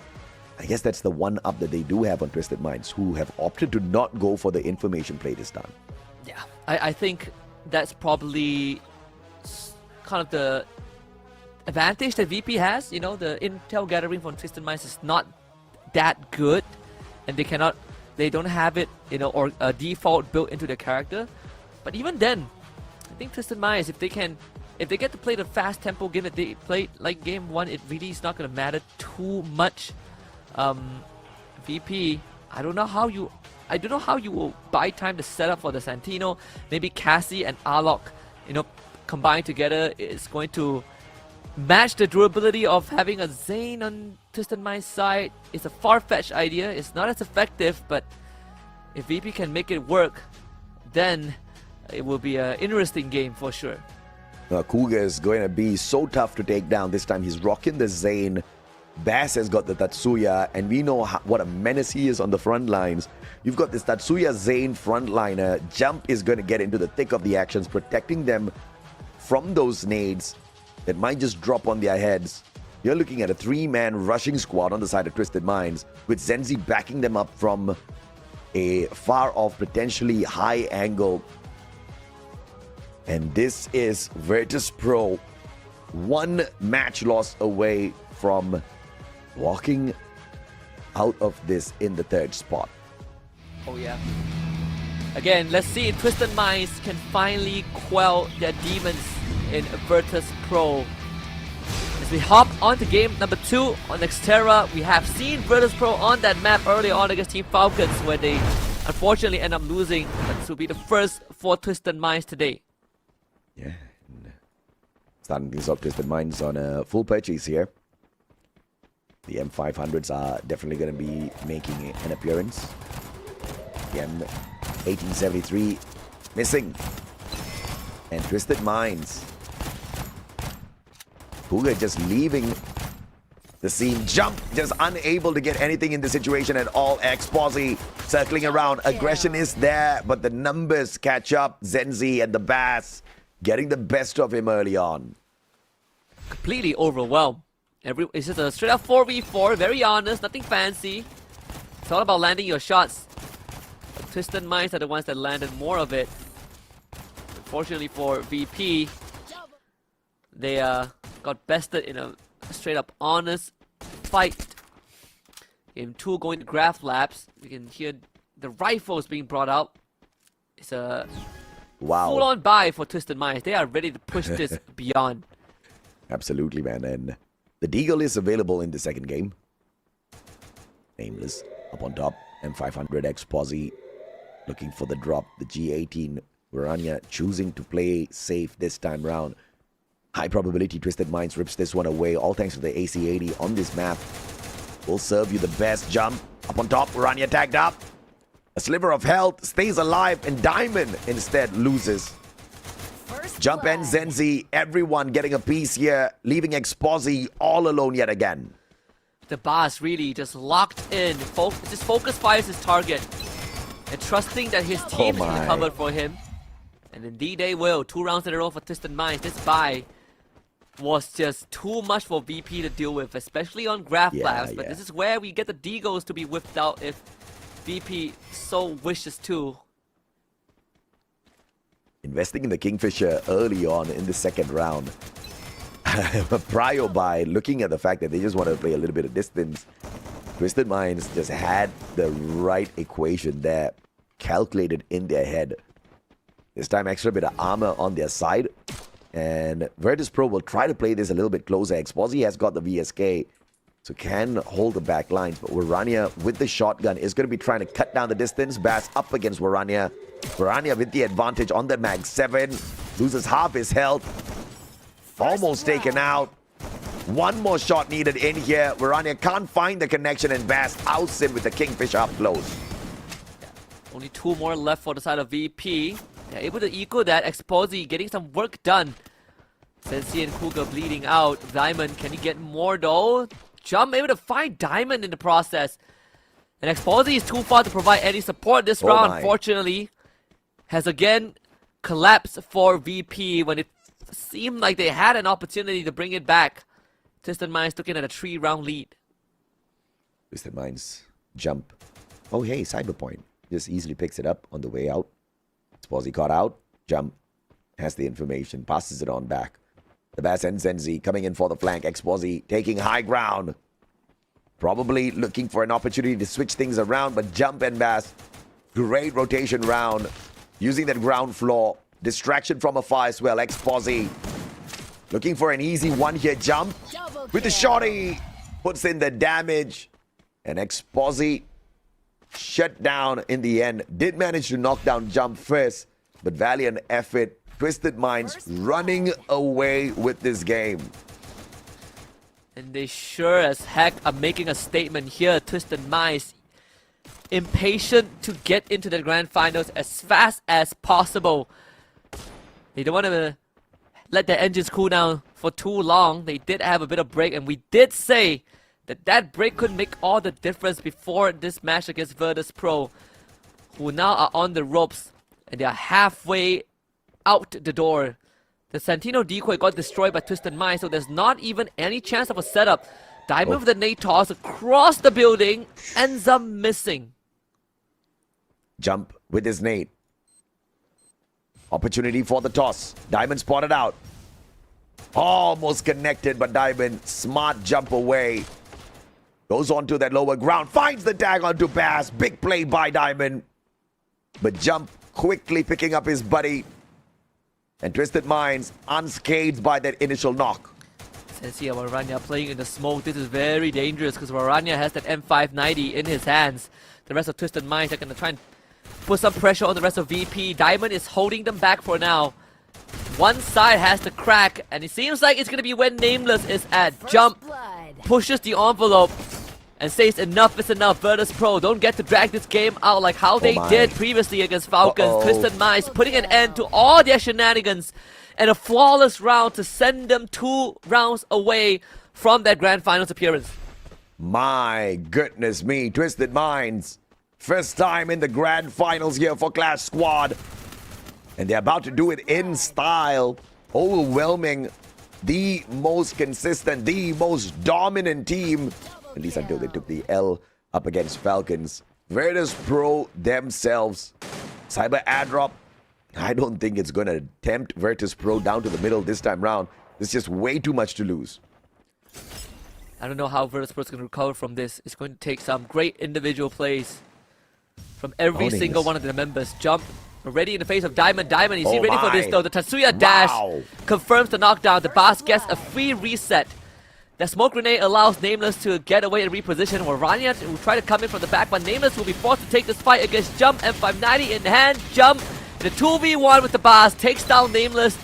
And exposing plus Waranya, able to get a decent exchange to keep this round in control. Bass trying to make sure Twisted Minds ends Virtus Pro right here, right now. But it comes down to 2v2. Bass unable to pick up a buddy of his. Going up against 2 M590s. Bass pops his smoke. Looking to break down the glue wall right in front of him. Zenzi takes a tag. Repositions. Bass with the VSK. Waiting for a mistake, but Waranya just doesn't make it. Down to a 2v2. VP has successfully slowed down that game. Waranya trying to hunt for the boss, but the boss is better. Exposy, what a backup. Then Exposy saved the round. What a 180 flick from the key sniper of Virtus Pro. Unbelievable. With the Santino, switches position, gets the first knock, 180 jump shot. Exposy, 1 comeback round for the squad in style. But Twisted Minds still 2 rounds away from bringing this to an end. Virtus Pro literally needs to win 5 rounds in a row to not just stop them, but at least pull in a potential opportunity here in the 3rd game. Virtus Pro, a big one. Waranya looking to catch out Cougar. The glue wall by Cougar slows down his push. Caught out. And a 2v1 Bass flanks around. Cougar with the Mag 7 shot. What a double team played by Twisted Minds. VP, let's see if they can rally behind that play that Exposy made, because sometimes it's these moments that bring you back into the game. But Twisted Minds looks to shut it down as fast as VP tried to muster that courage to challenge them. The Bars with 8 eliminations and VP down 1 man seems to give us an indicator that Twisted Minds once more have control of the round. Absolutely, and Diamond Nameless having no eliminations at all. When Diamond can't find those frags, you know Virtus Pro is going to be in trouble. Twisted Minds, on the other hand, they expected Bass to pop off, and he is doing his best for sure. Cougar on the left flank, VSK in hand. Zenzi keeping an eye on Exposi, who has the AWM, can punish. But Zenzi has got back up in the MP5 out of jump. Exposi looking for the reposition. Bass taking a little bit of a distance out between him and Diamond. M590 looks for the pop. Finds the connection. Jump and Bass. What a duo. Twisted Minds on series point to get into the grand finals. Close to a complete shutout at this point. Twisted Minds. When you look at the replay, you see how good this Tatsuya is for the Bass. He's just outmaneuvering VP, and these resets are so beneficial. You have a weapon that 2-shots you, that gives you a reset on your dash because you have the Rebel Rush. Virtus Pro have no answer to it, and we did say from the beginning, it looks like a repeat of what it was against Falcons in that game 3, where the composition that Virtus Pro has is just so hard to execute. And not only that, they don't have the tools to really set up for Exposi and has to rely on brilliance. But Twisted Minds just have an easier to execute composition. Fantastic reposition by Exposi on the clone. Almost got shut down by Bass. Zenzi punished early by Nameless. Unforgiving. M18 87X getting the initial shutdown. Diamond unable to recover. A 1-for-1 on both sides. And Bass a little bit too far away from the fight as Jump desperately tries to top his health. Right back up, saved by Cougar. The glue wall is gonna be the dam that keeps this floodgate intact, but the Bass again, he's not going to wait. They can smell that grand finals appearance. It's just Nameless standing, him against Jump and the Bass. But if there's one guy who has been performing consistently time and time again, it's this man on your screen, helping Cougar back up on his feet, and together they will work together to get that appointment in the grand finals. Twisted Minds takes down Virtus Pro 2-0, and they are grand finals bound. Unbelievable. What a comeback by Twisted Minds against Virtus Pro that has managed to dominate them in the initial parts of our competition. And this is what we're talking about. Enough time to rest up Twisted Minds. And now they made that look so easy. A walkover. Dominating Virtus Pro, booking a ticket for the grand finals to meet the reigning defending champions, Falcons themselves. They have overcame one of their biggest demons, the team that put them in the lower bracket in the first place. Oh yeah. But they got the last laugh. They knocked Virtus Pro out of the competition, and Virtus Pro will walk away with $10,000, just like Evos Divine finishing in 3rd and 4th spot. And this sets us up for very interesting grand finals. Unlike last season, where it's Indonesia against Thailand, it's a full-on Thailand derby in a best-of-5 format nonetheless. Yeah, absolutely, man. I mean, we go all the way. We see a couple of maps where these teams have not played so much here on the competitive scene, but they most definitely have run it through time and time again in some of their practice rounds. This is the showdown that we have been looking for, a best-of-5, and obviously, if either side wins this out with a 3-0, it's just going to be phenomenal. I don't expect it, but I want to see it, Askip.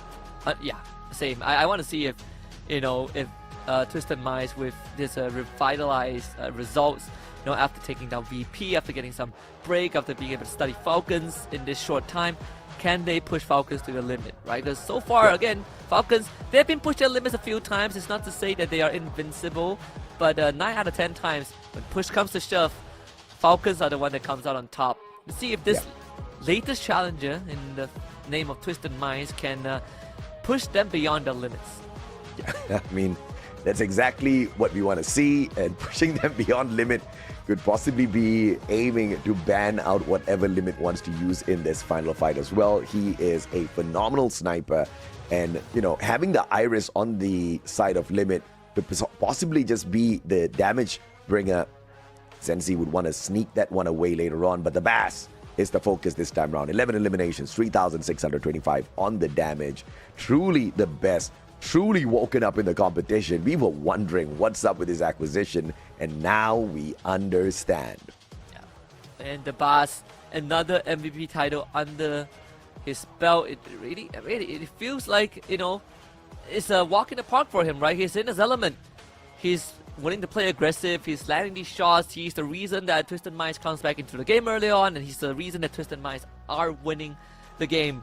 11 eliminations, 6 assists. The Bass is the up-and-coming superstar, and he is on a tear, and he could be the reason that Falcons fall in the hands of Twisted Minds if that ever happens. Virtus.pro not given room to breathe at all. Diamond, no eliminations, and when your Russia cannot find those numbers, that's what happens, man. Virtus.pro dominant all this time in the competition, finally takes an L. Revenge is sweet. Twisted Minds 6-2, 6-1, snuff out Virtus.pro's flame, and they stay alive in the competition. Again, booking a spot in the grand finals against Team Falcons. This one is going to be absolutely explosive if we go the distance, Aski. I can't wait, right? Falcons and Twisted Minds fans get excited for the upcoming grand finals. The first time that we have a best of 5 nonetheless. 5 different maps, barring Alpine. If we go the distance, it will be a history. It will be history to be made. It's either we crown a new champion on the first ever best of 5, or we crown a back-to-back champion. But one way or the other, it is going to be one for the Boaks to set up for the Battle Royale finals tomorrow. It's going to be a hell of a day ahead of us, but for now, we're going to send it to the stage for the interview with Twisted Minds. We'll be right back.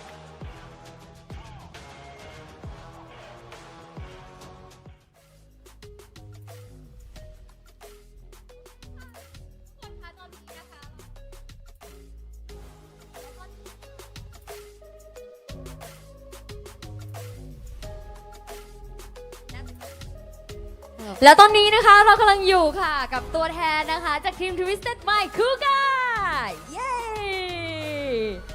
สุดยอดไปเลยค่ะทุกคนค่ะแหมเป็นหนึ่งคนที่พี่กิตเนี่ยคาดหวังในคำตอบมากๆเพราะว่าเป็นคนที่พูดเก่งหรือเรียกอีกอย่างว่าพูดไปเรื่อยโอเคเดี๋ยวเรามาดูกันดีกว่าว่าถ้าเราถามเขาค่ะว่าเขารู้สึกยังไงนะคะกับแมตช์เมื่อกี้เพราะตอนนี้เรียกได้ว่าคุณพลิกชะตากลับมาแล้วคุณกลับมาแล้วค่ะรู้สึกยังไงบ้างคะ Congratulations to Twisted Minds, Kuga, and once again to open our conversations. How do you feel right now after your second winning of today? รู้สึกดีใจครับที่แก้มือได้รอบที่แล้วโดน 2-0 รอบนี้ขอเอาคืน Oh, thank you. So I'm really happy to get this win because the last time we lost 2-0. So this time we can get the revenge back. Quick revenge. งั้นเล่าหน่อยดีกว่าว่าแน่นอนแหละมันเป็นการกลับมาอีกครั้งหนึ่งเนาะแสดงว่าการเวิร์กเอาท์ในทีมการสื่อสารในทีมเนี่ยมันจะต้องดีขึ้นพี่อยากรู้เพราะว่าคนแรกเขาไม่ยอมตอบพี่ว่าการพูดคุยในทีมเนี่ยการสื่อสารในทีมของเราเป็นสไตล์ไหนแล้วมันมีเพื่อนคนไหนไหมที่แบบเฮ้ยสำหรับเรารู้สึกว่าเป็นคนที่คอลเกมเก่งมากๆให้ MVP ไปเลย Okay, so during our from the knockout stage of the Clash Squad until the grand finals today, as we can see that Twisted Minds are having a very nice teamwork, right? They always having for themselves victory. So I would like to ask, what is the combination of you guys to make that good, talk together so you guys can play very well? And also, do you want to like throw a credit or how do I say, giving your teammates a key so that you like appreciate them?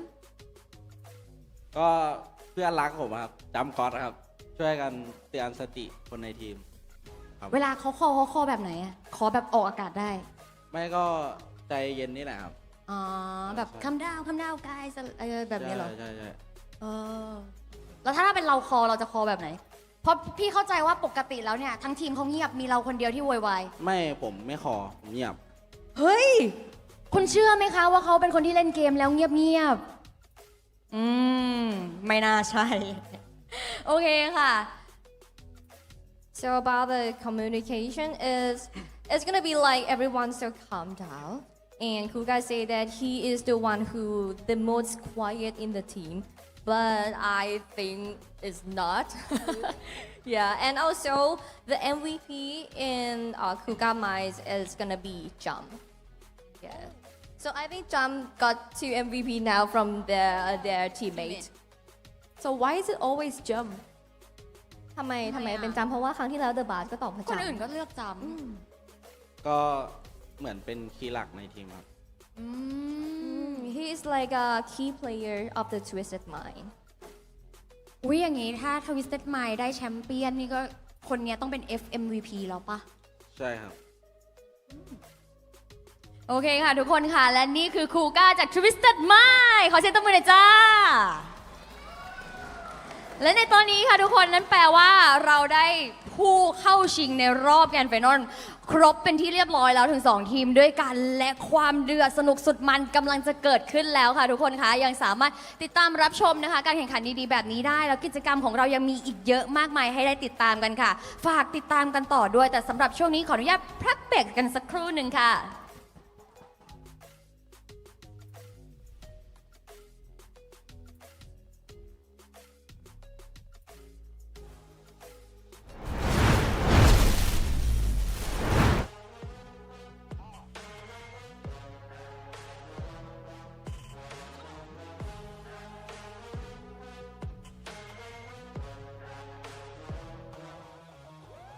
First blood. Double kill.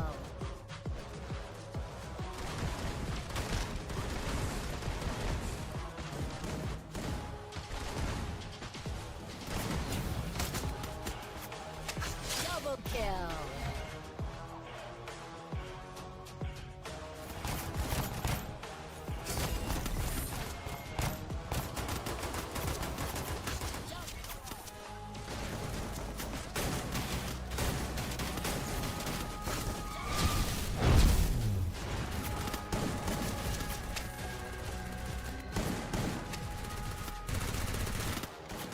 Double kill.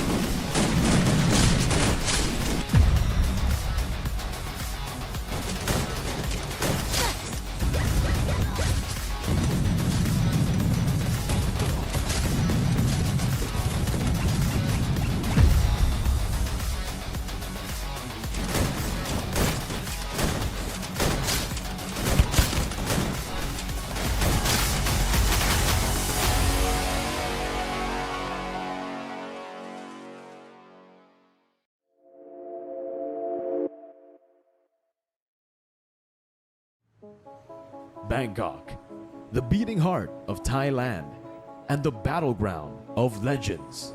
Now, as the FFWS SEA Fall 2025 begins, the battle returns home.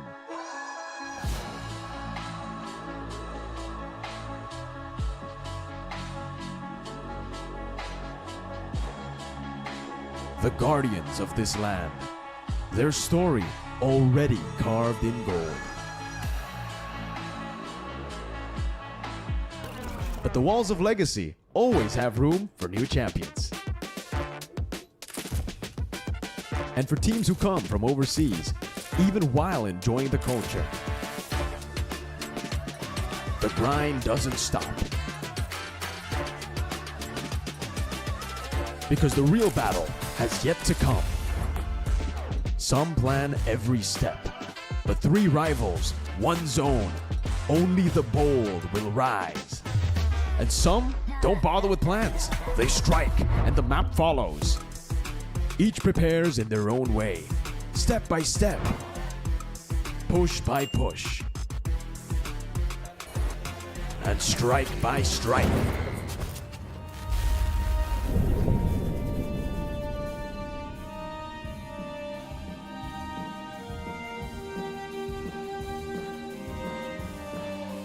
A single strike and Let the battle begin.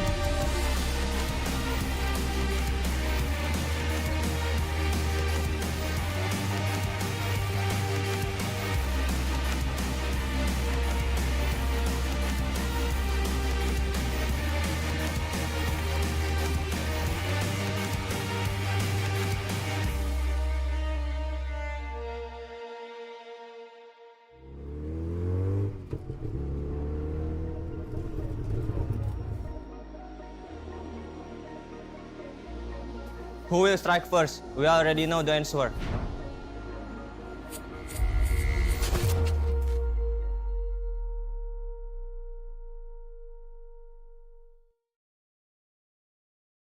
สวัสดีครับผมเกนไฮครับมาจากบุรีรัมย์ครับผมโมชิครับมาจากบุรีรัมย์ครับ Gua Nikrem dari tim Onyx. Gua Putra dari tim Onyx. Halo, gua Abai. Gua dari tim Araki Kaju.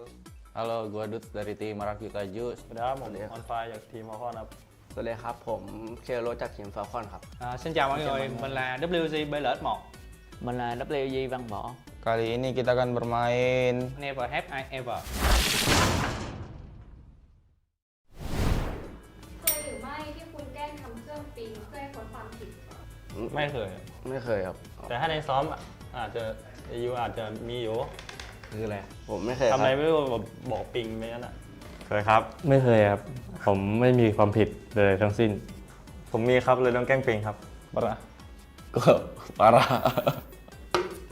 เคยหรือไม่ที่ต้องแบ่งทีมเพราะเพื่อนร่วมทีมตั้งใจโยน ใช่ผมก็ไม่เหมือนกันผมก็เป็นคนโยนเหมือนกัน มึงอะโยน เคยครับ Đấy, có chứ. Có. Phải có gánh tem. Gánh tem, đúng rồi. Gánh nhiều. Gánh nhiều, em cũng gánh đấy. Gak pernah. Pernah nggak ngamuk ke tim pas main script? เคยครับ Chưa bao giờ. Chưa bao giờ. Nói chưa bao giờ, nói xạo. Thật. Nói chưa bao giờ, nói Chưa xạo. bao giờ nói xạo á. Tôi chưa bao giờ ăn mừng khi có cue sớm rồi bị bắn gục luôn. เคยครับอีแนวบราซิลเลยผมจำได้เลย เพราะว่าคิดว่าหน้าเกมนี้น่าจะมาจัดเลยนะครับ ก็กำลังดีใจอยู่แต่มันมีตีใหม่เข้ามาแจงว่าหมดเลยครับ Pernah nggak mute teman sendiri gara-gara mereka berisik?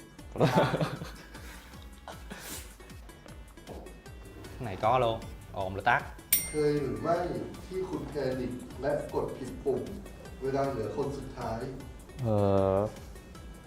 ไม่เคยครับเพราะผม perfect Pernah. Ê, pernah. Có á. Phải có rồi, ai cũng có thôi. Có phải cái này á. Có là phải không thích chứ. Chưa bao giờ mà. À, có là cái này. เคยหรือไม่ที่คุณปาระเบิดมั่วจนหมดแบบไม่ได้ตั้งใจ อาจจะเคยครับ เคยครับอาจจะเหม่อนิดหน่อย Pernah. Pernah. Itu nggak pernah.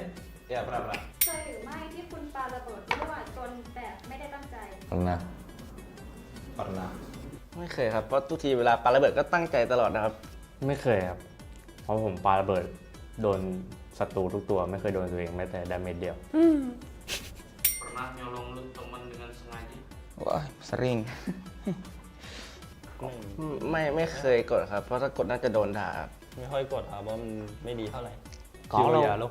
Pernah nggak pura-pura nggak punya senjata buat jebak musuh? Di ranked gitu? Gimana? Oke, pernah. Nggak pernah. แค่เคยแต่ว่ามันคล้ายๆกันแต่เคยแกล้งดาวให้ศัตรูแบบว่าเข้ามาหา ผมก็เคยเพราะว่าเขาชอบมาลวงสนามผมก็ชอบแกล้งไม่มีปืนครับแล้วผมก็เก็บปืนที่พื้นมายิง ไม่เคยครับ ไม่น่ามีนะ ไม่รู้เข้าไปทำไมครับก็ตายฟรีนะครับ ไม่น่าอยู่ในแผนนะ Tôi chưa bao giờ tự bóp bằng chính đôi đạn của mình. Tự bóp.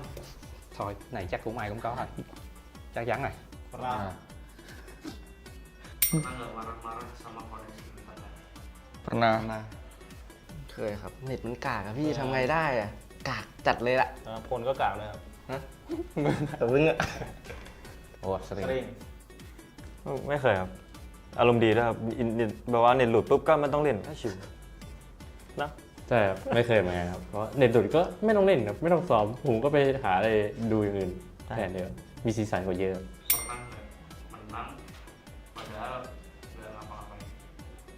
Pernah nggak menang padahal nggak ngapa-ngapain? pernah ไม่น่าเคยครับทุกทีแบกมากกว่าครับ ก็นั่งชิวๆครับเพื่อนแบกเดี๋ยวก็ชนะแล้ว เนี่ยผมแบกไง ไม่ใช่ครับ Tại Tân nhớ phải Tân được gắn này. Cái gì?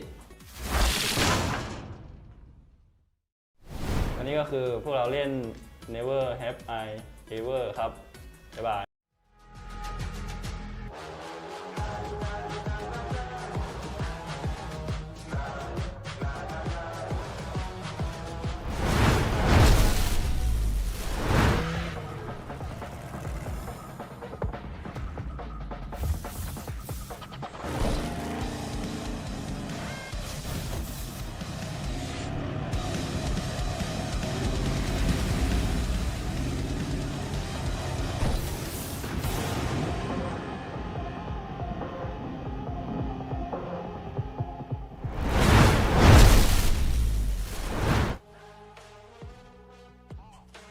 Ladies and gentlemen, the moment we have been waiting for, the grand finals of Clash Squad at Free Fire Southeast Asia 2025 Fall. และตอนนี้ค่ะทุกคนค่ะได้เวลาแล้วค่ะสำหรับโมเมนต์ที่ทุกคนรอคอยกับรอบแกรนด์ไฟนอลศึกตัดสินสุดท้ายสำหรับซีซั่นนี้ค่ะ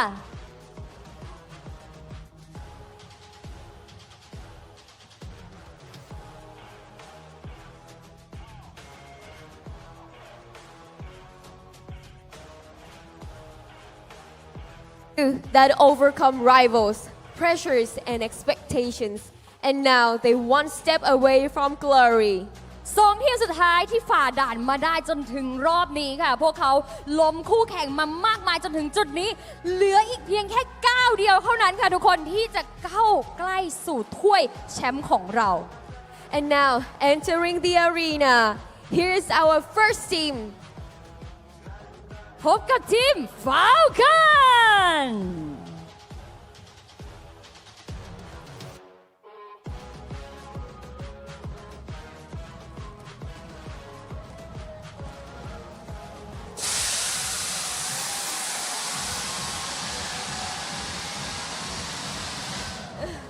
Scary.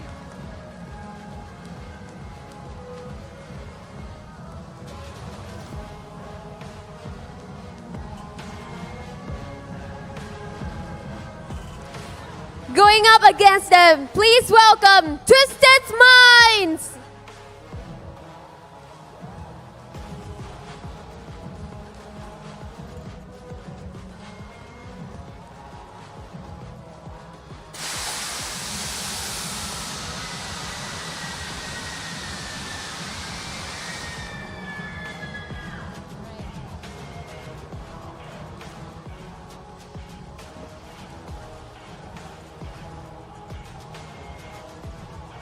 The winner will be crowned the champion of Clash Squad Free Fire World Series C Fall 2025.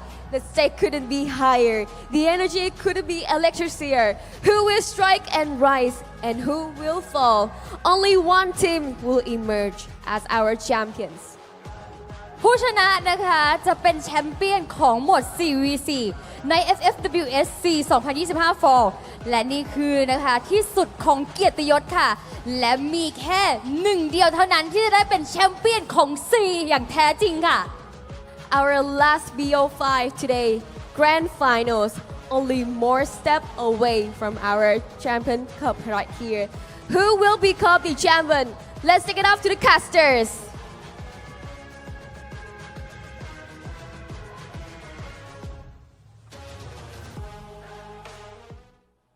And now just two more left in the competition. Unbelievably, Twisted Minds with their lower bracket run have managed to step into the grand finals for Clash Squad for the first time, and they take on the reigning defending champions Falcons themselves, Husky. It's going to be quite a showdown. The first ever grand finals for Clash Squad, Falcons basically swept the 3-0. We'll see if they can repeat that and become the 2-peat, or Twisted Minds become an even greater challenger than their challenge Team Falcons, because to step up you will need Red Bull with you. Red Bull Zinc and Vitamin from Thailand is supplemented with Zinc, B3 and B6 vitamins, featuring a mild taste that helps players stay highly focused and seize every opportunity to achieve stylish booyahs. Whether it's in Battle Royale or in Clash Squad, Red Bull has been with us since spring till fall and helped these players achieve the best possible gameplay moments. Absolutely, man. And of course, more than the energy this time around, a little bit of strategy needs to be thrown into the air as well. You look at Team Falcons, you look at the team of Twisted Minds, and you need to focus on the bans initially, right? And the priority ban, Falcons need to focus on Oscar, Centino, taking those out. I think they have performed fairly well. Going up against the Oscar, it has just never been a fair fight for the Falcons to face off so far. Yeah, and we've seen the Chrono banned as well from Twisted Minds, both their games against VP.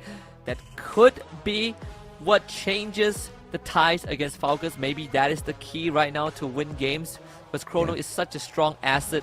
We saw how Falcons utilized that Chrono. It was making VP's lives incredibly tough, especially in the CQC. You are hard to push into, but you also poses a big challenge when it comes to the 50-50 role in those close quarter combat. Your movements have to be impeccable. So I think Twisted Minds, if they stick to the same formula, it might just work against Team Falcons. Yeah, and Falcons hasn't really banned out the Chrono in the past. The one character Falcons just really hate going up against is the Cassie.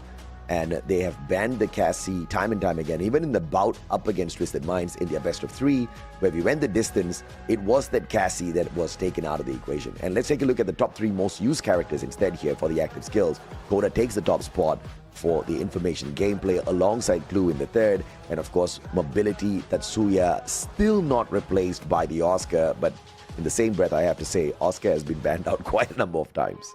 Yeah, it definitely has been. And it's a character that kind of rose to popularity on the ban list over time. Throughout the Swiss stage, when teams start figuring out that he is just a bit too much sometimes with the amount of utility that he brings to the table. Of course, this is all happening live in the Samyang Mer Town event hall in Thailand. So if you are somehow watching this broadcast and you are near that venue in Thailand, do drop by as the crowd gets ready for one final best of 5. We could go home as early as a 3-0, or we could stay the whole night for a grand slam of 5 games. Both sides really like playing on the Coda. Obviously, that's going to be a prio pick on either side, unless, of course, it gets banned out first. Ignis is a favorite for both Falcons and Twisted Minds. We know that Centino, Twisted Minds leans towards him a little bit more, and this could just be a very important ban that Twisted Minds probably need to pull off here as well, because Falcons have really shown up strong out of that Centino play in the past, and there's a big probability it plays its trick on Twisted Minds this time as well. And for Team Falcons, there hasn't been much scenarios where we need to see them, pull out tricks from the bag as well, even in terms of their bans and the drafts. They've always stuck to a very straightforward approach to the game, and in fact, it's their bans, it's the way that they draft that puts their opponents in a rough spot. What Twisted Mind has done against VP is, by taking out the Chrono, you're forcing your opponents to decide whether they want to give away a power pick or not.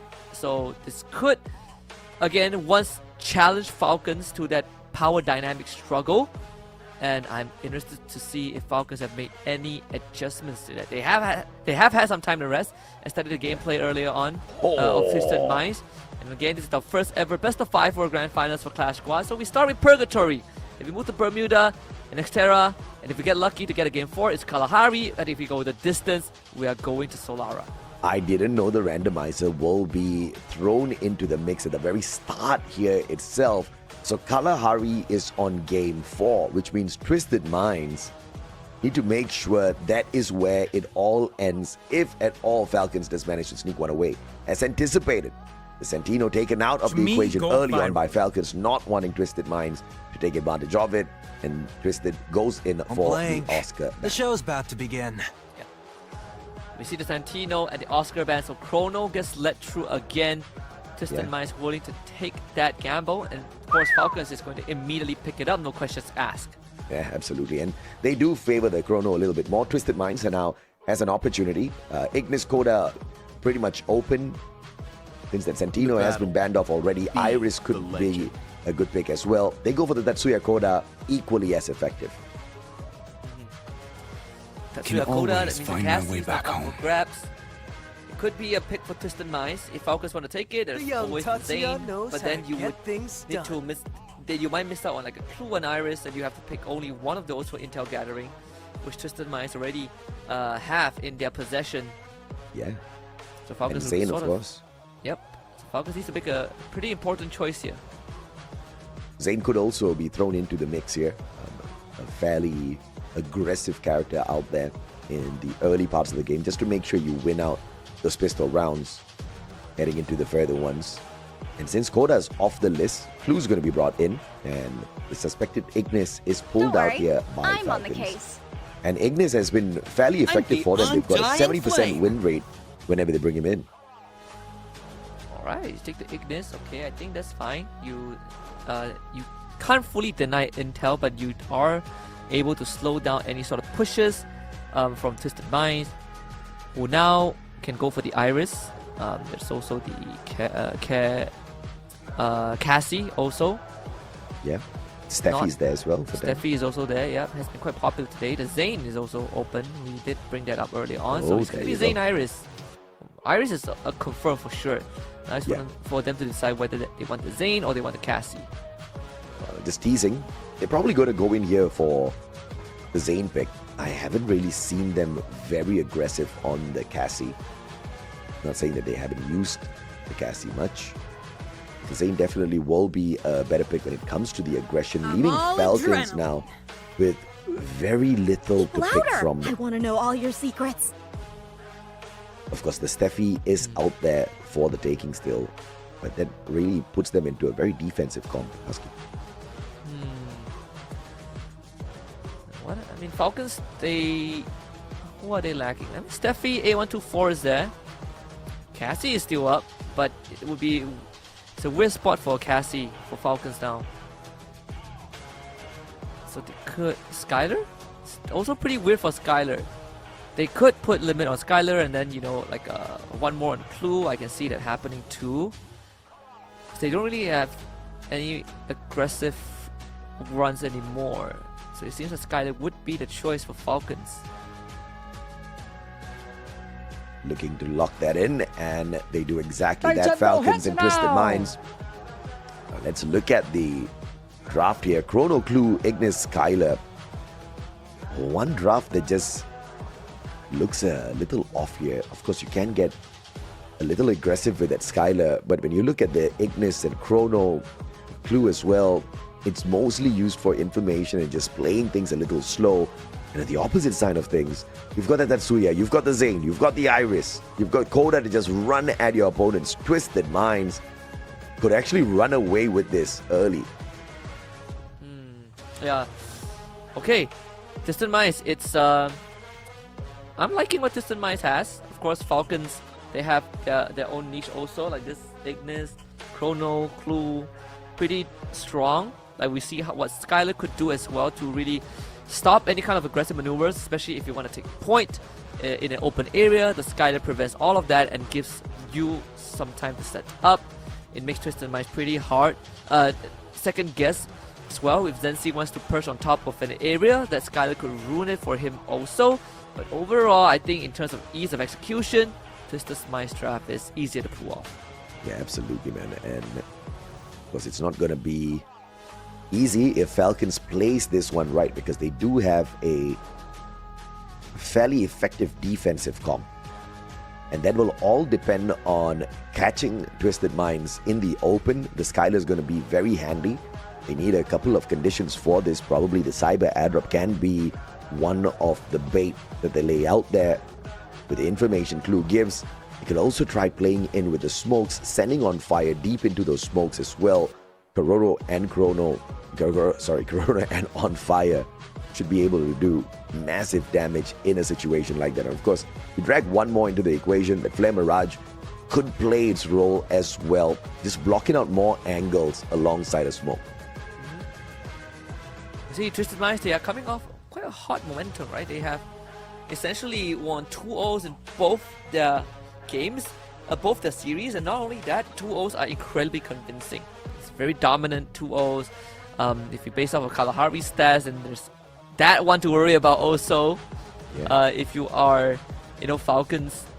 So this game 1 is going to set the tone. We are going to Purgatory, and we have not seen this map at all up to this point. It's because it is a BO5 comp map. It will be quite the tempo setter as we get ready to fly onto Purgatory for game 1. Purgatory, map that we can say neither one has proven themselves at just yet at this Clash squad. Let's see exactly how things break down here as we head on in for battle.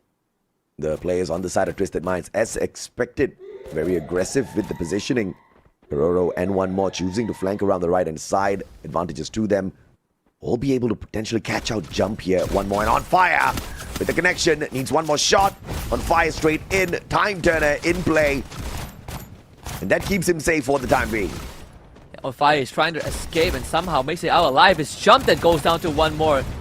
The boss now wants to join the fight to try and salvage this. It does it well. The boss again on the one more. So brings Twisted Minds up to a man advantage for now. One more needs to be extracted, but with that compound taken over by Twisted Minds, Falcons will have to settle with in the 2v3. Wasn't expecting On Fire to waltz off on his own there. Does manage to take jump down, but the return fire dragging out one more as well, making him victim to the side of Twisted Minds. Now putting Falcons on the back foot limit. M500 showing up, tags up Zenzi, gives away information. Cougar tries to shut him down, gets the tag, not enough. Cororo spotted out. Cougar taking advantage, still has an angle to make use of here. And the F500 very deadly in these situations. It's going to be a pincer attack. The boss again. Give him the Tatsuya. He's going to be able to make plays like this and open up openings, opportunities for Twisted Minds. The Team Falcons have very little to do to hold back. So round 1 for Twisted Minds. And playing it to his advantage as well. Getting up close and personal with that Rebel rush out of the Tatsuya. Had the M1873 in hand. A double barrel. A couple of tags. And of course, they get this 1 round lead. Team Falcons is not looking very confident in the initial bout. But we've already talked about this. Their composition of active skills here just not looking like it can pull away big numbers. And fun fact, Twisted Minds defeated Team Falcons 2-1 in the round 4 Swiss stage. Will history repeat itself, or will Falcons take it? We'll find out, because Twisted Minds, they are looking pretty good, right? The records show that Twisted Minds is going to be favored. But that's in the best of 3 scenario. Best of 5s usually play out different. The boss again. You just cannot do anything wrong. 2v2 now. Jump and one more. One more wins that, but the boss switches to the mini Uzi, only to be stopped by one more with a triple. And Twisted Minds finally gets stopped in the tracks. One more was on fire there. No, that's not a team play on their names, but the guy was just ripping through Twisted Minds. Without him, Twisted Minds definitely would be on the way of running away with this, because we have to think financially, Team Falcons just could not lose that round. Yeah. Well, did come pretty close, and could come down between the boss and one more. Both are having a great, not just a great game, but a great day so far. The boss again, with the access to the Tatsuya dash, is always going to be able to make plays like this. That's why sometimes you see Falcons doubling up. Cougar and Karoro in a 1v1. Got a coin reinforcement. Jump will be in the picture right now. Cougar able to win that fight. Riptide Rhythm a bit late, but not too late. The Limit was able to capitalize on that. Jump goes down and Falcons turn to strike. The Bass cannot win on this one. The guns is just not strong enough. And Falcons look to take the second round. On fire on the jump 180. Picking out the level 3 MP5 from the cyber airdrop.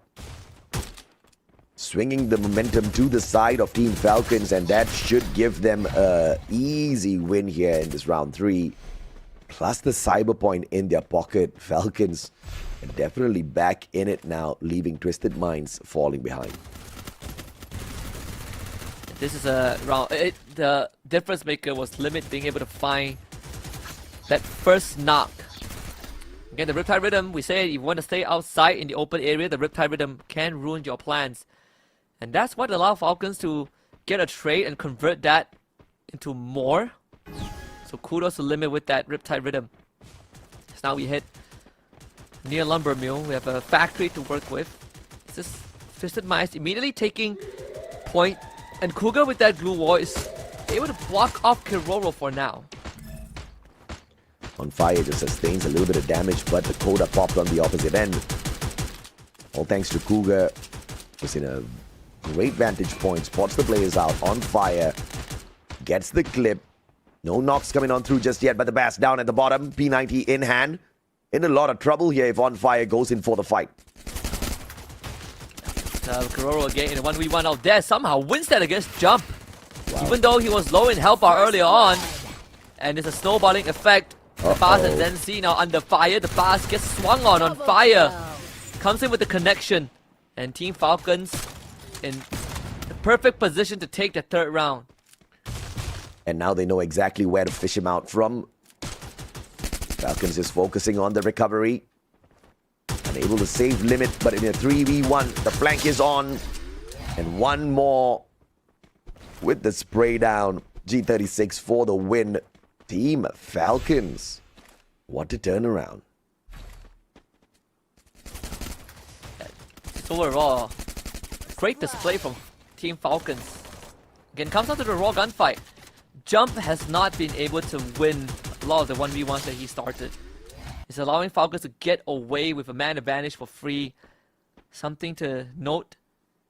And to add on to that, most of the time the guns don't favor Twisted Minds. P90 in the hands of Jump too. So, talk about missing your shots, but having a weaker weaponry doesn't make it any easier. Falcons early in here for the cyber airdrop. On fire. Premature pop on the chrono. Time turn is out. Bass could not find the connection.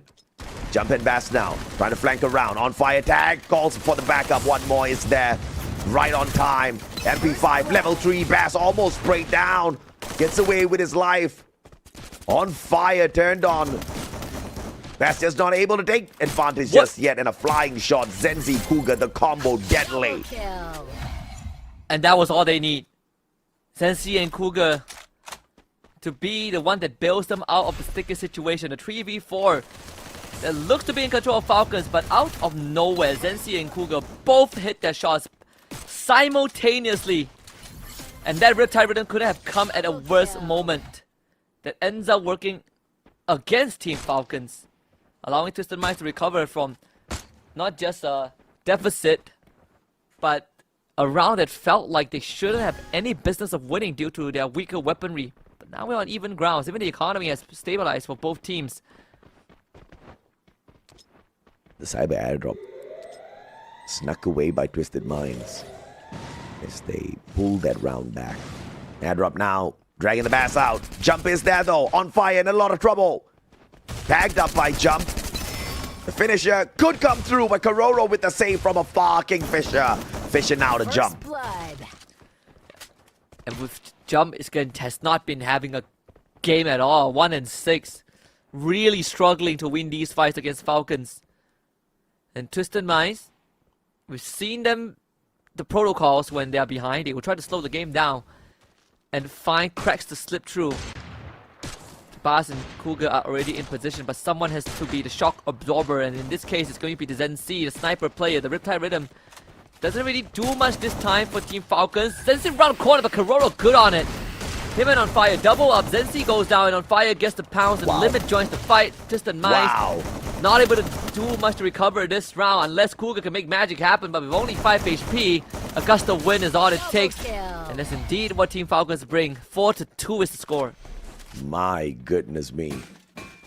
We have not seen the response from the side of Twisted Minds solid enough to stop the snowballing effect that Falcons have been showing them. Maybe a little bit of a road bump, but nothing else. Falcons have just shrugged that off. And now 2 points away from pulling this first game out of the clutches of Twisted Minds. This is a best of 5, so Twisted Minds does have an extra opportunity if they need one. Twisted Minds are by no means out of this yet. Really comes down to the crucial moments. Jump. He's been taking point a lot of times, but we said that Riptide Rhythm makes life incredibly hard. And Jump just cannot hold his position outside. One more ring around the Rosie. The Bas. Good opening. Takes him out. Puts Twisted Minds in strong position. On Fire now joins. The Bas is still good, but unfortunately Karoro was able to somehow snipe him. Cougar loses that as the Trogon in this case is a bit stronger. That's a big loss here for the side of Twisted Minds. Bas just a little overzealous. Did manage to outplay one more who had the VSK. But he did not go in there with a plan. Got taken out of the equation. Wings clipped here. And the wings do not belong to Falcons. Twisted Minds have to do something to get 4 rounds in a row, because Falcons are on match point for our grand finals first game. Yep. Purgatory nonetheless. Twisted Minds only able to scrap together some suboptimal weaponry. Trogon, M1887, and AWM. And On Fire already found Jump. This guy is just not allowed to play the game. And what a long shot by Jump. Sorry. Received by Jump. And just absolutely no recovery there whatsoever. Karoro versus Bas. Bas is waiting for the distance to be cut down first so that the Trogon can be used. On Fire has to beat his opponent, but instead, Karoro might just end up in the crosshairs of Bas. On Fire with a potential flank around the right-hand side. Bas taking that step up. Blue wall thrown towards him. On Fire cooking up the nade, and Bas smart enough to back away. Inhaler pop, but On Fire finds him, pulls out the time turner. The damage has been done, but Zenzi with the response from afar. Team Falcons have been doing an extraordinary job in flushing out the members of Twisted Minds one by one. That's how they've been winning majority of these fights. Sure, we say people like Jum are not winning fights, but then you're up against Falcons who are so good in these tactical rounds to secure themselves a 6-2 scoreline on map 1. Team Falcons, they are one step closer to that back-to-back. Indeed, they are making this one look fairly easy. Surprisingly so, because the list of active skills that they pulled in here just were not looking like comfort picks for the squad.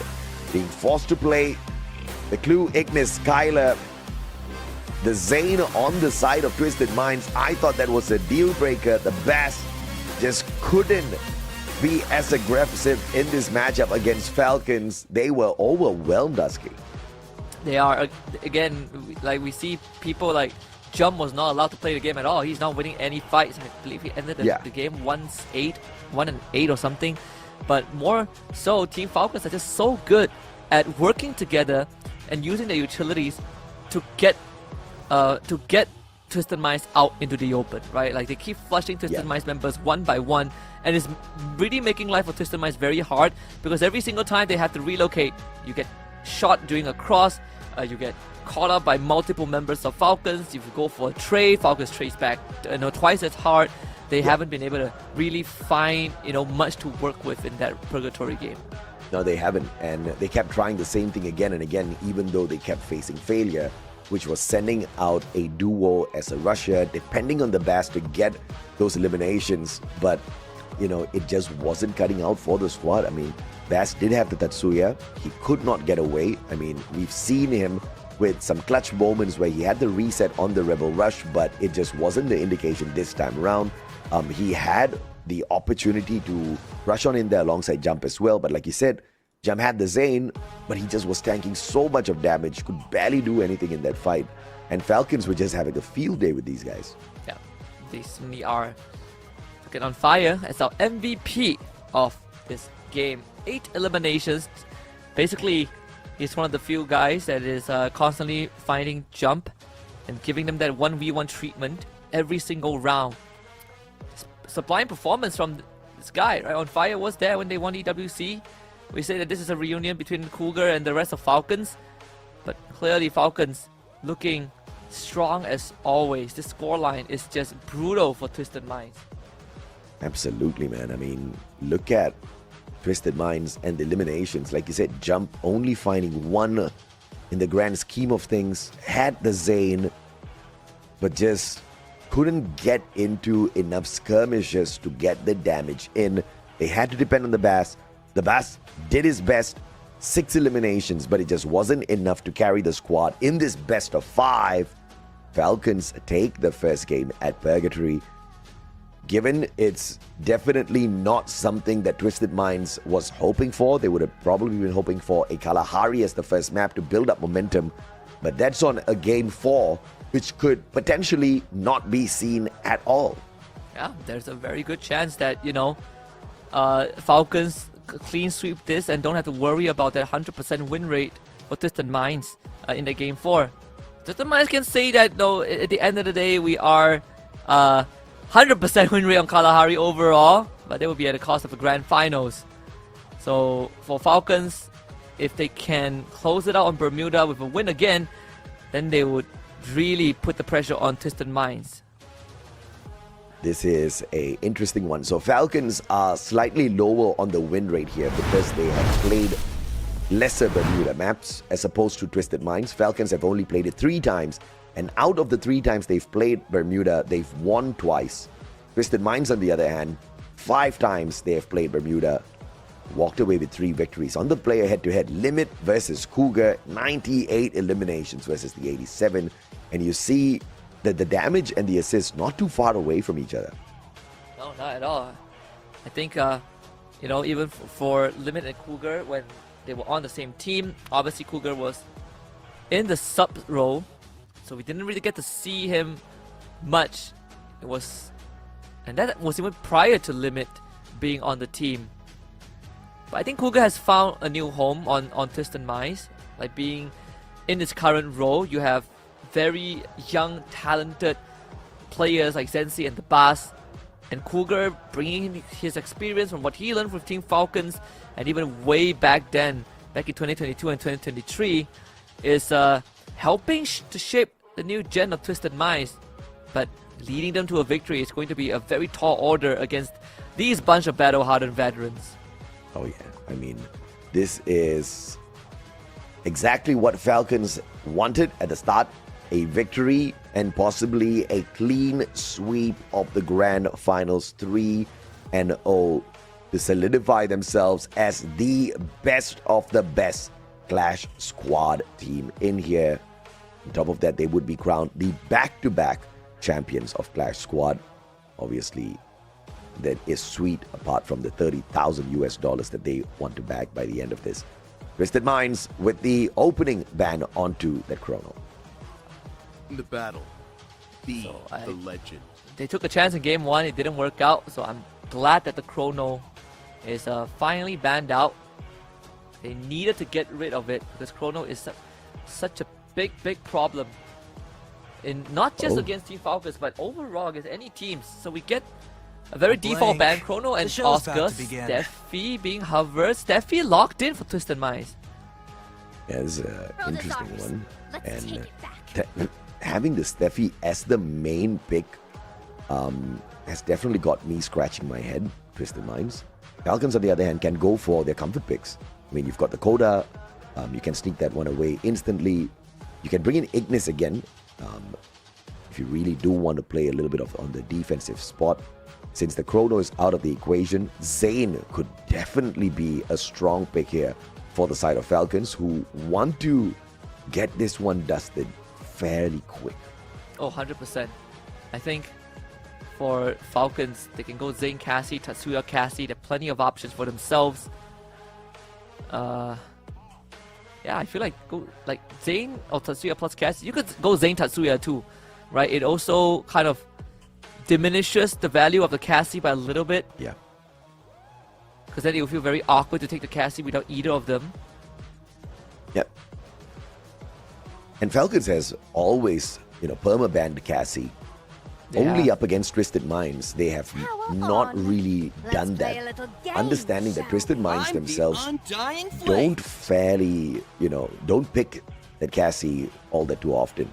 And of course, leaving the Zane open, Twisted Minds will take advantage of that. But of course, the question is going to be, can Jump get something done this time around? Once again, Tatsuya Zane on the side of Twisted Minds.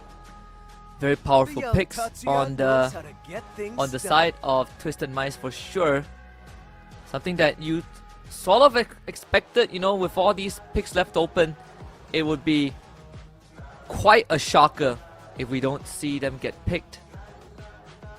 I mean, Twisted Minds right now, I feel like you can opt for the Iris if Falcons don't take it, right? It's either Iris or Clue, unless Falcons take both of it away, which should be a huge investment on their end. Can always okay, Coda Iris is a phenomenal combination here for the side of Falcons. Louder! I want to know all And the your remaining secrets. player goes in for that Skylar pick. This is what could potentially be the game changer here for Zenzi, who opts for the Sentino instead. Hasn't locked it in just yet. Twisted Minds doesn't have a lot of time to think here. But that one now gets locked in. Sentino, Tatsuya Zane, as well as Steffi on the side of Twisted Minds. Looking fairly aggressive still with their draft. Yeah, Santino slipping through until the very end. You don't get this every day. Falcons with a very tactical draft. That Cassie and Ignis is going to work hand in hand. Either that or Coda. So, quite flexible overall. They're probably going to rely on utilities again to flush out Twisted Minds, who have a very, very standard draft. Aside from the Steffi, but it's going to allow them to hold the front. Maybe it was an anticipation that if you go for Skylar, we have the Steffi with us. So I can understand the Steffi pick. But let's see if this hard read is going to pay off. Absolutely, man. I mean, this is a very interesting draft for sure on the side of Twisted Minds. Falcons, on the other hand, you've got that Iris. So no hiding away from Limit. Ignis gets pulled in once again, so one more is going to pick that up. On Fire, on the Coda instead of the Chrono this time around. And Karoro backing them up with the Cassie instead of looking for the information. On Fire is going to be taking a step back by the looks of things here on the side of Team Falcons. This is now a very interesting turn of events. I expected more aggression out of Twisted Minds, but we seem to be getting that out of Falcons. Oh, yeah, no doubt at all.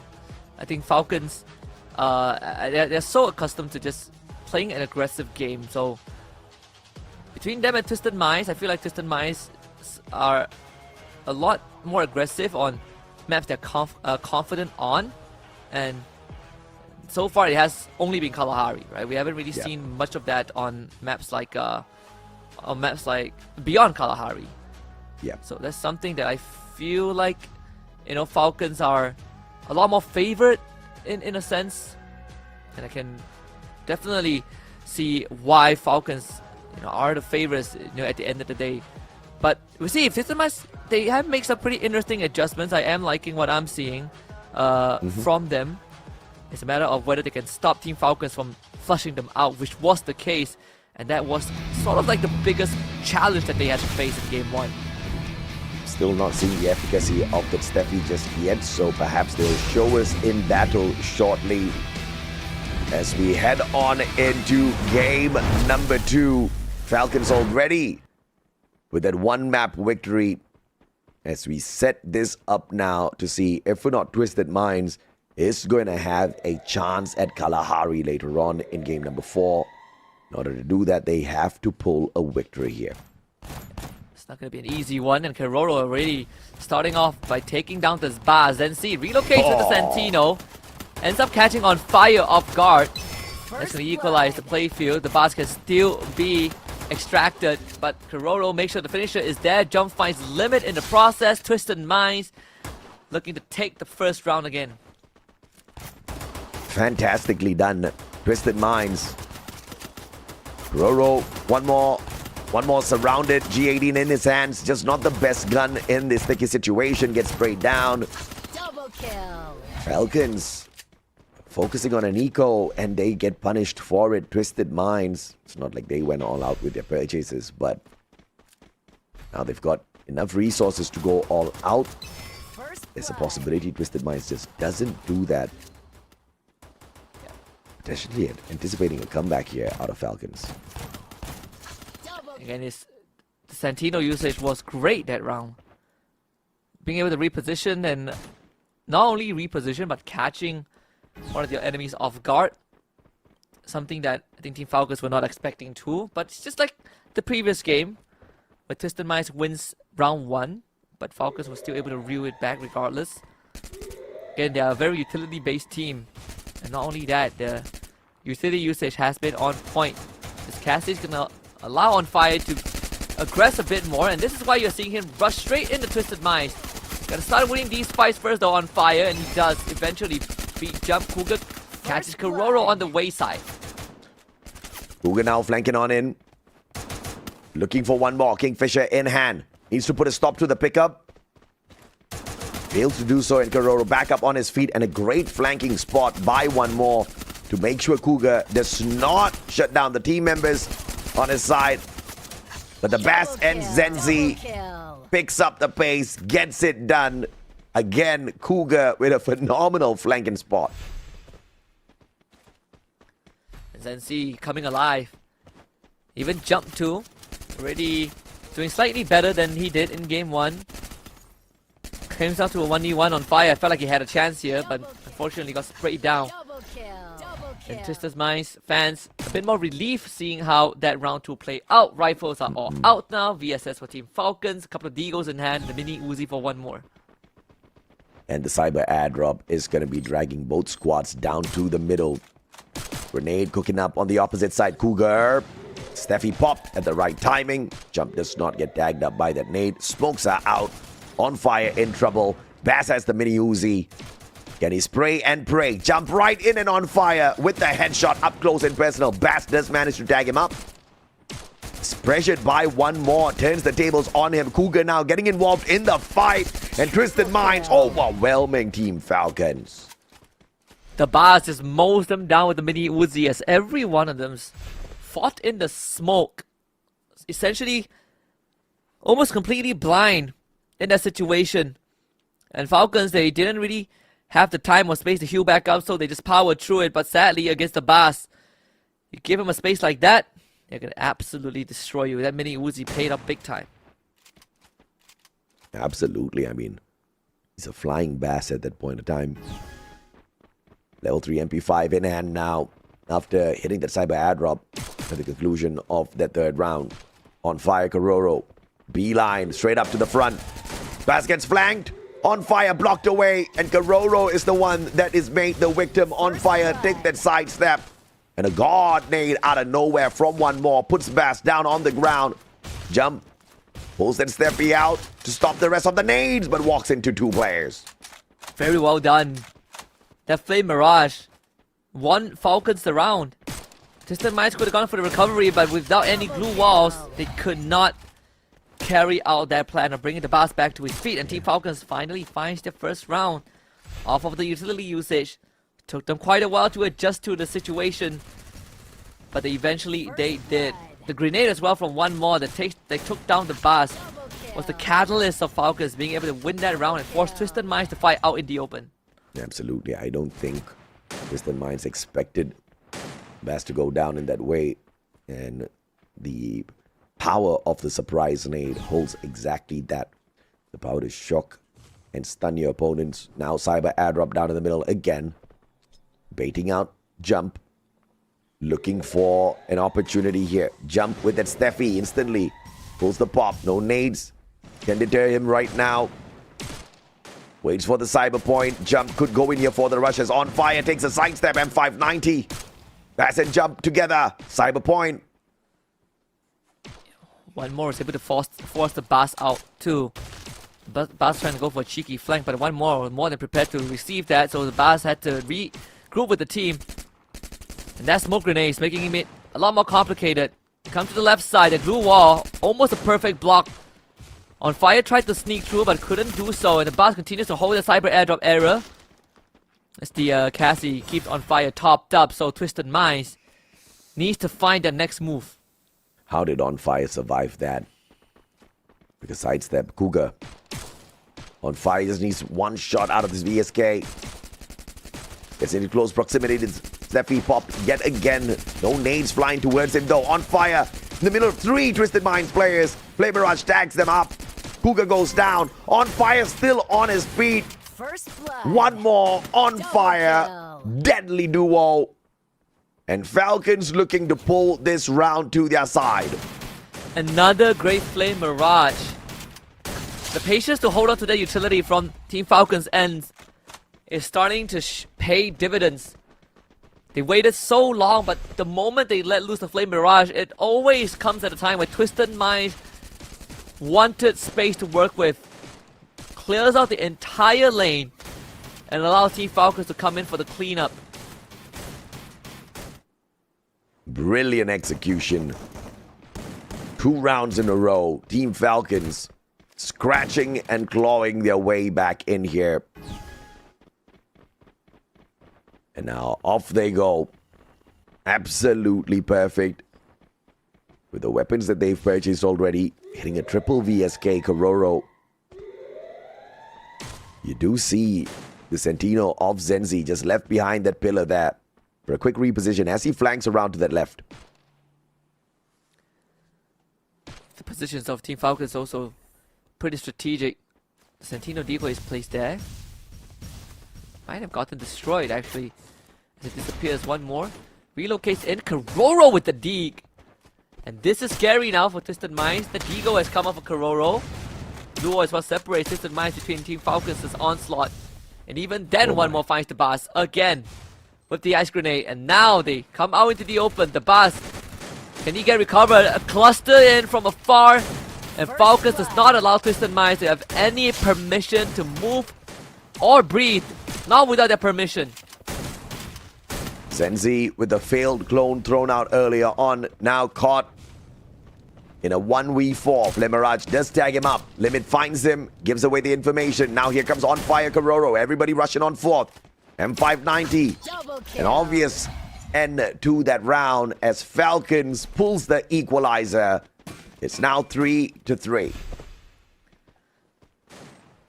Kororo doing God's work. This all started with a quick pop of the Kororo Deagle, which cascaded again. Twisted Minds forced to help the Bass back up, but ends up eating ice grenades, frag grenades, giving any opportunity to formulate any response, and they're not willing to give up on the Bass. And if you put all of that aside, there is still a Flame Mirage that Falcons could use against Twisted Minds. So it feels like a lose-lose situation regardless. High ground taken by Limit. The battle down the center though because of that cyber drop jump. Pops the Steffi On Fire. What a blind shot through the smoke. Gets tagged right back up by Jump. The battle of the M590s down in the middle. On Fire now, sitting down right inside of that Steffi circle. Guerrero straight down. First blood. Twisted Minds pulling this one back thanks to the Bass and Jump. Can he do it? Jump, taking out Kororo. And Limit 1v4. Twisted Minds making sure that Team Falcons doesn't get that 4 round wins in a row, because that's going to be incredibly damaging to the economy. And a triple for Jump. Redemption after a horrific game 1. Twisted Minds up 4 points now. Double kill. It's still pretty much in the balance here. Anything could happen. Twisted Minds sneaking away those cyber points, making sure if it goes the distance, they are going to be the favorites to walk out of this one, the victors, guaranteeing themselves that Kalahari map just to tip the odds in their favor. But Falcons are not too far away from finding the finisher. They could find 3 rounds in a row earlier. Finding it again should be no problems at all. On fire, Kororo flanking around. Nobody spotted them out just yet. Bass gets the information. Zenzi pulls out the AWM. No shot in. And allows Kororo to track all the way up to the top. Gets the tag. And Kororo barricades himself in, allowing Jump a little bit of time to circle around.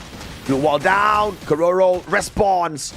But not enough to take Jump out of the equation. Now, backup has been called. On fire, going in for the push.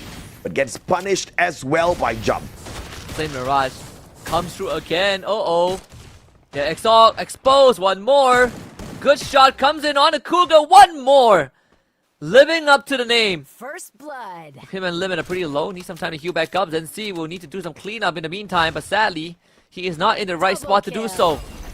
Baited by Limit. Repositioned with Santino. Then C now has eyes on both Kororo and one more. But 1v3 is a tall order, even for Zenzi. Absolutely, and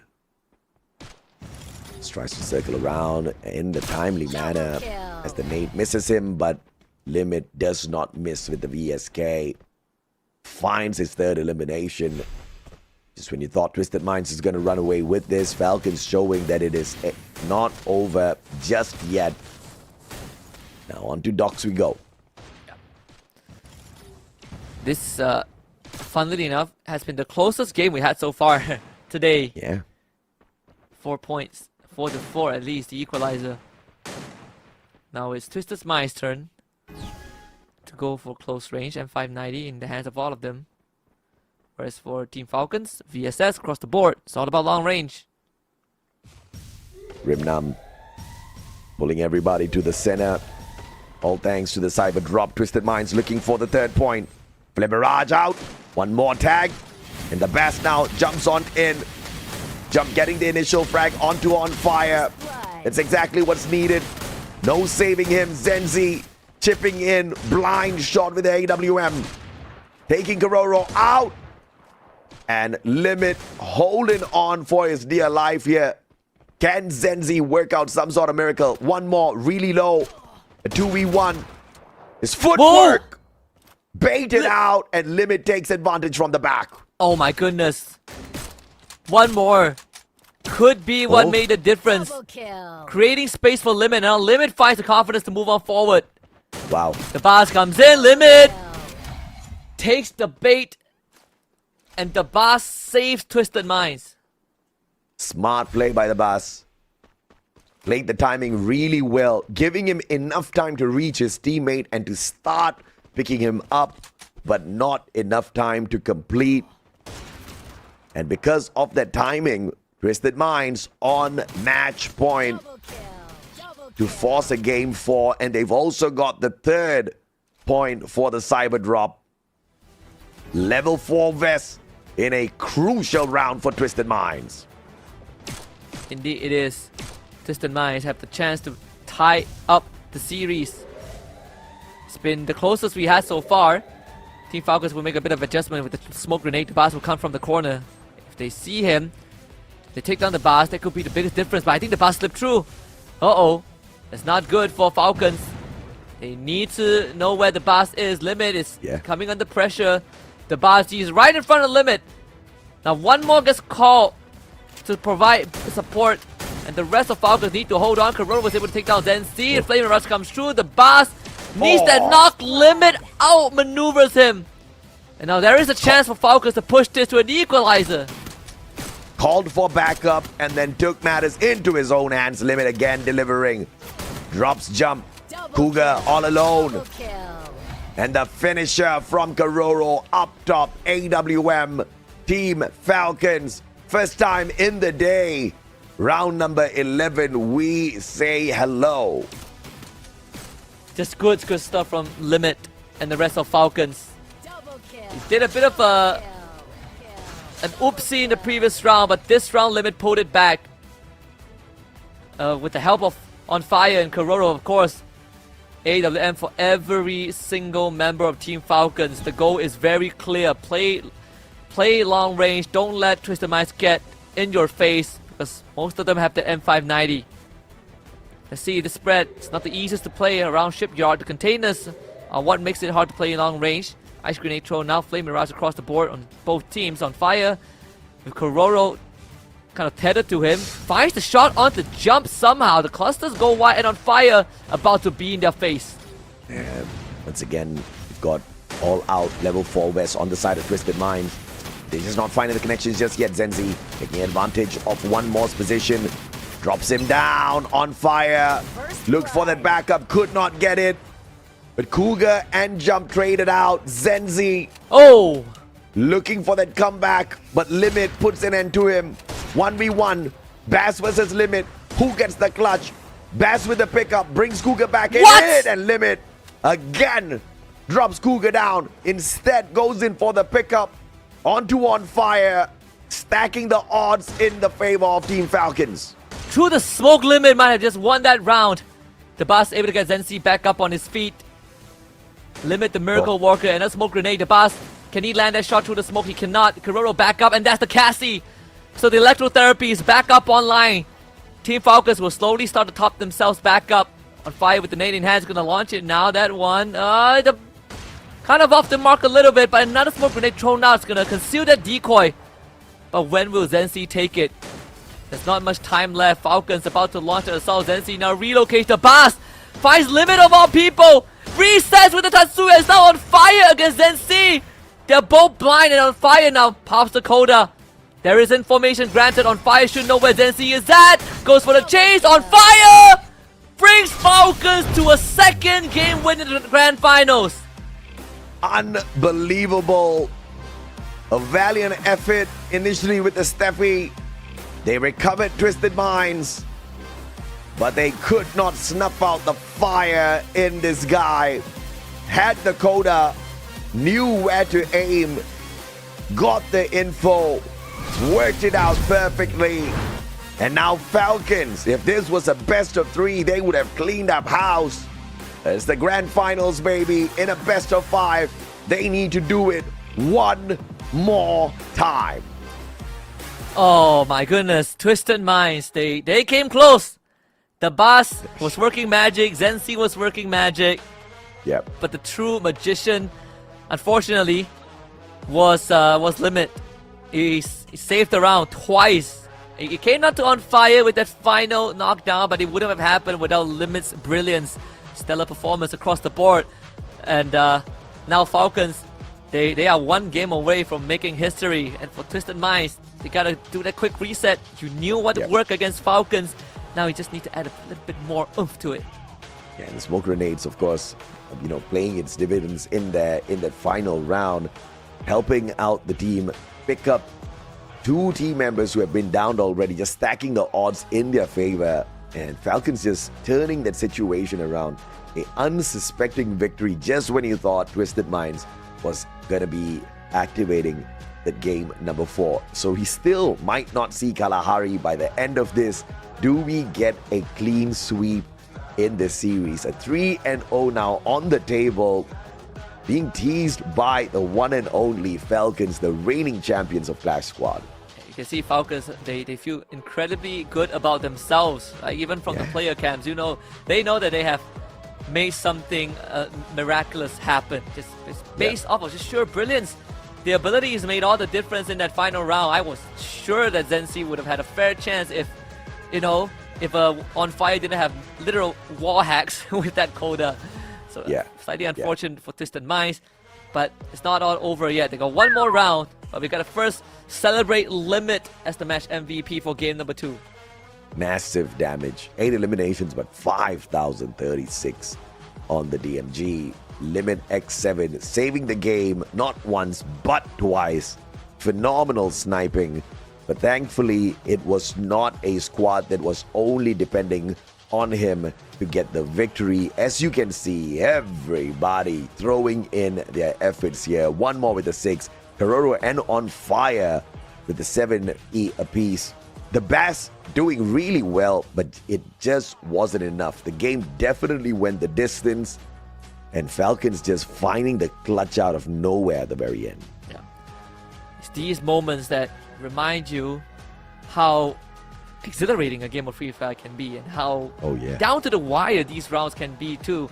Falcons giving us a blinder 6-5. The first game ever today as well to push it all to 11 rounds. And we head to Nextera, where Team Falcons, they completely outclassed Virtus Pro earlier on. Now let's see if they can do the same to Twisted Minds. Yeah, absolutely, and this is an opportunity, and Twisted Minds kind of played their own version of outclassing Virtus Pro early on as well. It's really setting up a beautiful stage for this grand finals, but they just cannot seem to find an answer for Falcons in the grand scheme of things. Look at the confidence, man.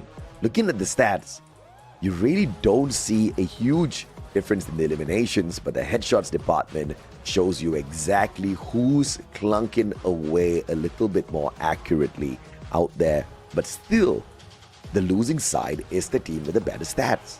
Yeah, which is pretty insane, right? Like, I think even for Twisted Minds, I want to say they play more games, but then Falcons technically played a lot more games, or a couple more games than Twisted Minds.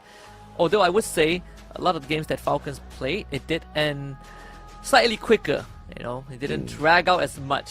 So the stats really put into perspective how more efficient Falcons can be in certain situations. Yeah. But I think Twisted Minds have already kind of made an impression, right? If anything, in Clash Squad. I feel like when Swiss round started, maybe people would have expected Twisted Minds to make it to top 8 at all, and if they do make it to top 8, definitely not a grand finals appearance. It would have been a BRU Falcons if you ask anyone at the start of the tournament. Yeah, I mean, no doubt at all. I mean, getting Buriram sent out of the competition was a phenomenal feat, a shocking one. Nobody expected it, but that's exactly what keeps the competition so much more exciting. This is what we want to see. And of course, at the end of the day, only one can stand at the very end. Twisted Minds was capable of snuffing out a favorite in Buriram. Can they snuff out a favorite in Team Falcons as well and complete their miraculous lower bracket run? But in order to do that, they will have to do the unthinkable. A reverse sweep in the grand finals, winning out Nextera, Kalahari, and Solara in a row, not allowing the dominant Falcons to fly high. This is going to be not just a battle of skill, but also a battle of wits and stamina. Yeah. As the night draws on longer, the fatigue is going to set in. And for Twisted Minds, they've gotten their rest early on, but not since beating VP. I mean, for Falcons, this is sort of like your upper bracket advantage, you know? You get the rest a little bit, you know? If you win games, you get a heads up on everyone else. For Twisted Minds, you gotta start scratching their heads. Because I think the draft was good. But the execution, it was good as well. I think Game 2 really came down to just the battle of instances, right? There were those minute of moments where both teams played as perfect as they could get, but in that half a second, Falcons just play better. Now, opening bands here. Falcons getting the first pick. Who do you stop? As a matter of fact, do you want to stop? Oh, they take the Cassie out of the equation here. Falcons, I don't think they know. Power on. Let's play a little game. Not really going to be the main pick of the squad, but it's okay. Twisted Minds taking that Oscar out of the equation as well. Not wanting to deal with a lot of the disruption on the front lines. And Falcons with their prio time turner pick. Be the legend. Since it's not banned out, they take advantage of it instantly. This is scary. Giving Falcons the Chrono, which is one of the strongest characters right now. There's no Cassie. I mean, Cassie was also kind of what allowed Falcons to turn that game around earlier on, but giving the Chrono, it's quite a gamble. Twisted Minds, they do get something for themselves, right? Coda, Sentino, So still some power picks for themselves. Second guessing the Santino. Koda Tetsuya also works, but Yeah. gonna make Falcons choose whether you want Santino or Iris. There's a possibility of a Zane being shown here because Falcons don't need to rush the clue pick. I doubt Twisted Minds will want to go for a double info, a little bit of a waste. So they can abandon the information for the final pick, probably sneak away the Zane, maybe get the Ignis in here as well. There's a fair fight for that Iris, which I'm very sure Twisted Minds will want for themselves in the hands of Zenzi. So this could just be that opportunity. But what would the play style be here for Falcons? Should be able to realize that in a couple of seconds once they show us exactly which way they want to swing. Yeah, I think you could just ignore the Sentinel or Iris and pick your power picks first, right? Because I feel like there's no way Twisted Minds take both of that. Ignis here would be okay, I think. Zane too. Ignis Clue works as well. Falcons have been really good with the utilities. Zane Iris is another combination that they could go for. So don't really care about the Santino. I'm all adrenaline. Absolutely. And of course, Twisted Minds now free to pick that Santino if they want to. I want to know all Has your been secrets. very effective in their hands, in the hands of Zenzi especially. But they have not managed to oust Twisted Minds with their trickery. Zenzi has not been ultimately effective in the battle against Falcons. 48 more seconds to go. Their response could just be bringing in that Steffi, but instead they default over, still sticking to their Santino pick, but dragging in the Flame Mirage through Ignis into their side as well. flame. Yeah. To Final me, pick go viral. Could be a clue here for info. Could be the Skylar, which we've seen from Falcons too, that has caused some problems for Twisted Minds. So what else? I mean, Steffi is up, though I don't feel like you would go Steffi here. So Clue probably makes the most sense. So it's between Clue and Skylar. So yeah, Falcons, I like what they have. I'm on the case. Again, it's the sort of the same approach from both teams, right? Like Falcons have really been leaning into just playing more tactical, which is pretty ironic because I feel like Twisted Minds is the one that's been able to really slow down games and force force errors from their opponents. But Falcons so far have really been adjusting to it very well. Brilliant prioritization here by Falcons, leaving the clue for the last pick. Is that Peter in the crowd? Yeah, that's Peter in the crowd. Yeah. Thumbs upping everyone, making sure the squads know that he is watching, so they better bring their best. I have to say they have been bringing their ultimate best. Falcons one more game victory away from solidifying themselves as the greatest Clash squad team. 6 rounds away. The fastest will be 6 rounds away, if not 11, or if not, we'll get one more game. Either way, Falcons are so close, and I think a lot of people would, as before we got into this grand final stage, I think when you look at the Swiss stage performances, there are certainly doubts being raised, and I wouldn't call it doubts, more of a discussion, right? Like how much competitive the scene has gotten. Teams like Falcons and BRU not getting a clean 3-0 entry into the playoffs. But now Falcons is in the grand finals. I think it does cement one fact, that they are still one of the top contenders. And if they win, then there will be no questions that Falcons is the best at what they do here. Yeah, no doubt at all. But of course, it's not going to be a walk in the park, Twisted Minds. Looking to punish for sure. Question is, will they be able to pull this off easily? This is the tense moment indeed. Yeah, it is nerve-wracking. And we're not even at the venue, right? We are in the comforts of our home. But I think for the players, especially for Twisted Minds, tournament lives on the line in the grand finals. We hop onto map number 3. Falcons are so close to the skies, and they might once again soar to greater heights and cement themselves as the best Clash Squad team in 2025. Let's see what they do in here with a very quick portal usage. Twisted Minds in the central building. But the information has been given away already, and you can see Falcons using that info, scrambling, trying to get away. On fire, or spots a beautiful play on the Zenzi split. Doesn't manage to take him down just yet though. Puka turned on. Twisted Minds actually managed to outsmart Team Falcons in the early parts of this round. Got some Houdini trick there from Zenzi.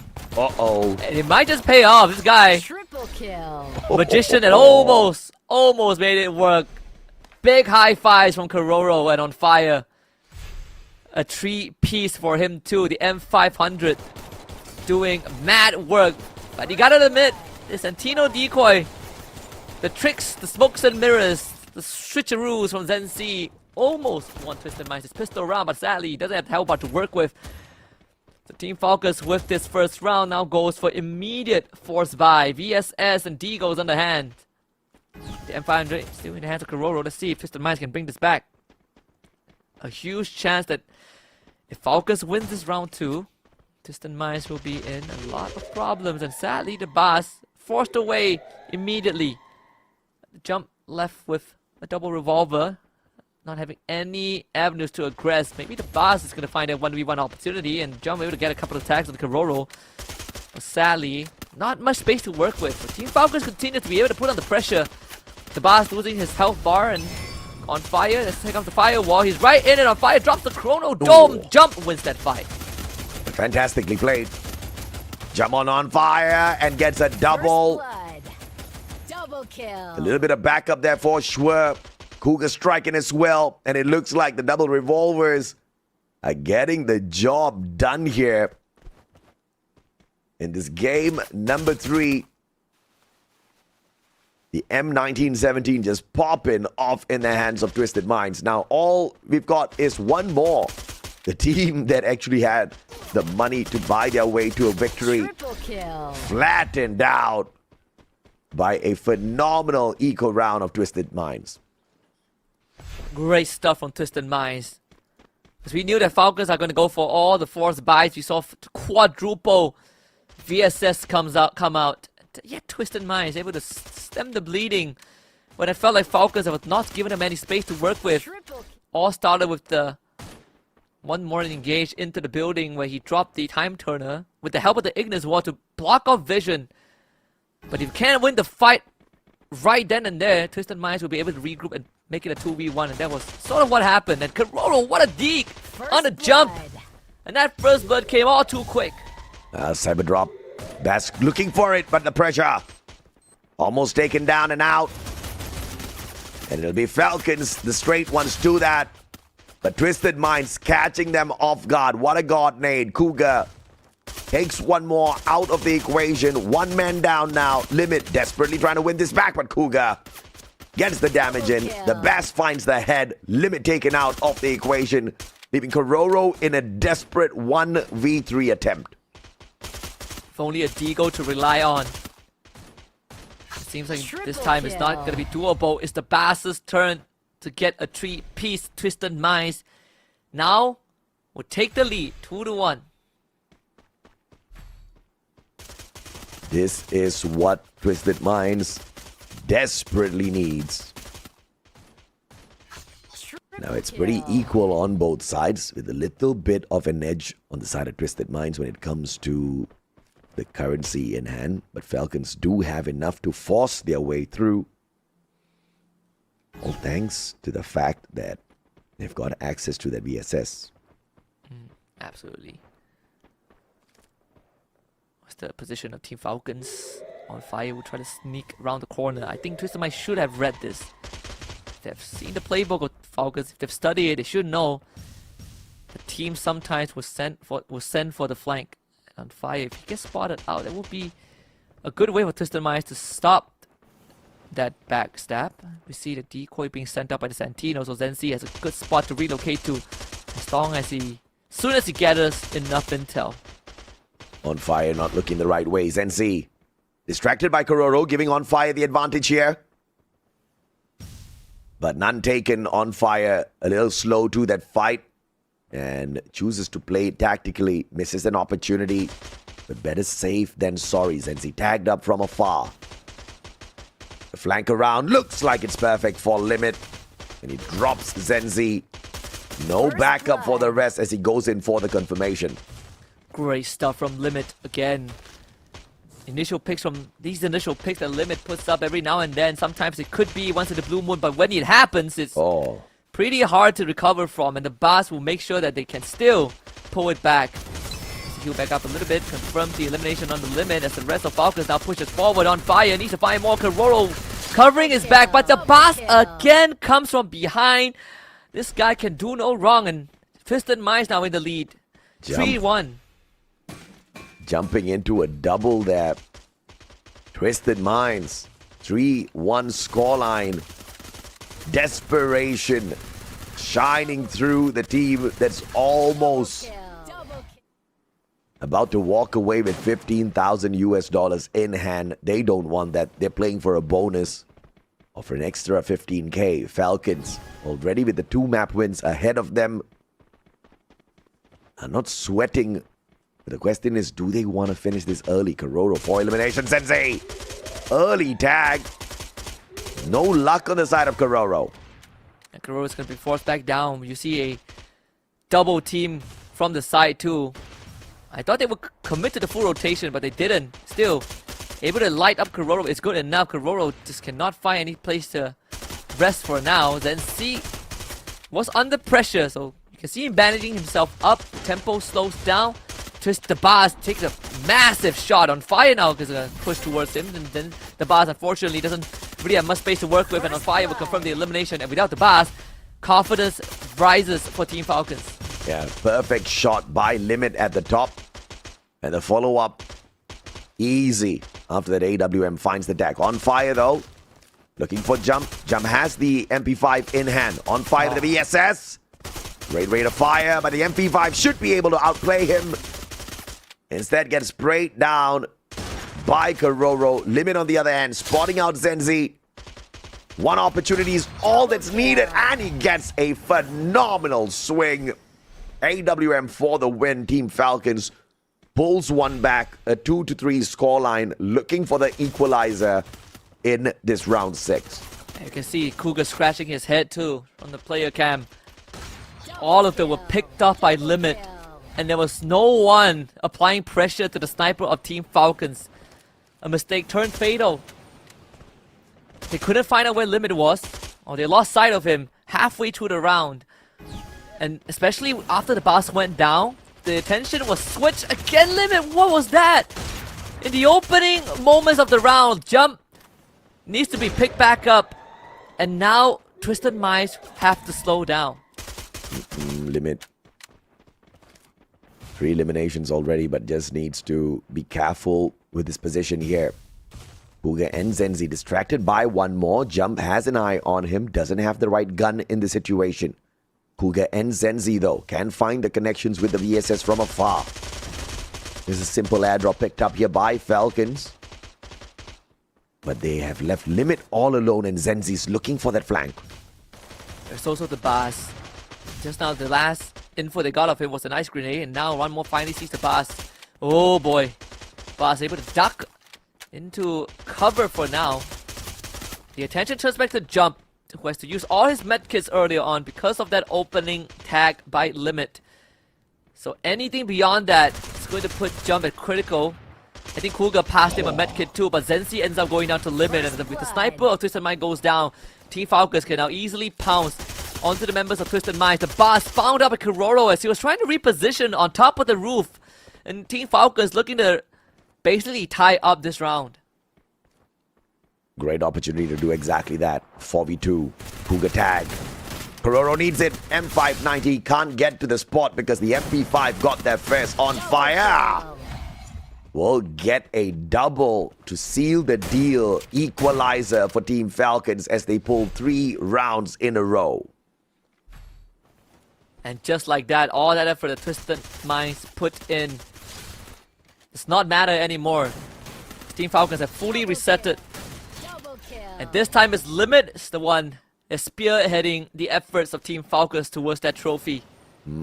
7 assists, 4 eliminations, and just crisp AWM shots. We head to Graph Labs. This could be the neutralizer of this round.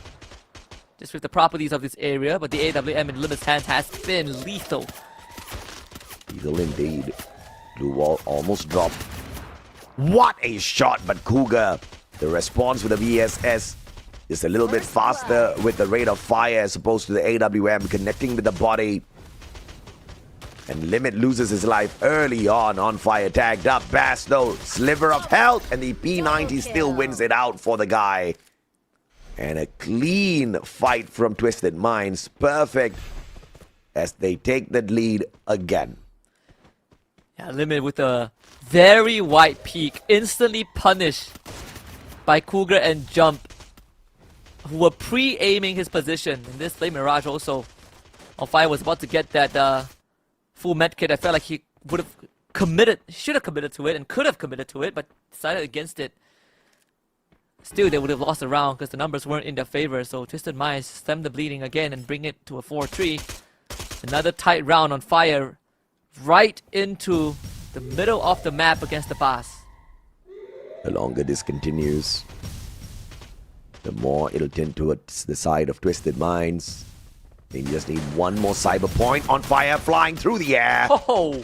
Catches the Bass off guard. And Falcons have taken out the biggest threat down in the middle. Right with the knuckle dusters too. And that's gonna force Twisted Minds to switch up the game plan. Jump, taking out on fire, equalizing the state of the game. Cougar is hunting for one more. Oh, he's gonna be near Kororo. This Limit continues to find a good position to work with, and one more on the hunt. Jump has the M590 in hand, so that's a dangerous fight to take on in close quarters, and Limit will need time to heal back up too. Kororo switches to the Deke. Of course, the Deagle is what makes the difference for Kororo. Cougar looking for the drop here for the pickup. Second guesses it. Doesn't get punished for the timing. And the safe plays going their way. Kororo needs one tiny peek and does exactly that, and the Deagle pops off again. Kororo winning that out for the squad with a double. Oh, what a magnificent display of that Desert Eagle. The repick too from Kororo. He baited out the shot and then went in for the kill when Twisted Minds was not looking. We gotta look at that one more. Kororo is just so sharp on this Deagle. Takes out Zenzi first, obviously, and then... Okay, it wasn't shown on the screen. But if you rewind a little bit, you see the brilliance of Kororo outplaying that AWM. So a Deagles over AWMs, that's how it is. For Kororo. Especially when it's Kororo. Limit on the flank. Potentially bumping into two players in a little bit. One more could get involved here. Deep freezes down in the middle. Best sends out Flame Mirage. Jumps one as well. Cougar with the deep freeze does manage to get the tag onto one more. And Cougar on the double. Limit bleeding out as well. Is the job done here? Kororo and On Fire trying to save the day. Kororo finally goes down. Closer than it should have been. On Fire. He's gonna get chased down by Twisted Minds. An ace for Cougar. A statement piece as Twisted Minds once more finds themselves at the front door of winning a game. The ex-player of Team Falcons acing them out, putting Twisted Minds on a match point to make at the very least this Kalahari map in Game 4 available. But Falcons, it's not over just yet. Cyberpoint in their pocket, level 4 vest on 3 players, looking for this match point equalizer, which could just become a championship point if they get there, if they get another round off of Twisted Minds. The previous round, Twisted Minds won just through sheer utility. The deep freezes really caught Team Falcons off guard. They didn't expect such commitment. But sadly, They're not gonna have that luxury this round. Neither does Team Falcons. So we go back to a more traditional way of approaching this Clash Squad round. Down to the utilities and gunfights, Twisted Minds. And they find any openings because this is looking pretty dangerous. There's a flank from behind. Yeah, the deep flank by Limit. On Fire catches up with him as well. But the smart plays of Twisted Minds.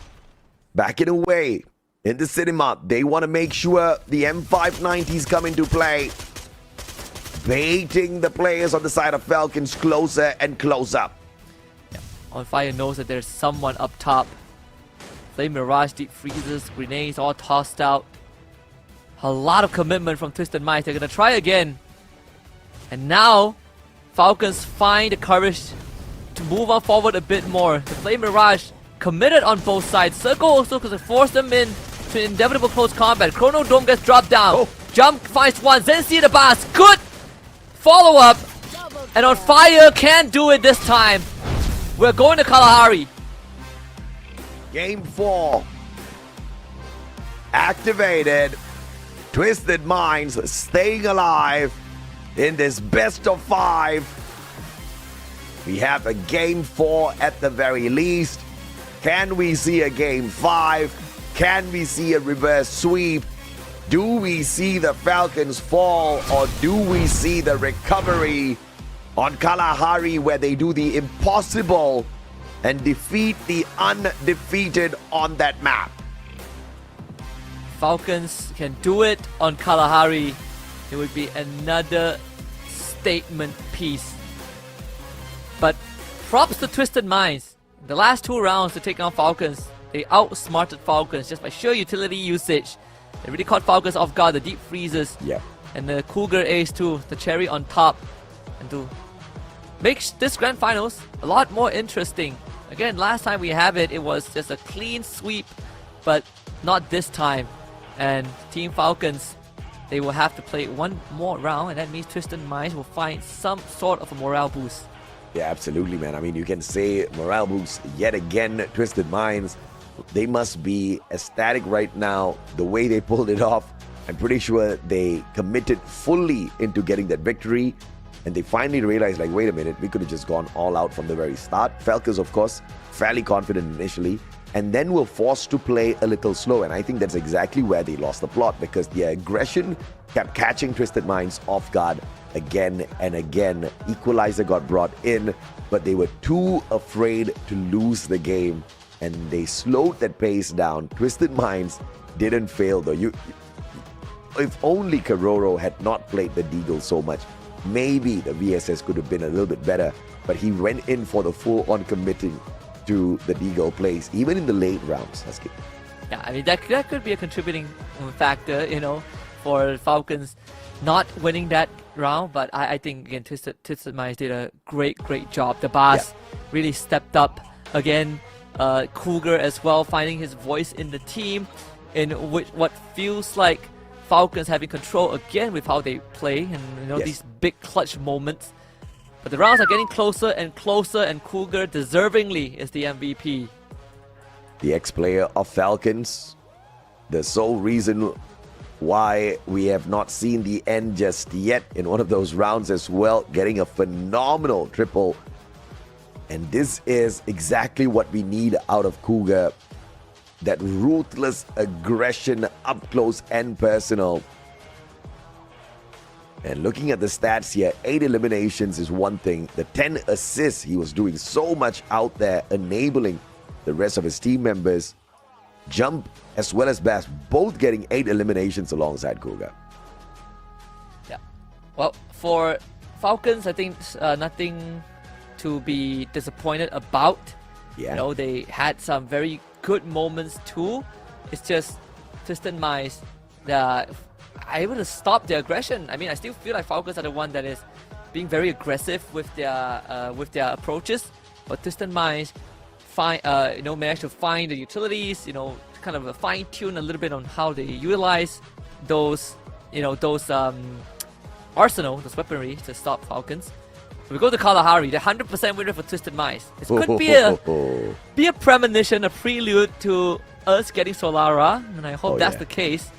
So We'll see if Twisted Minds can maintain that 100% win rate prowess on Kalahari. The timing could not be any better. Stopping the victory and then snowballing with a back-to-back win against Falcons could really unnerve them before setting up Solara. Again, Twisted Minds have never been defeated on Kalahari as far as Clash Squad is concerned.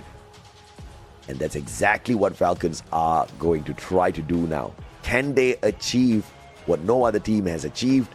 And can they call themselves the back-to-back champions of both FFWS SEA spring and fall? The ultimate Clash Squad champion of 2025 could just be the Falcons, and there's only one thing standing in their way, and it's in front of your screens right now. A lot of times when we look at Twisted Minds, even as an org itself, last year they picked up what was reverse red. Didn't really had the best run. They exited for a while, they came back, they picked up Pharaoh, and the same questions arise. Is Twisted Minds going to make any difference, right? Is it going to be any different compared to last year? Well, yeah, I think it already has been, at least based off of Clash Squad. I think it's already a good storyline. Whether this ending, is it going to be the sweetest of them all, or is it going to be a bittersweet one? Falcons versus Twisted Minds on a stage capable of holding 12 squads to stand in there. In this Clash Squad, they have reigned supreme, outlasting 14 other squads that started alongside them. And in this best of 5, with Falcons winning the first 2 games, it is all in the court of Twisted Minds to slow down as we head into Kalahari, a map where they are no strangers to dominance. This will be an uphill task for Falcons, an impossible one. As a matter of fact, Solara might be inevitable, or Falcons could soar high when least expected all over again here. Oh yeah. I think for Falcons, they still have technically one more game that they can afford to lose. And that's the advantage that you get for winning the first 2 games in the best of 5. Let's head into the draft. Twisted Minds, the first ban and first pick. See if the chrono gets let through again, because they have finally overcame the chrono. And let's see if that affects how they want to approach the draft. Oh. Taking Santino out of the equation straight up here, Twisted Minds. And Falcons could ban out the Oscar unless they want to allow Twisted Minds to play a very aggressive front line. There's an opportunity to take Cassie out here as well. Oscar, Cassie, either one would really power up Twisted Minds. Yeah. So Oscar has been banned up almost permanently this entire Grand Finals by Falcons. Let's see if they want to ban that Oscar again. Tatsuya seems to be what they're thinking about. Okay, they do ban the Tatsuya. Oscar open. The young Tatsuya, I mean, they ban the Tatsuya, they give Bass the Oscar. I don't see how Falcons are winning this one. They get the double pick. They can bring in the chrono. They can use that Zane. Open on the Iris as well. If they want to swipe away the Coda early, Falcons can do that as well with the information gameplay on their side. But this is a curious one with the Oscar giveaway. Huh. Is it worth... I mean, it's not too bad trading the Oscar for the chrono, because it's sort of like your soft counter. You still have the Cassie in for Twisted Minds. Let's go for the chrono. If they go for the Ignis, then this has to be a Cassie, right? I'm the undying flame. Yeah, there you go. The Cassie Twisted Minds is saying thank you. The legend. It would be too good to not take it now. Yeah, absolutely. And Coda Cassie, power combo. Twisted Minds has got a fearsome lineup. I can always find my but way you back can't underestimate what Falcons has on their side as well. Power on. Now, since Coda has been taken away, Clue is out for the taking. They still need that information on the play. And Iris or Zane, it's all dependent on how Falcons actually wants to play this. Clue plus Zane would be a great combo to go in for the attack early on. With the Chrono, they can very easily counter that Oscar, so taking an aggressive front line shouldn't be an impossible thing here for Falcons. Clue, Iris, Skylar. We haven't seen them play the Steffi at all yet, so the Clue is the most reasonable one. There we go, Clue and Iris. Hey, right on the money with that. Again with the long range utility base, utility base. What? Hey, no. No way. Speak louder. I want to know all your secrets. If they pick Wukong and lose here, okay, there we go. Skylar. Yeah, we bring that Skylar in here from Vietnam. Just paying some homage to their buddies who did not make it to the grand finals. They will bump into a few of them in Battle Royale though. Falcons versus Twisted Minds could be the final game of the day. Could just be a little bit of an extension here, because again, Twisted Minds has never lost a Kalahari map on Clash Squad fall season. Falcons, on the other hand, have faltered a couple of times. This map just not their best. But they've got a decent enough combo here with the active skills. Oh, for sure. They definitely do. I think Twisted Minds combo is very easy to pull off. Again, I feel like in ease of execution, Twisted Minds draft overall has been the easier one to execute, I think, on paper. Falcons draft, you need a bit more in-depth understanding, but in the grand scheme of things, Falcons have been able to really maneuver that, to a T. So for Twisted Minds, let's see this perfect record. Will it be soiled by a defeat in second place, or will it be what propels them to an eventual victory against Falcons as things heat up the Samyang Mertown Mall in Thailand with a full house, Team Falcons and Twisted Minds fans going at it? This is what we like. And this is just day one. We haven't even gone into the main course, which is Battle Royale tomorrow. This is just Clash Squad. Jump. Possibly going to be powering up the one and only best Bass, who's rocking the Oscar. And the counter for that, the Chrono and Ignis. Probably going to be looking to buy some time for the squad. But it's Kalahari time, baby, and we hope you've got your umbrellas ready. It's about to be hot. It's about to get sweaty in this matchup that's looking to keep Twisted Minds alive in the competition here at the Grand Finals. Here we go. Kalahari, Twisted Minds have been basically crushing it. Maybe Kororo is going to put that to a start with the N500. Let's go to Cougar. The Bars relocates again. Ugh. Disgusting movement. The Bars can always be that shoulder to lean on. Twisted Minds now get a numbers advantage. One more. Could not be extracted, sadly. Limit and Kororo not in the right position to do so. Twisted Minds now up 4 against 2. Kororo, M500. It's nobody to shoot at. Jump being really sneaky with his position.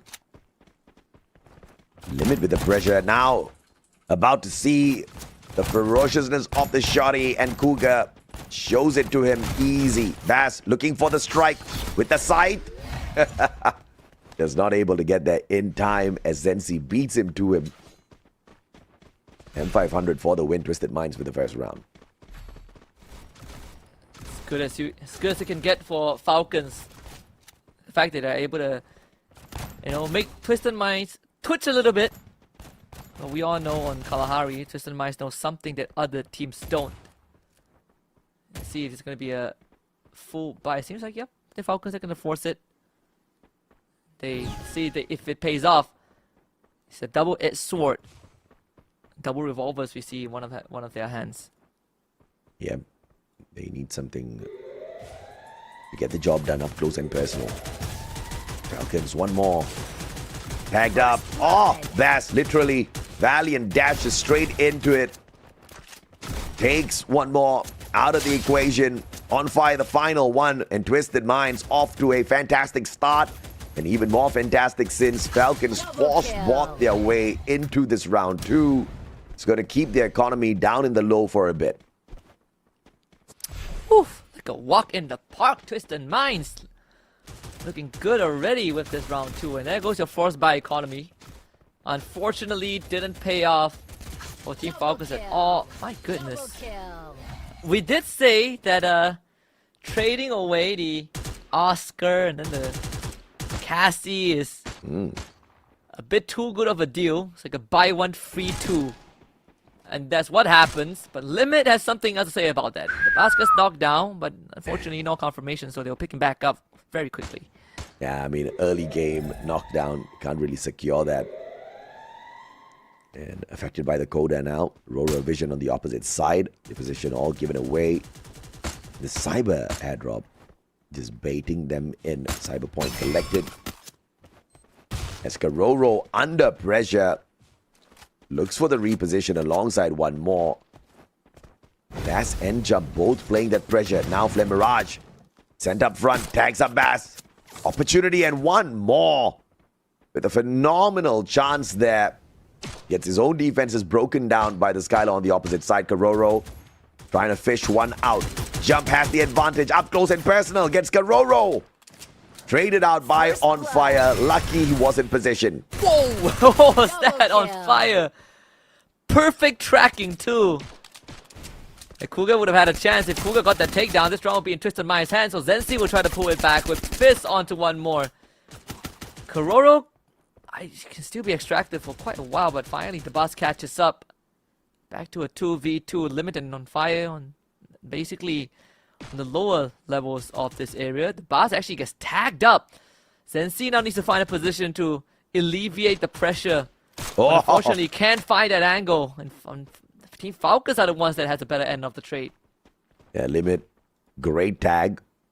Forcing Zenzi now to slow the pace down. Can't play the pressure, and now that's gonna put Zenzi in a tough spot. Whoa. Jumps, rib to rib. Zenzi gets the headshot onto Limit. Traded out by On Fire. Pick up is crucial here. Pulls out the time turner. On Fire. Game-saving maneuver. And he gets it with an ace. What a play by On Fire. A life-saving, round-saving chrono on the time turner just to get the fourth player.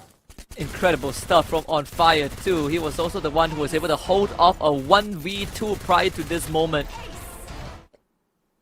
And that is what's going to bring Team Falcons really up a notch in terms of the confidence. And On Fire lighting up the mood. Oh yeah. Twisted Minds, of course, still have the advantage going into round number 4, but Cougar is working without a helmet. The boss doesn't have the Kevlar. So Falcons will definitely have more chance to do some extra damage, an extra oomph. Zenzi spotted out by Limit. It's a dangerous spot. You pick your head out, Limit might take it off.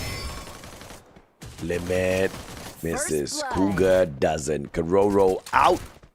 And Falcons, one man down. On Fire, flanking around. Goes for the airdrop first. Limit can't seem to find the tag just yet. On Fire does though. Jump under pressure. Riptide Rhythm finds nothing. Zenzi with the Punisher. On Fire down. From almost getting one to getting himself taken out of the equation. On Fire just could not get away from that flank. And Twisted Minds, the Bass on the double, pushes it to 3-round victories. Yeah, just an ace by On Fire is just a minor step back. Twisted Minds trying to maintain their record here. Again, once they pull the trigger for these engages, it's so hard for Falcons to stop. You got to take out the Cassie. That's how it always works when you have a Cassie on the enemy end. Extended fights will always be against you. Team Falcons, I'm pretty sure that they understand that. They have a cyber airdrop point already. But this second one is closer to where Twisted Minds are at. They're trying to wrestle it out of Twisted Minds. Karoro might have just done enough. The Basto with the P90 takes out On Fire, but Cougar does get eliminated. Ow! That's traded out. Karoro fishes out ahead. They belong to the Bass and Twisted Minds on the back foot. Jump looking for a save here. Pressured by Kororo though. With the Kingfisher looking to fish out yet another for himself. Zenzi high ground advantage. But there's no players on the side of Falcons in view for him to fish out. And this is well in control Team Falcons. And Zenzi and Jump can make magic. Whoa, Jump almost taking down Kororo, but not able to find it, and in fact got scanned out.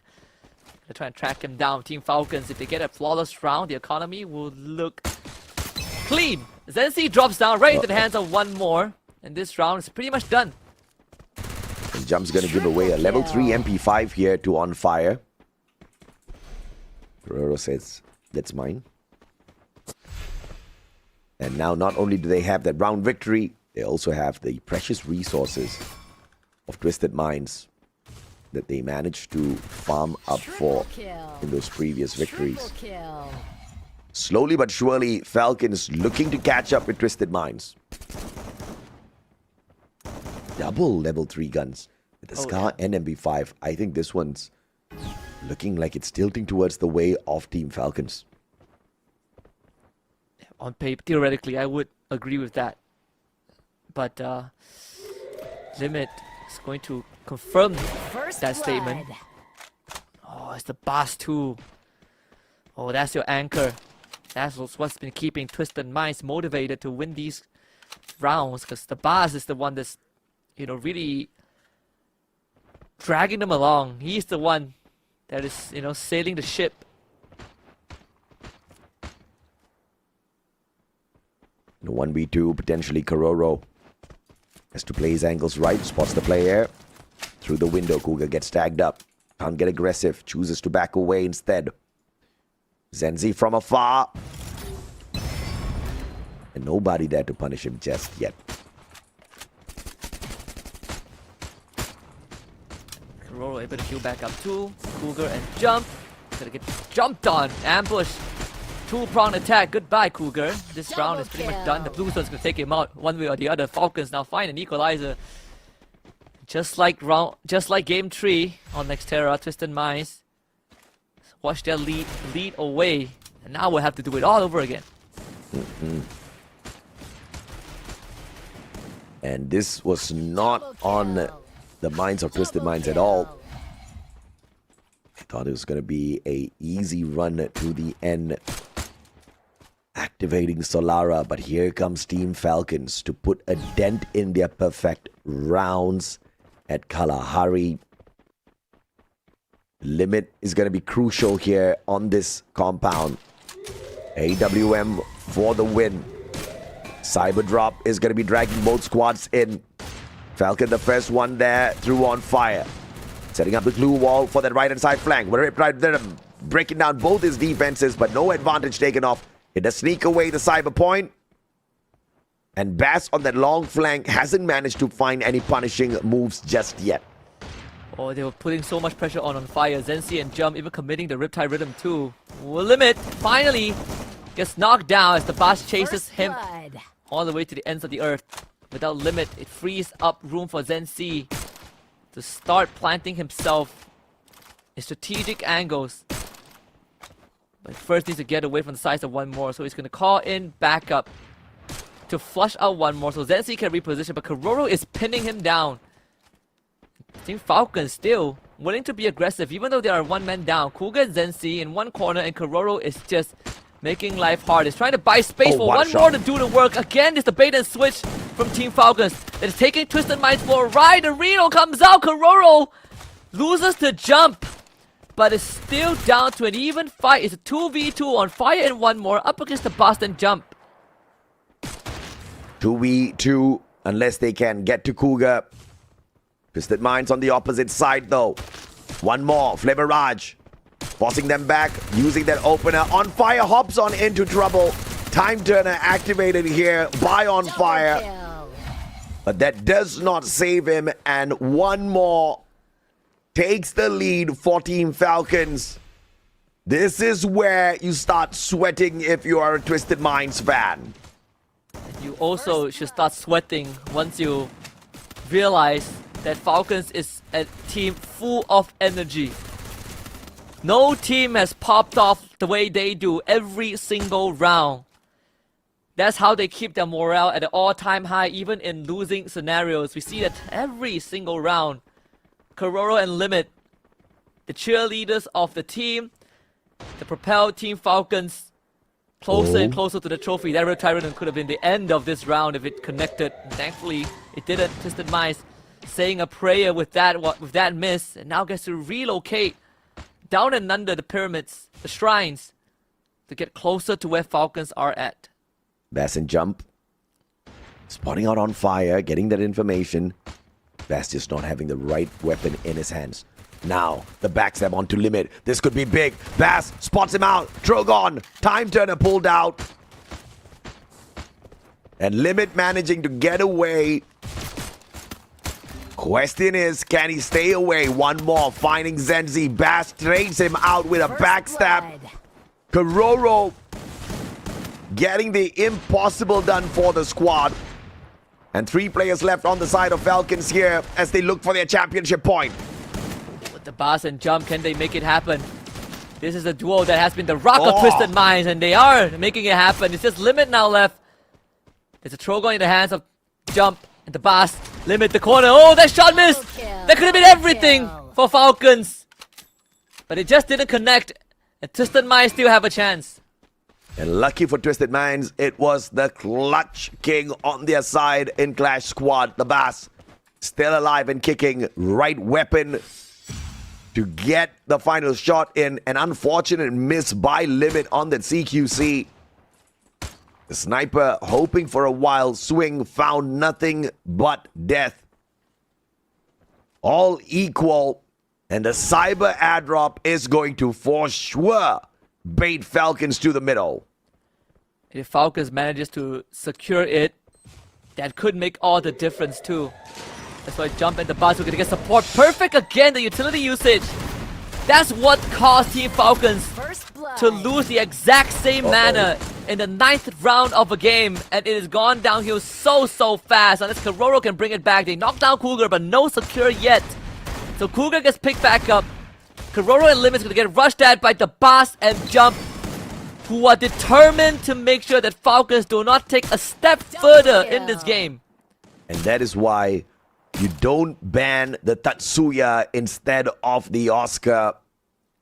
Unbelievable slip here from the side of Falcons. Or perhaps they just wanted to tease Twisted Minds by giving them all the best and still ending their run. It looks like the joke's on them for now. As Twisted Minds 4v1 for sure, leading themselves into a match point. 1 round away from actually taking the trophy away from Team Falcons. I think the most surprising fact is that it is the same maneuver used by Twisted Minds in the previous game on Nextera. It was on round 9-2. I can't believe that Falcons didn't consider that, right? They walked right into it. Maybe to us it felt clear as day, and for Team Falcons they thought otherwise. But once again, match point scenario for Twisted Minds. We might just go to Solara and Twisted Minds get to brag about their clean record on Kalahari. Falcons, they have pushed us to 11 before, and that was how they won the second map. But Twisted Minds have a triple stack on this left side of the map around these silos. Grenade's gonna isolate on fire too. Good glue wall. The Bass, let's see where he wants to go. A great connection.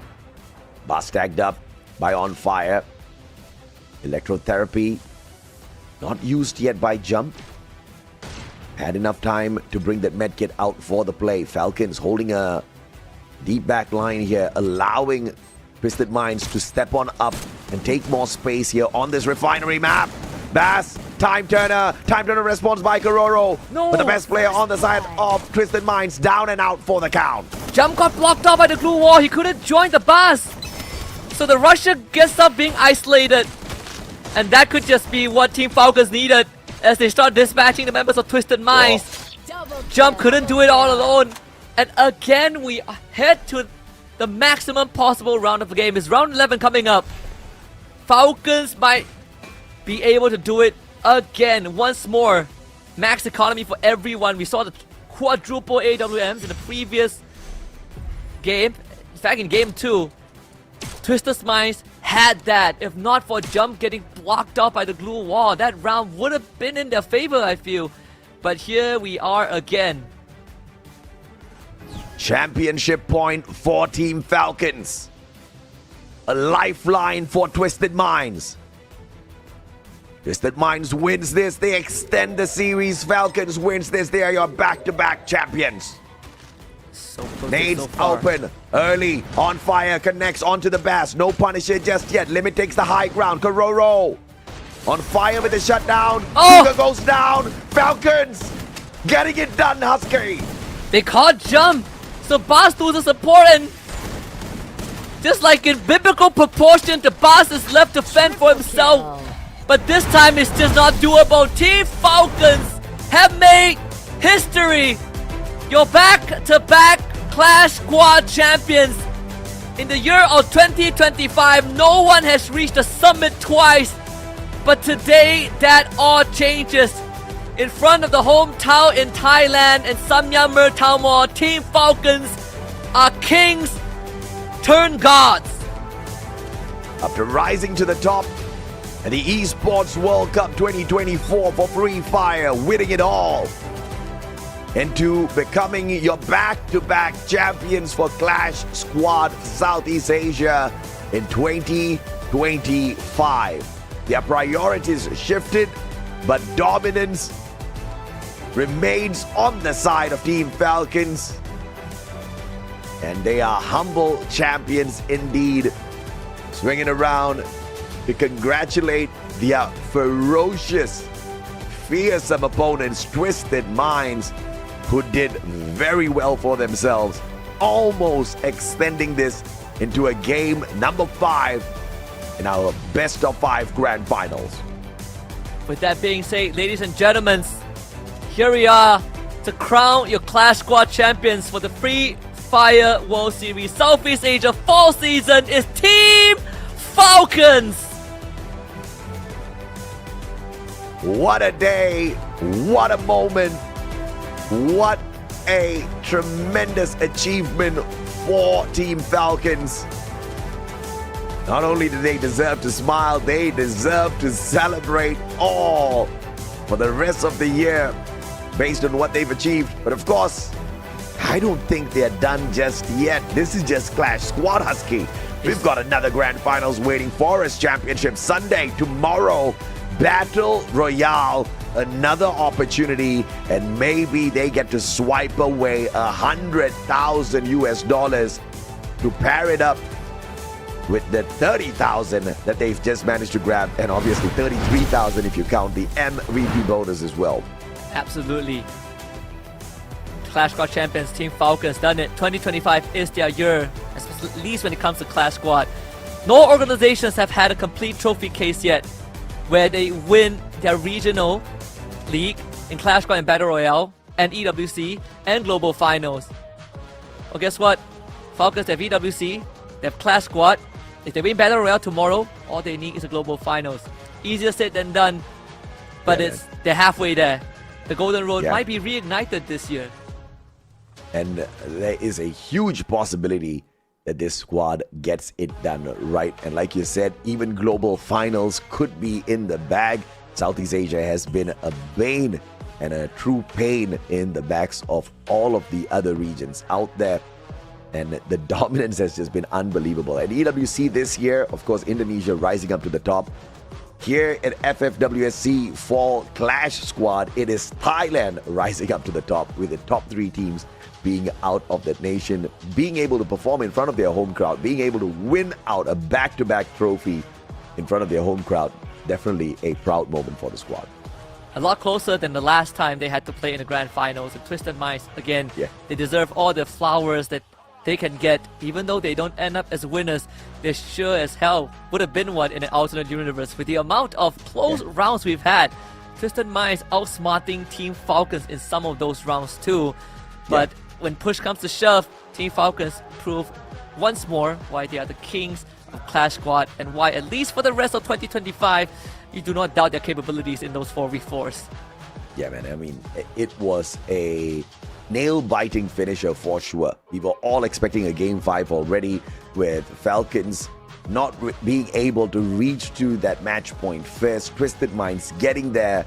But of course, it's harder to wrap up these matches. Even like what Falcons showed us earlier on as well, when the game went its distance, it was Twisted Minds that managed to take advantage of a very defensive Falcons. You did not see that mistake repeating this time around. When they got close to it, that aggression still was let out. And of course, these boys, they learned very quickly from their mistakes, planning to not extend this day into Salara. No map 5. It ends with a 3-1 scoreline. Absolutely. And of course, got a shout out to the Bas and Zenzi, especially the Bas. He put up a phenomenal performance, a world-class performance today to stand up against some of the greatest players that have ever picked up a phone and played Free Fire. The Bas joining less than a year is able to put up the same magnitude of damage on the battlefield. You can only imagine what else is in store for some of these young bloods who have quickly made a name for themselves, having to deal with all these public doubts and still continue to push on forward. So I can't wait to see what Twisted Minds have in store for the future. Yeah, absolutely. Twisted Minds just showing us that they have got a little bit more interest in finding dominance out here in Clash Squad. I mean, they don't lose big time. They do have this opportunity to stamp their dominance in the future competition, but for this one, they walk away with a handsome sum of $15,000. I think it's a fair bit of bonus. We don't know what they're going to be able to pull away from Battle Royale. We will be able to see them there as well. So in the grand scheme of things, this is a decent bonus for these squads before Battle Royale happens. Battle Royale is still the main course, right? Like, I'm not going to say no to extra prize pool, but I also want my top 9 slot tomorrow. Out of 12 teams, all you gotta do is to be in the top 9, just not be in the bottom 3, and you are off to the global finals. It's as easy as that. But to win the fall season will be another ball game. With Champion Rush in effect, it has made all the difference in the competitive finals. That's how Oni got their trophy, even though BRU were the favorites to win in spring. That's how Evos got the trophy, even though we have 6 teams who had the chance to win. So tomorrow is going to be another mystery, and we'll see if consistency brings champions, or will luck again be the main driving force for someone lifting the trophy at the end. Absolutely. No luck in getting to the top, no luck in activating the 80 points, but a fair share of your luck has to be activated if someone else gets there first, and that luck needs to play in your side so that they don't end the game as early with a booyah. I mean, it was nail-biting the past 2 competitions. Watching this Champion Rush in activation has been so exhilarating. Tomorrow is going to be nothing less than absolute fire. We've got the match stats available for you guys. Let's take a look and see how the dominance was out of Falcons this time round. On fire, 9 eliminations, 3,676 on the damage, which I think would be fairly spread across the rest of the board here with his other team members. Overall, it's just on fire. Having like game 3 and 4, it was on fire, really showing up big time, right? At first, it was Limit, Kororo, and then one more plus on fire. They were the ones awakened, that really helped push Falcons forward when it felt like Twisted Minds had figured them out on fire, started rallying. And you look at the scoreline, it could not have been any closer. It's, we started off with Falcons dominating Purgatory, and we were like, all right, maybe this is gonna go down the same road as it did last time. But then we get an 11 round, nail-biting Bermuda. Then we almost went 11 round on Xterra, and then we get another 11 round on Kalahari. So to say that it's an expected result for Falcons is acceptable, but this close, I think people who supported Twisted Minds to win this also shouldn't be too disappointed with the performance that Twisted Minds put up. Yeah, absolutely, man. I think Twisted Minds gave their all for sure, but it is not easy to oust Falcons on a decent game of Clash Squad. The reason why they were the spring champions, and a good reason why they are your back back-to-back champions in 2025. Southeast Asia Clash Squad dominated by only one brand, and that is the Falcons. And you saw the stats, you saw the numbers, and that was no easy matchup at all. But of course, the Twisted Minds fans would be a tad bit disappointed, but perhaps if they want the victory, Husky, maybe the secret next time is going to be a couple of extra cans of Red Bull, my friend. Yeah, and of course Red Bull has been amazing partner, right? Red Bull Zinc and Vitamin from Thailand is the energy source that you need. It's supplemented with zinc, B3 and B6 vitamins featuring a mild taste that helps players stay highly focused and seize every opportunity to achieve stylish booyah victory. They've been with us through spring and now fall, and it has been a fantastic journey. I enjoy all the flavors that they have, and they have been the one that really energizes not just the stage but the players and the broadcast to give you guys the best possible Free Fire games. Absolutely. How do you think we pull away some of these 11-hour days? I mean, I think our broadcast team has been in our Discord for the past 12 hours, just working tirelessly to make this competition happen for you guys. But it's not over just yet, right? Clash Squad is Clash Squad. We've got a little bit of extra bits for you guys after Husky and I are done. But in the grand scheme of things, we're still waiting for our main event. It's going to be the grand finals of Battle Royale tomorrow. We'll definitely catch you guys there.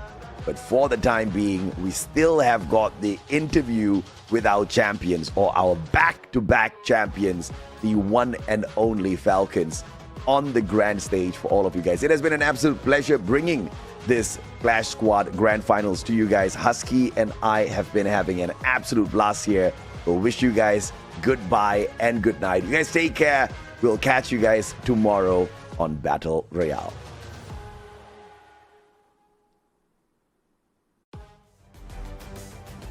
Congratulations to Team Falcons for being our champion of the Clash Squad mode and Free Fire World Series Southeast Asia 2025 fall. So let's move into our first questions in the interview sections. How does it feel to be crowned the champions of Free Fire World Series Southeast Asia 2025 fall? โอเคค่ะก็ต้องบอกเลยว่าขอแสดงความยินดีกับทีม Falcon ด้วยนะคะที่เรียกได้ว่าป้องกันแชมป์สำเร็จได้มาแล้วเป็นสมัยที่2นะคะสำหรับแชมเปี้ยนของเราสำหรับ Clash Squad นั่นเองตอนนี้ก็เลยอยากรู้ว่าวินาทีที่ชูถ้วยแชมป์อีกครั้งหนึ่งเนี่ยรู้สึกยังไงบ้างเล่าให้ฟังหน่อยก็รู้อยู่แล้วครับว่าต้องแชมป์ He's already know that he's gonna got the champion today. So confident. Where is that confidence come from? ทำไมมั่นใจขนาดนั้น เพราะว่าราชากลับมาแล้วครับ Because the king is back. Wow, the king is back. One more? How do you feel one more? One more รู้สึกไงบ้างคะ ก็กลับมาเพื่อเอาแชมป์ครับกลับมาเพื่อ So he just come back to the Team Falcon to also to help them got the champion. Oh, I see. So that's why we can understand both meaning the king is back. Well, it's really good to see one more comeback and together everyone achieved this very successful. So next questions. Which moment in the tournament was the turning point in your team?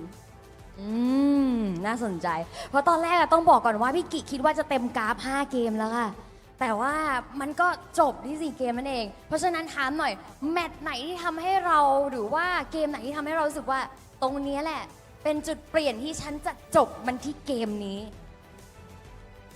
ถ้าเป็นเกมก็ไม่น่ามีครับเพราะว่ารู้อยู่แล้วว่าจะแชมป์ตั้งนานแล้วครับ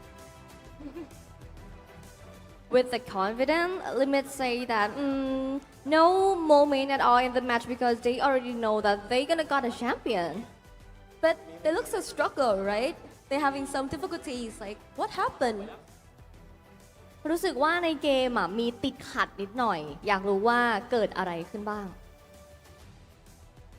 น่าจะเป็นเพราะว่าเหนื่อยครับตะโกนจนเหนื่อยก็เลยพลาดเกมหนึ่งไปครับ So they just too tired. It's not just about the play. It's about the shouting a lot. So that's why they're too tired to play. So too tired to play. So that's why I fall off sometimes. But still here. All right. So since you were the champions of the Clash Squad mode this time, and a lot of people are here to support you, and also I believe on live as well. Do you have anything you want to say to your viewers, fans, supporter of Team Falcons, since tomorrow is also a very important day? ก็อย่างที่รู้อยู่แล้วเพราะคุณก็บอกอยู่แล้วว่าคุณรู้มาตั้งแต่ก่อนเริ่มเกมแล้วว่าคุณจะชนะแล้วตอนนี้ชนะแล้วรวมไปถึงวันนี้มีแฟนๆที่มารอเชียร์คุณตั้งแต่ต้นจนจบอยู่เยอะมากทั้งออฟไลน์แล้วก็ออนไลน์มีอะไรอยากจะบอกพวกเขาเป็นพิเศษไหมคะก็ขอบคุณทุกคนที่มาเชียร์ด้วยครับดึกดื่นเลยก็ขอบคุณจริงๆครับก็พรุ่งนี้จะทำให้เต็มที่กว่าเดิมครับจะเอาแชมป์สัก2 แชมป์ Wow. So thank you all fans from the event and also online, and please keep supporting us. We got the champion today, and tomorrow we gonna get more champion. Okay, so that's very confident. I really like the spirit of Team Falcons. And I think we also have a lot of things to say, but now I will let you guys rest a little bit so you guys can prepare better for tomorrow. And now it is time for the award time, right, Yuki? Yes? Right, so it is time for our award ceremony of our champions. And now I would like to invite Kun Kin Saridara to the stage to present the award. และตอนนี้ค่ะถึงเวลาของการมอบรางวัลนะคะแก่แชมเปี้ยนของเราแล้วในโอกาสนี้ขออนุญาตเรียนเชิญคุณคีนสริดารานะคะขึ้นบนเวทีเพื่อเป็นเกียรติมอบของรางวัลค่ะ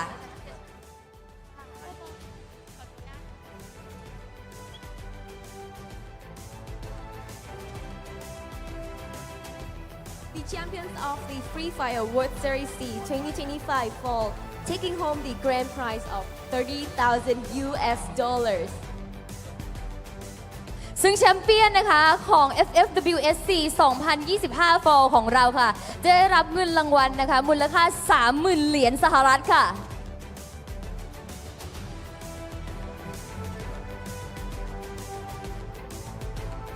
ขอเสียงตบมือให้พวกเขาด้วยค่ะ Very well deserved. Okay, so we are coming to a part that I believe all of you are waiting the most.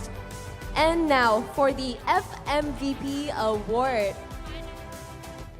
และในตอนนี้ค่ะทุกคนค่ะเป็นอีกหนึ่งโมเมนต์ที่ทุกคนรอคอยค่ะกับอีกหนึ่งรางวัลอันทรงเกียรติกับรางวัลของ FMVP นั่นเองค่ะ So the player receiving a cash prize of $3,000 USD is congratulations On Fire และ On Fire ก็คือ FMVP ของเราในครั้งนี้ค่ะที่ได้รับเงินรางวัลมูลค่า 3,000 เหรียญสหรัฐค่ะ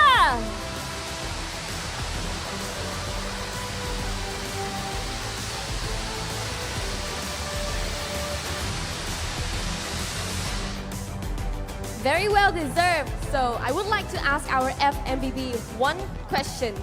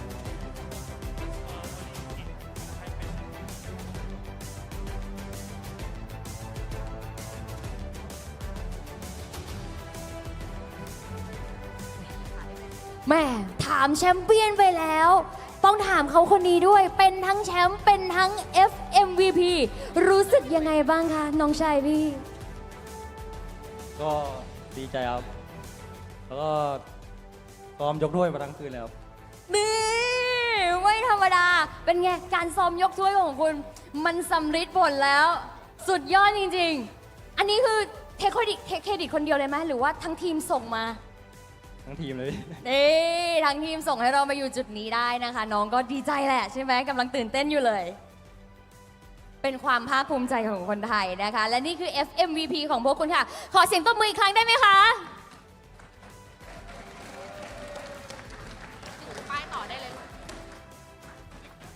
Thank you, Kun Kin Sadidara, a lot, and now we would like to invite you back to your seat, please. ต้องขอบคุณพี่กีนมากๆเลยนะคะ เดี๋ยวให้พี่กีนลงไปพักด้านข้างเวทีสักครู่หนึ่งก่อนนะคะ เพราะว่าเวลานี้ค่ะจะเป็นโมเมนต์ของพวกคุณอีกครั้งหนึ่งค่ะ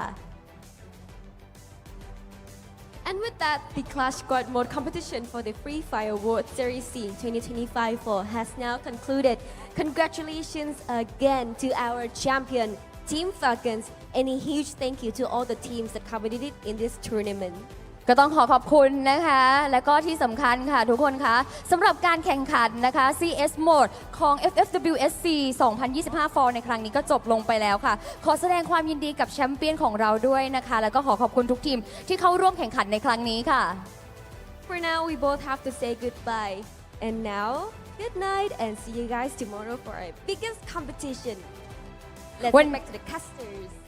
วันนี้นะคะเราก็ต้องขอนะคะตัวลากันไปก่อนแล้วค่ะ เราพบกันใหม่ในวันพรุ่งนี้นะคะ มี Big Competition อีกวันหนึ่งแน่นอนสำหรับ Battle Royale แต่จังหวะนี้ต้องขอส่งเวทีนี้ต่อให้กับชาวแคสเตอร์ค่ะ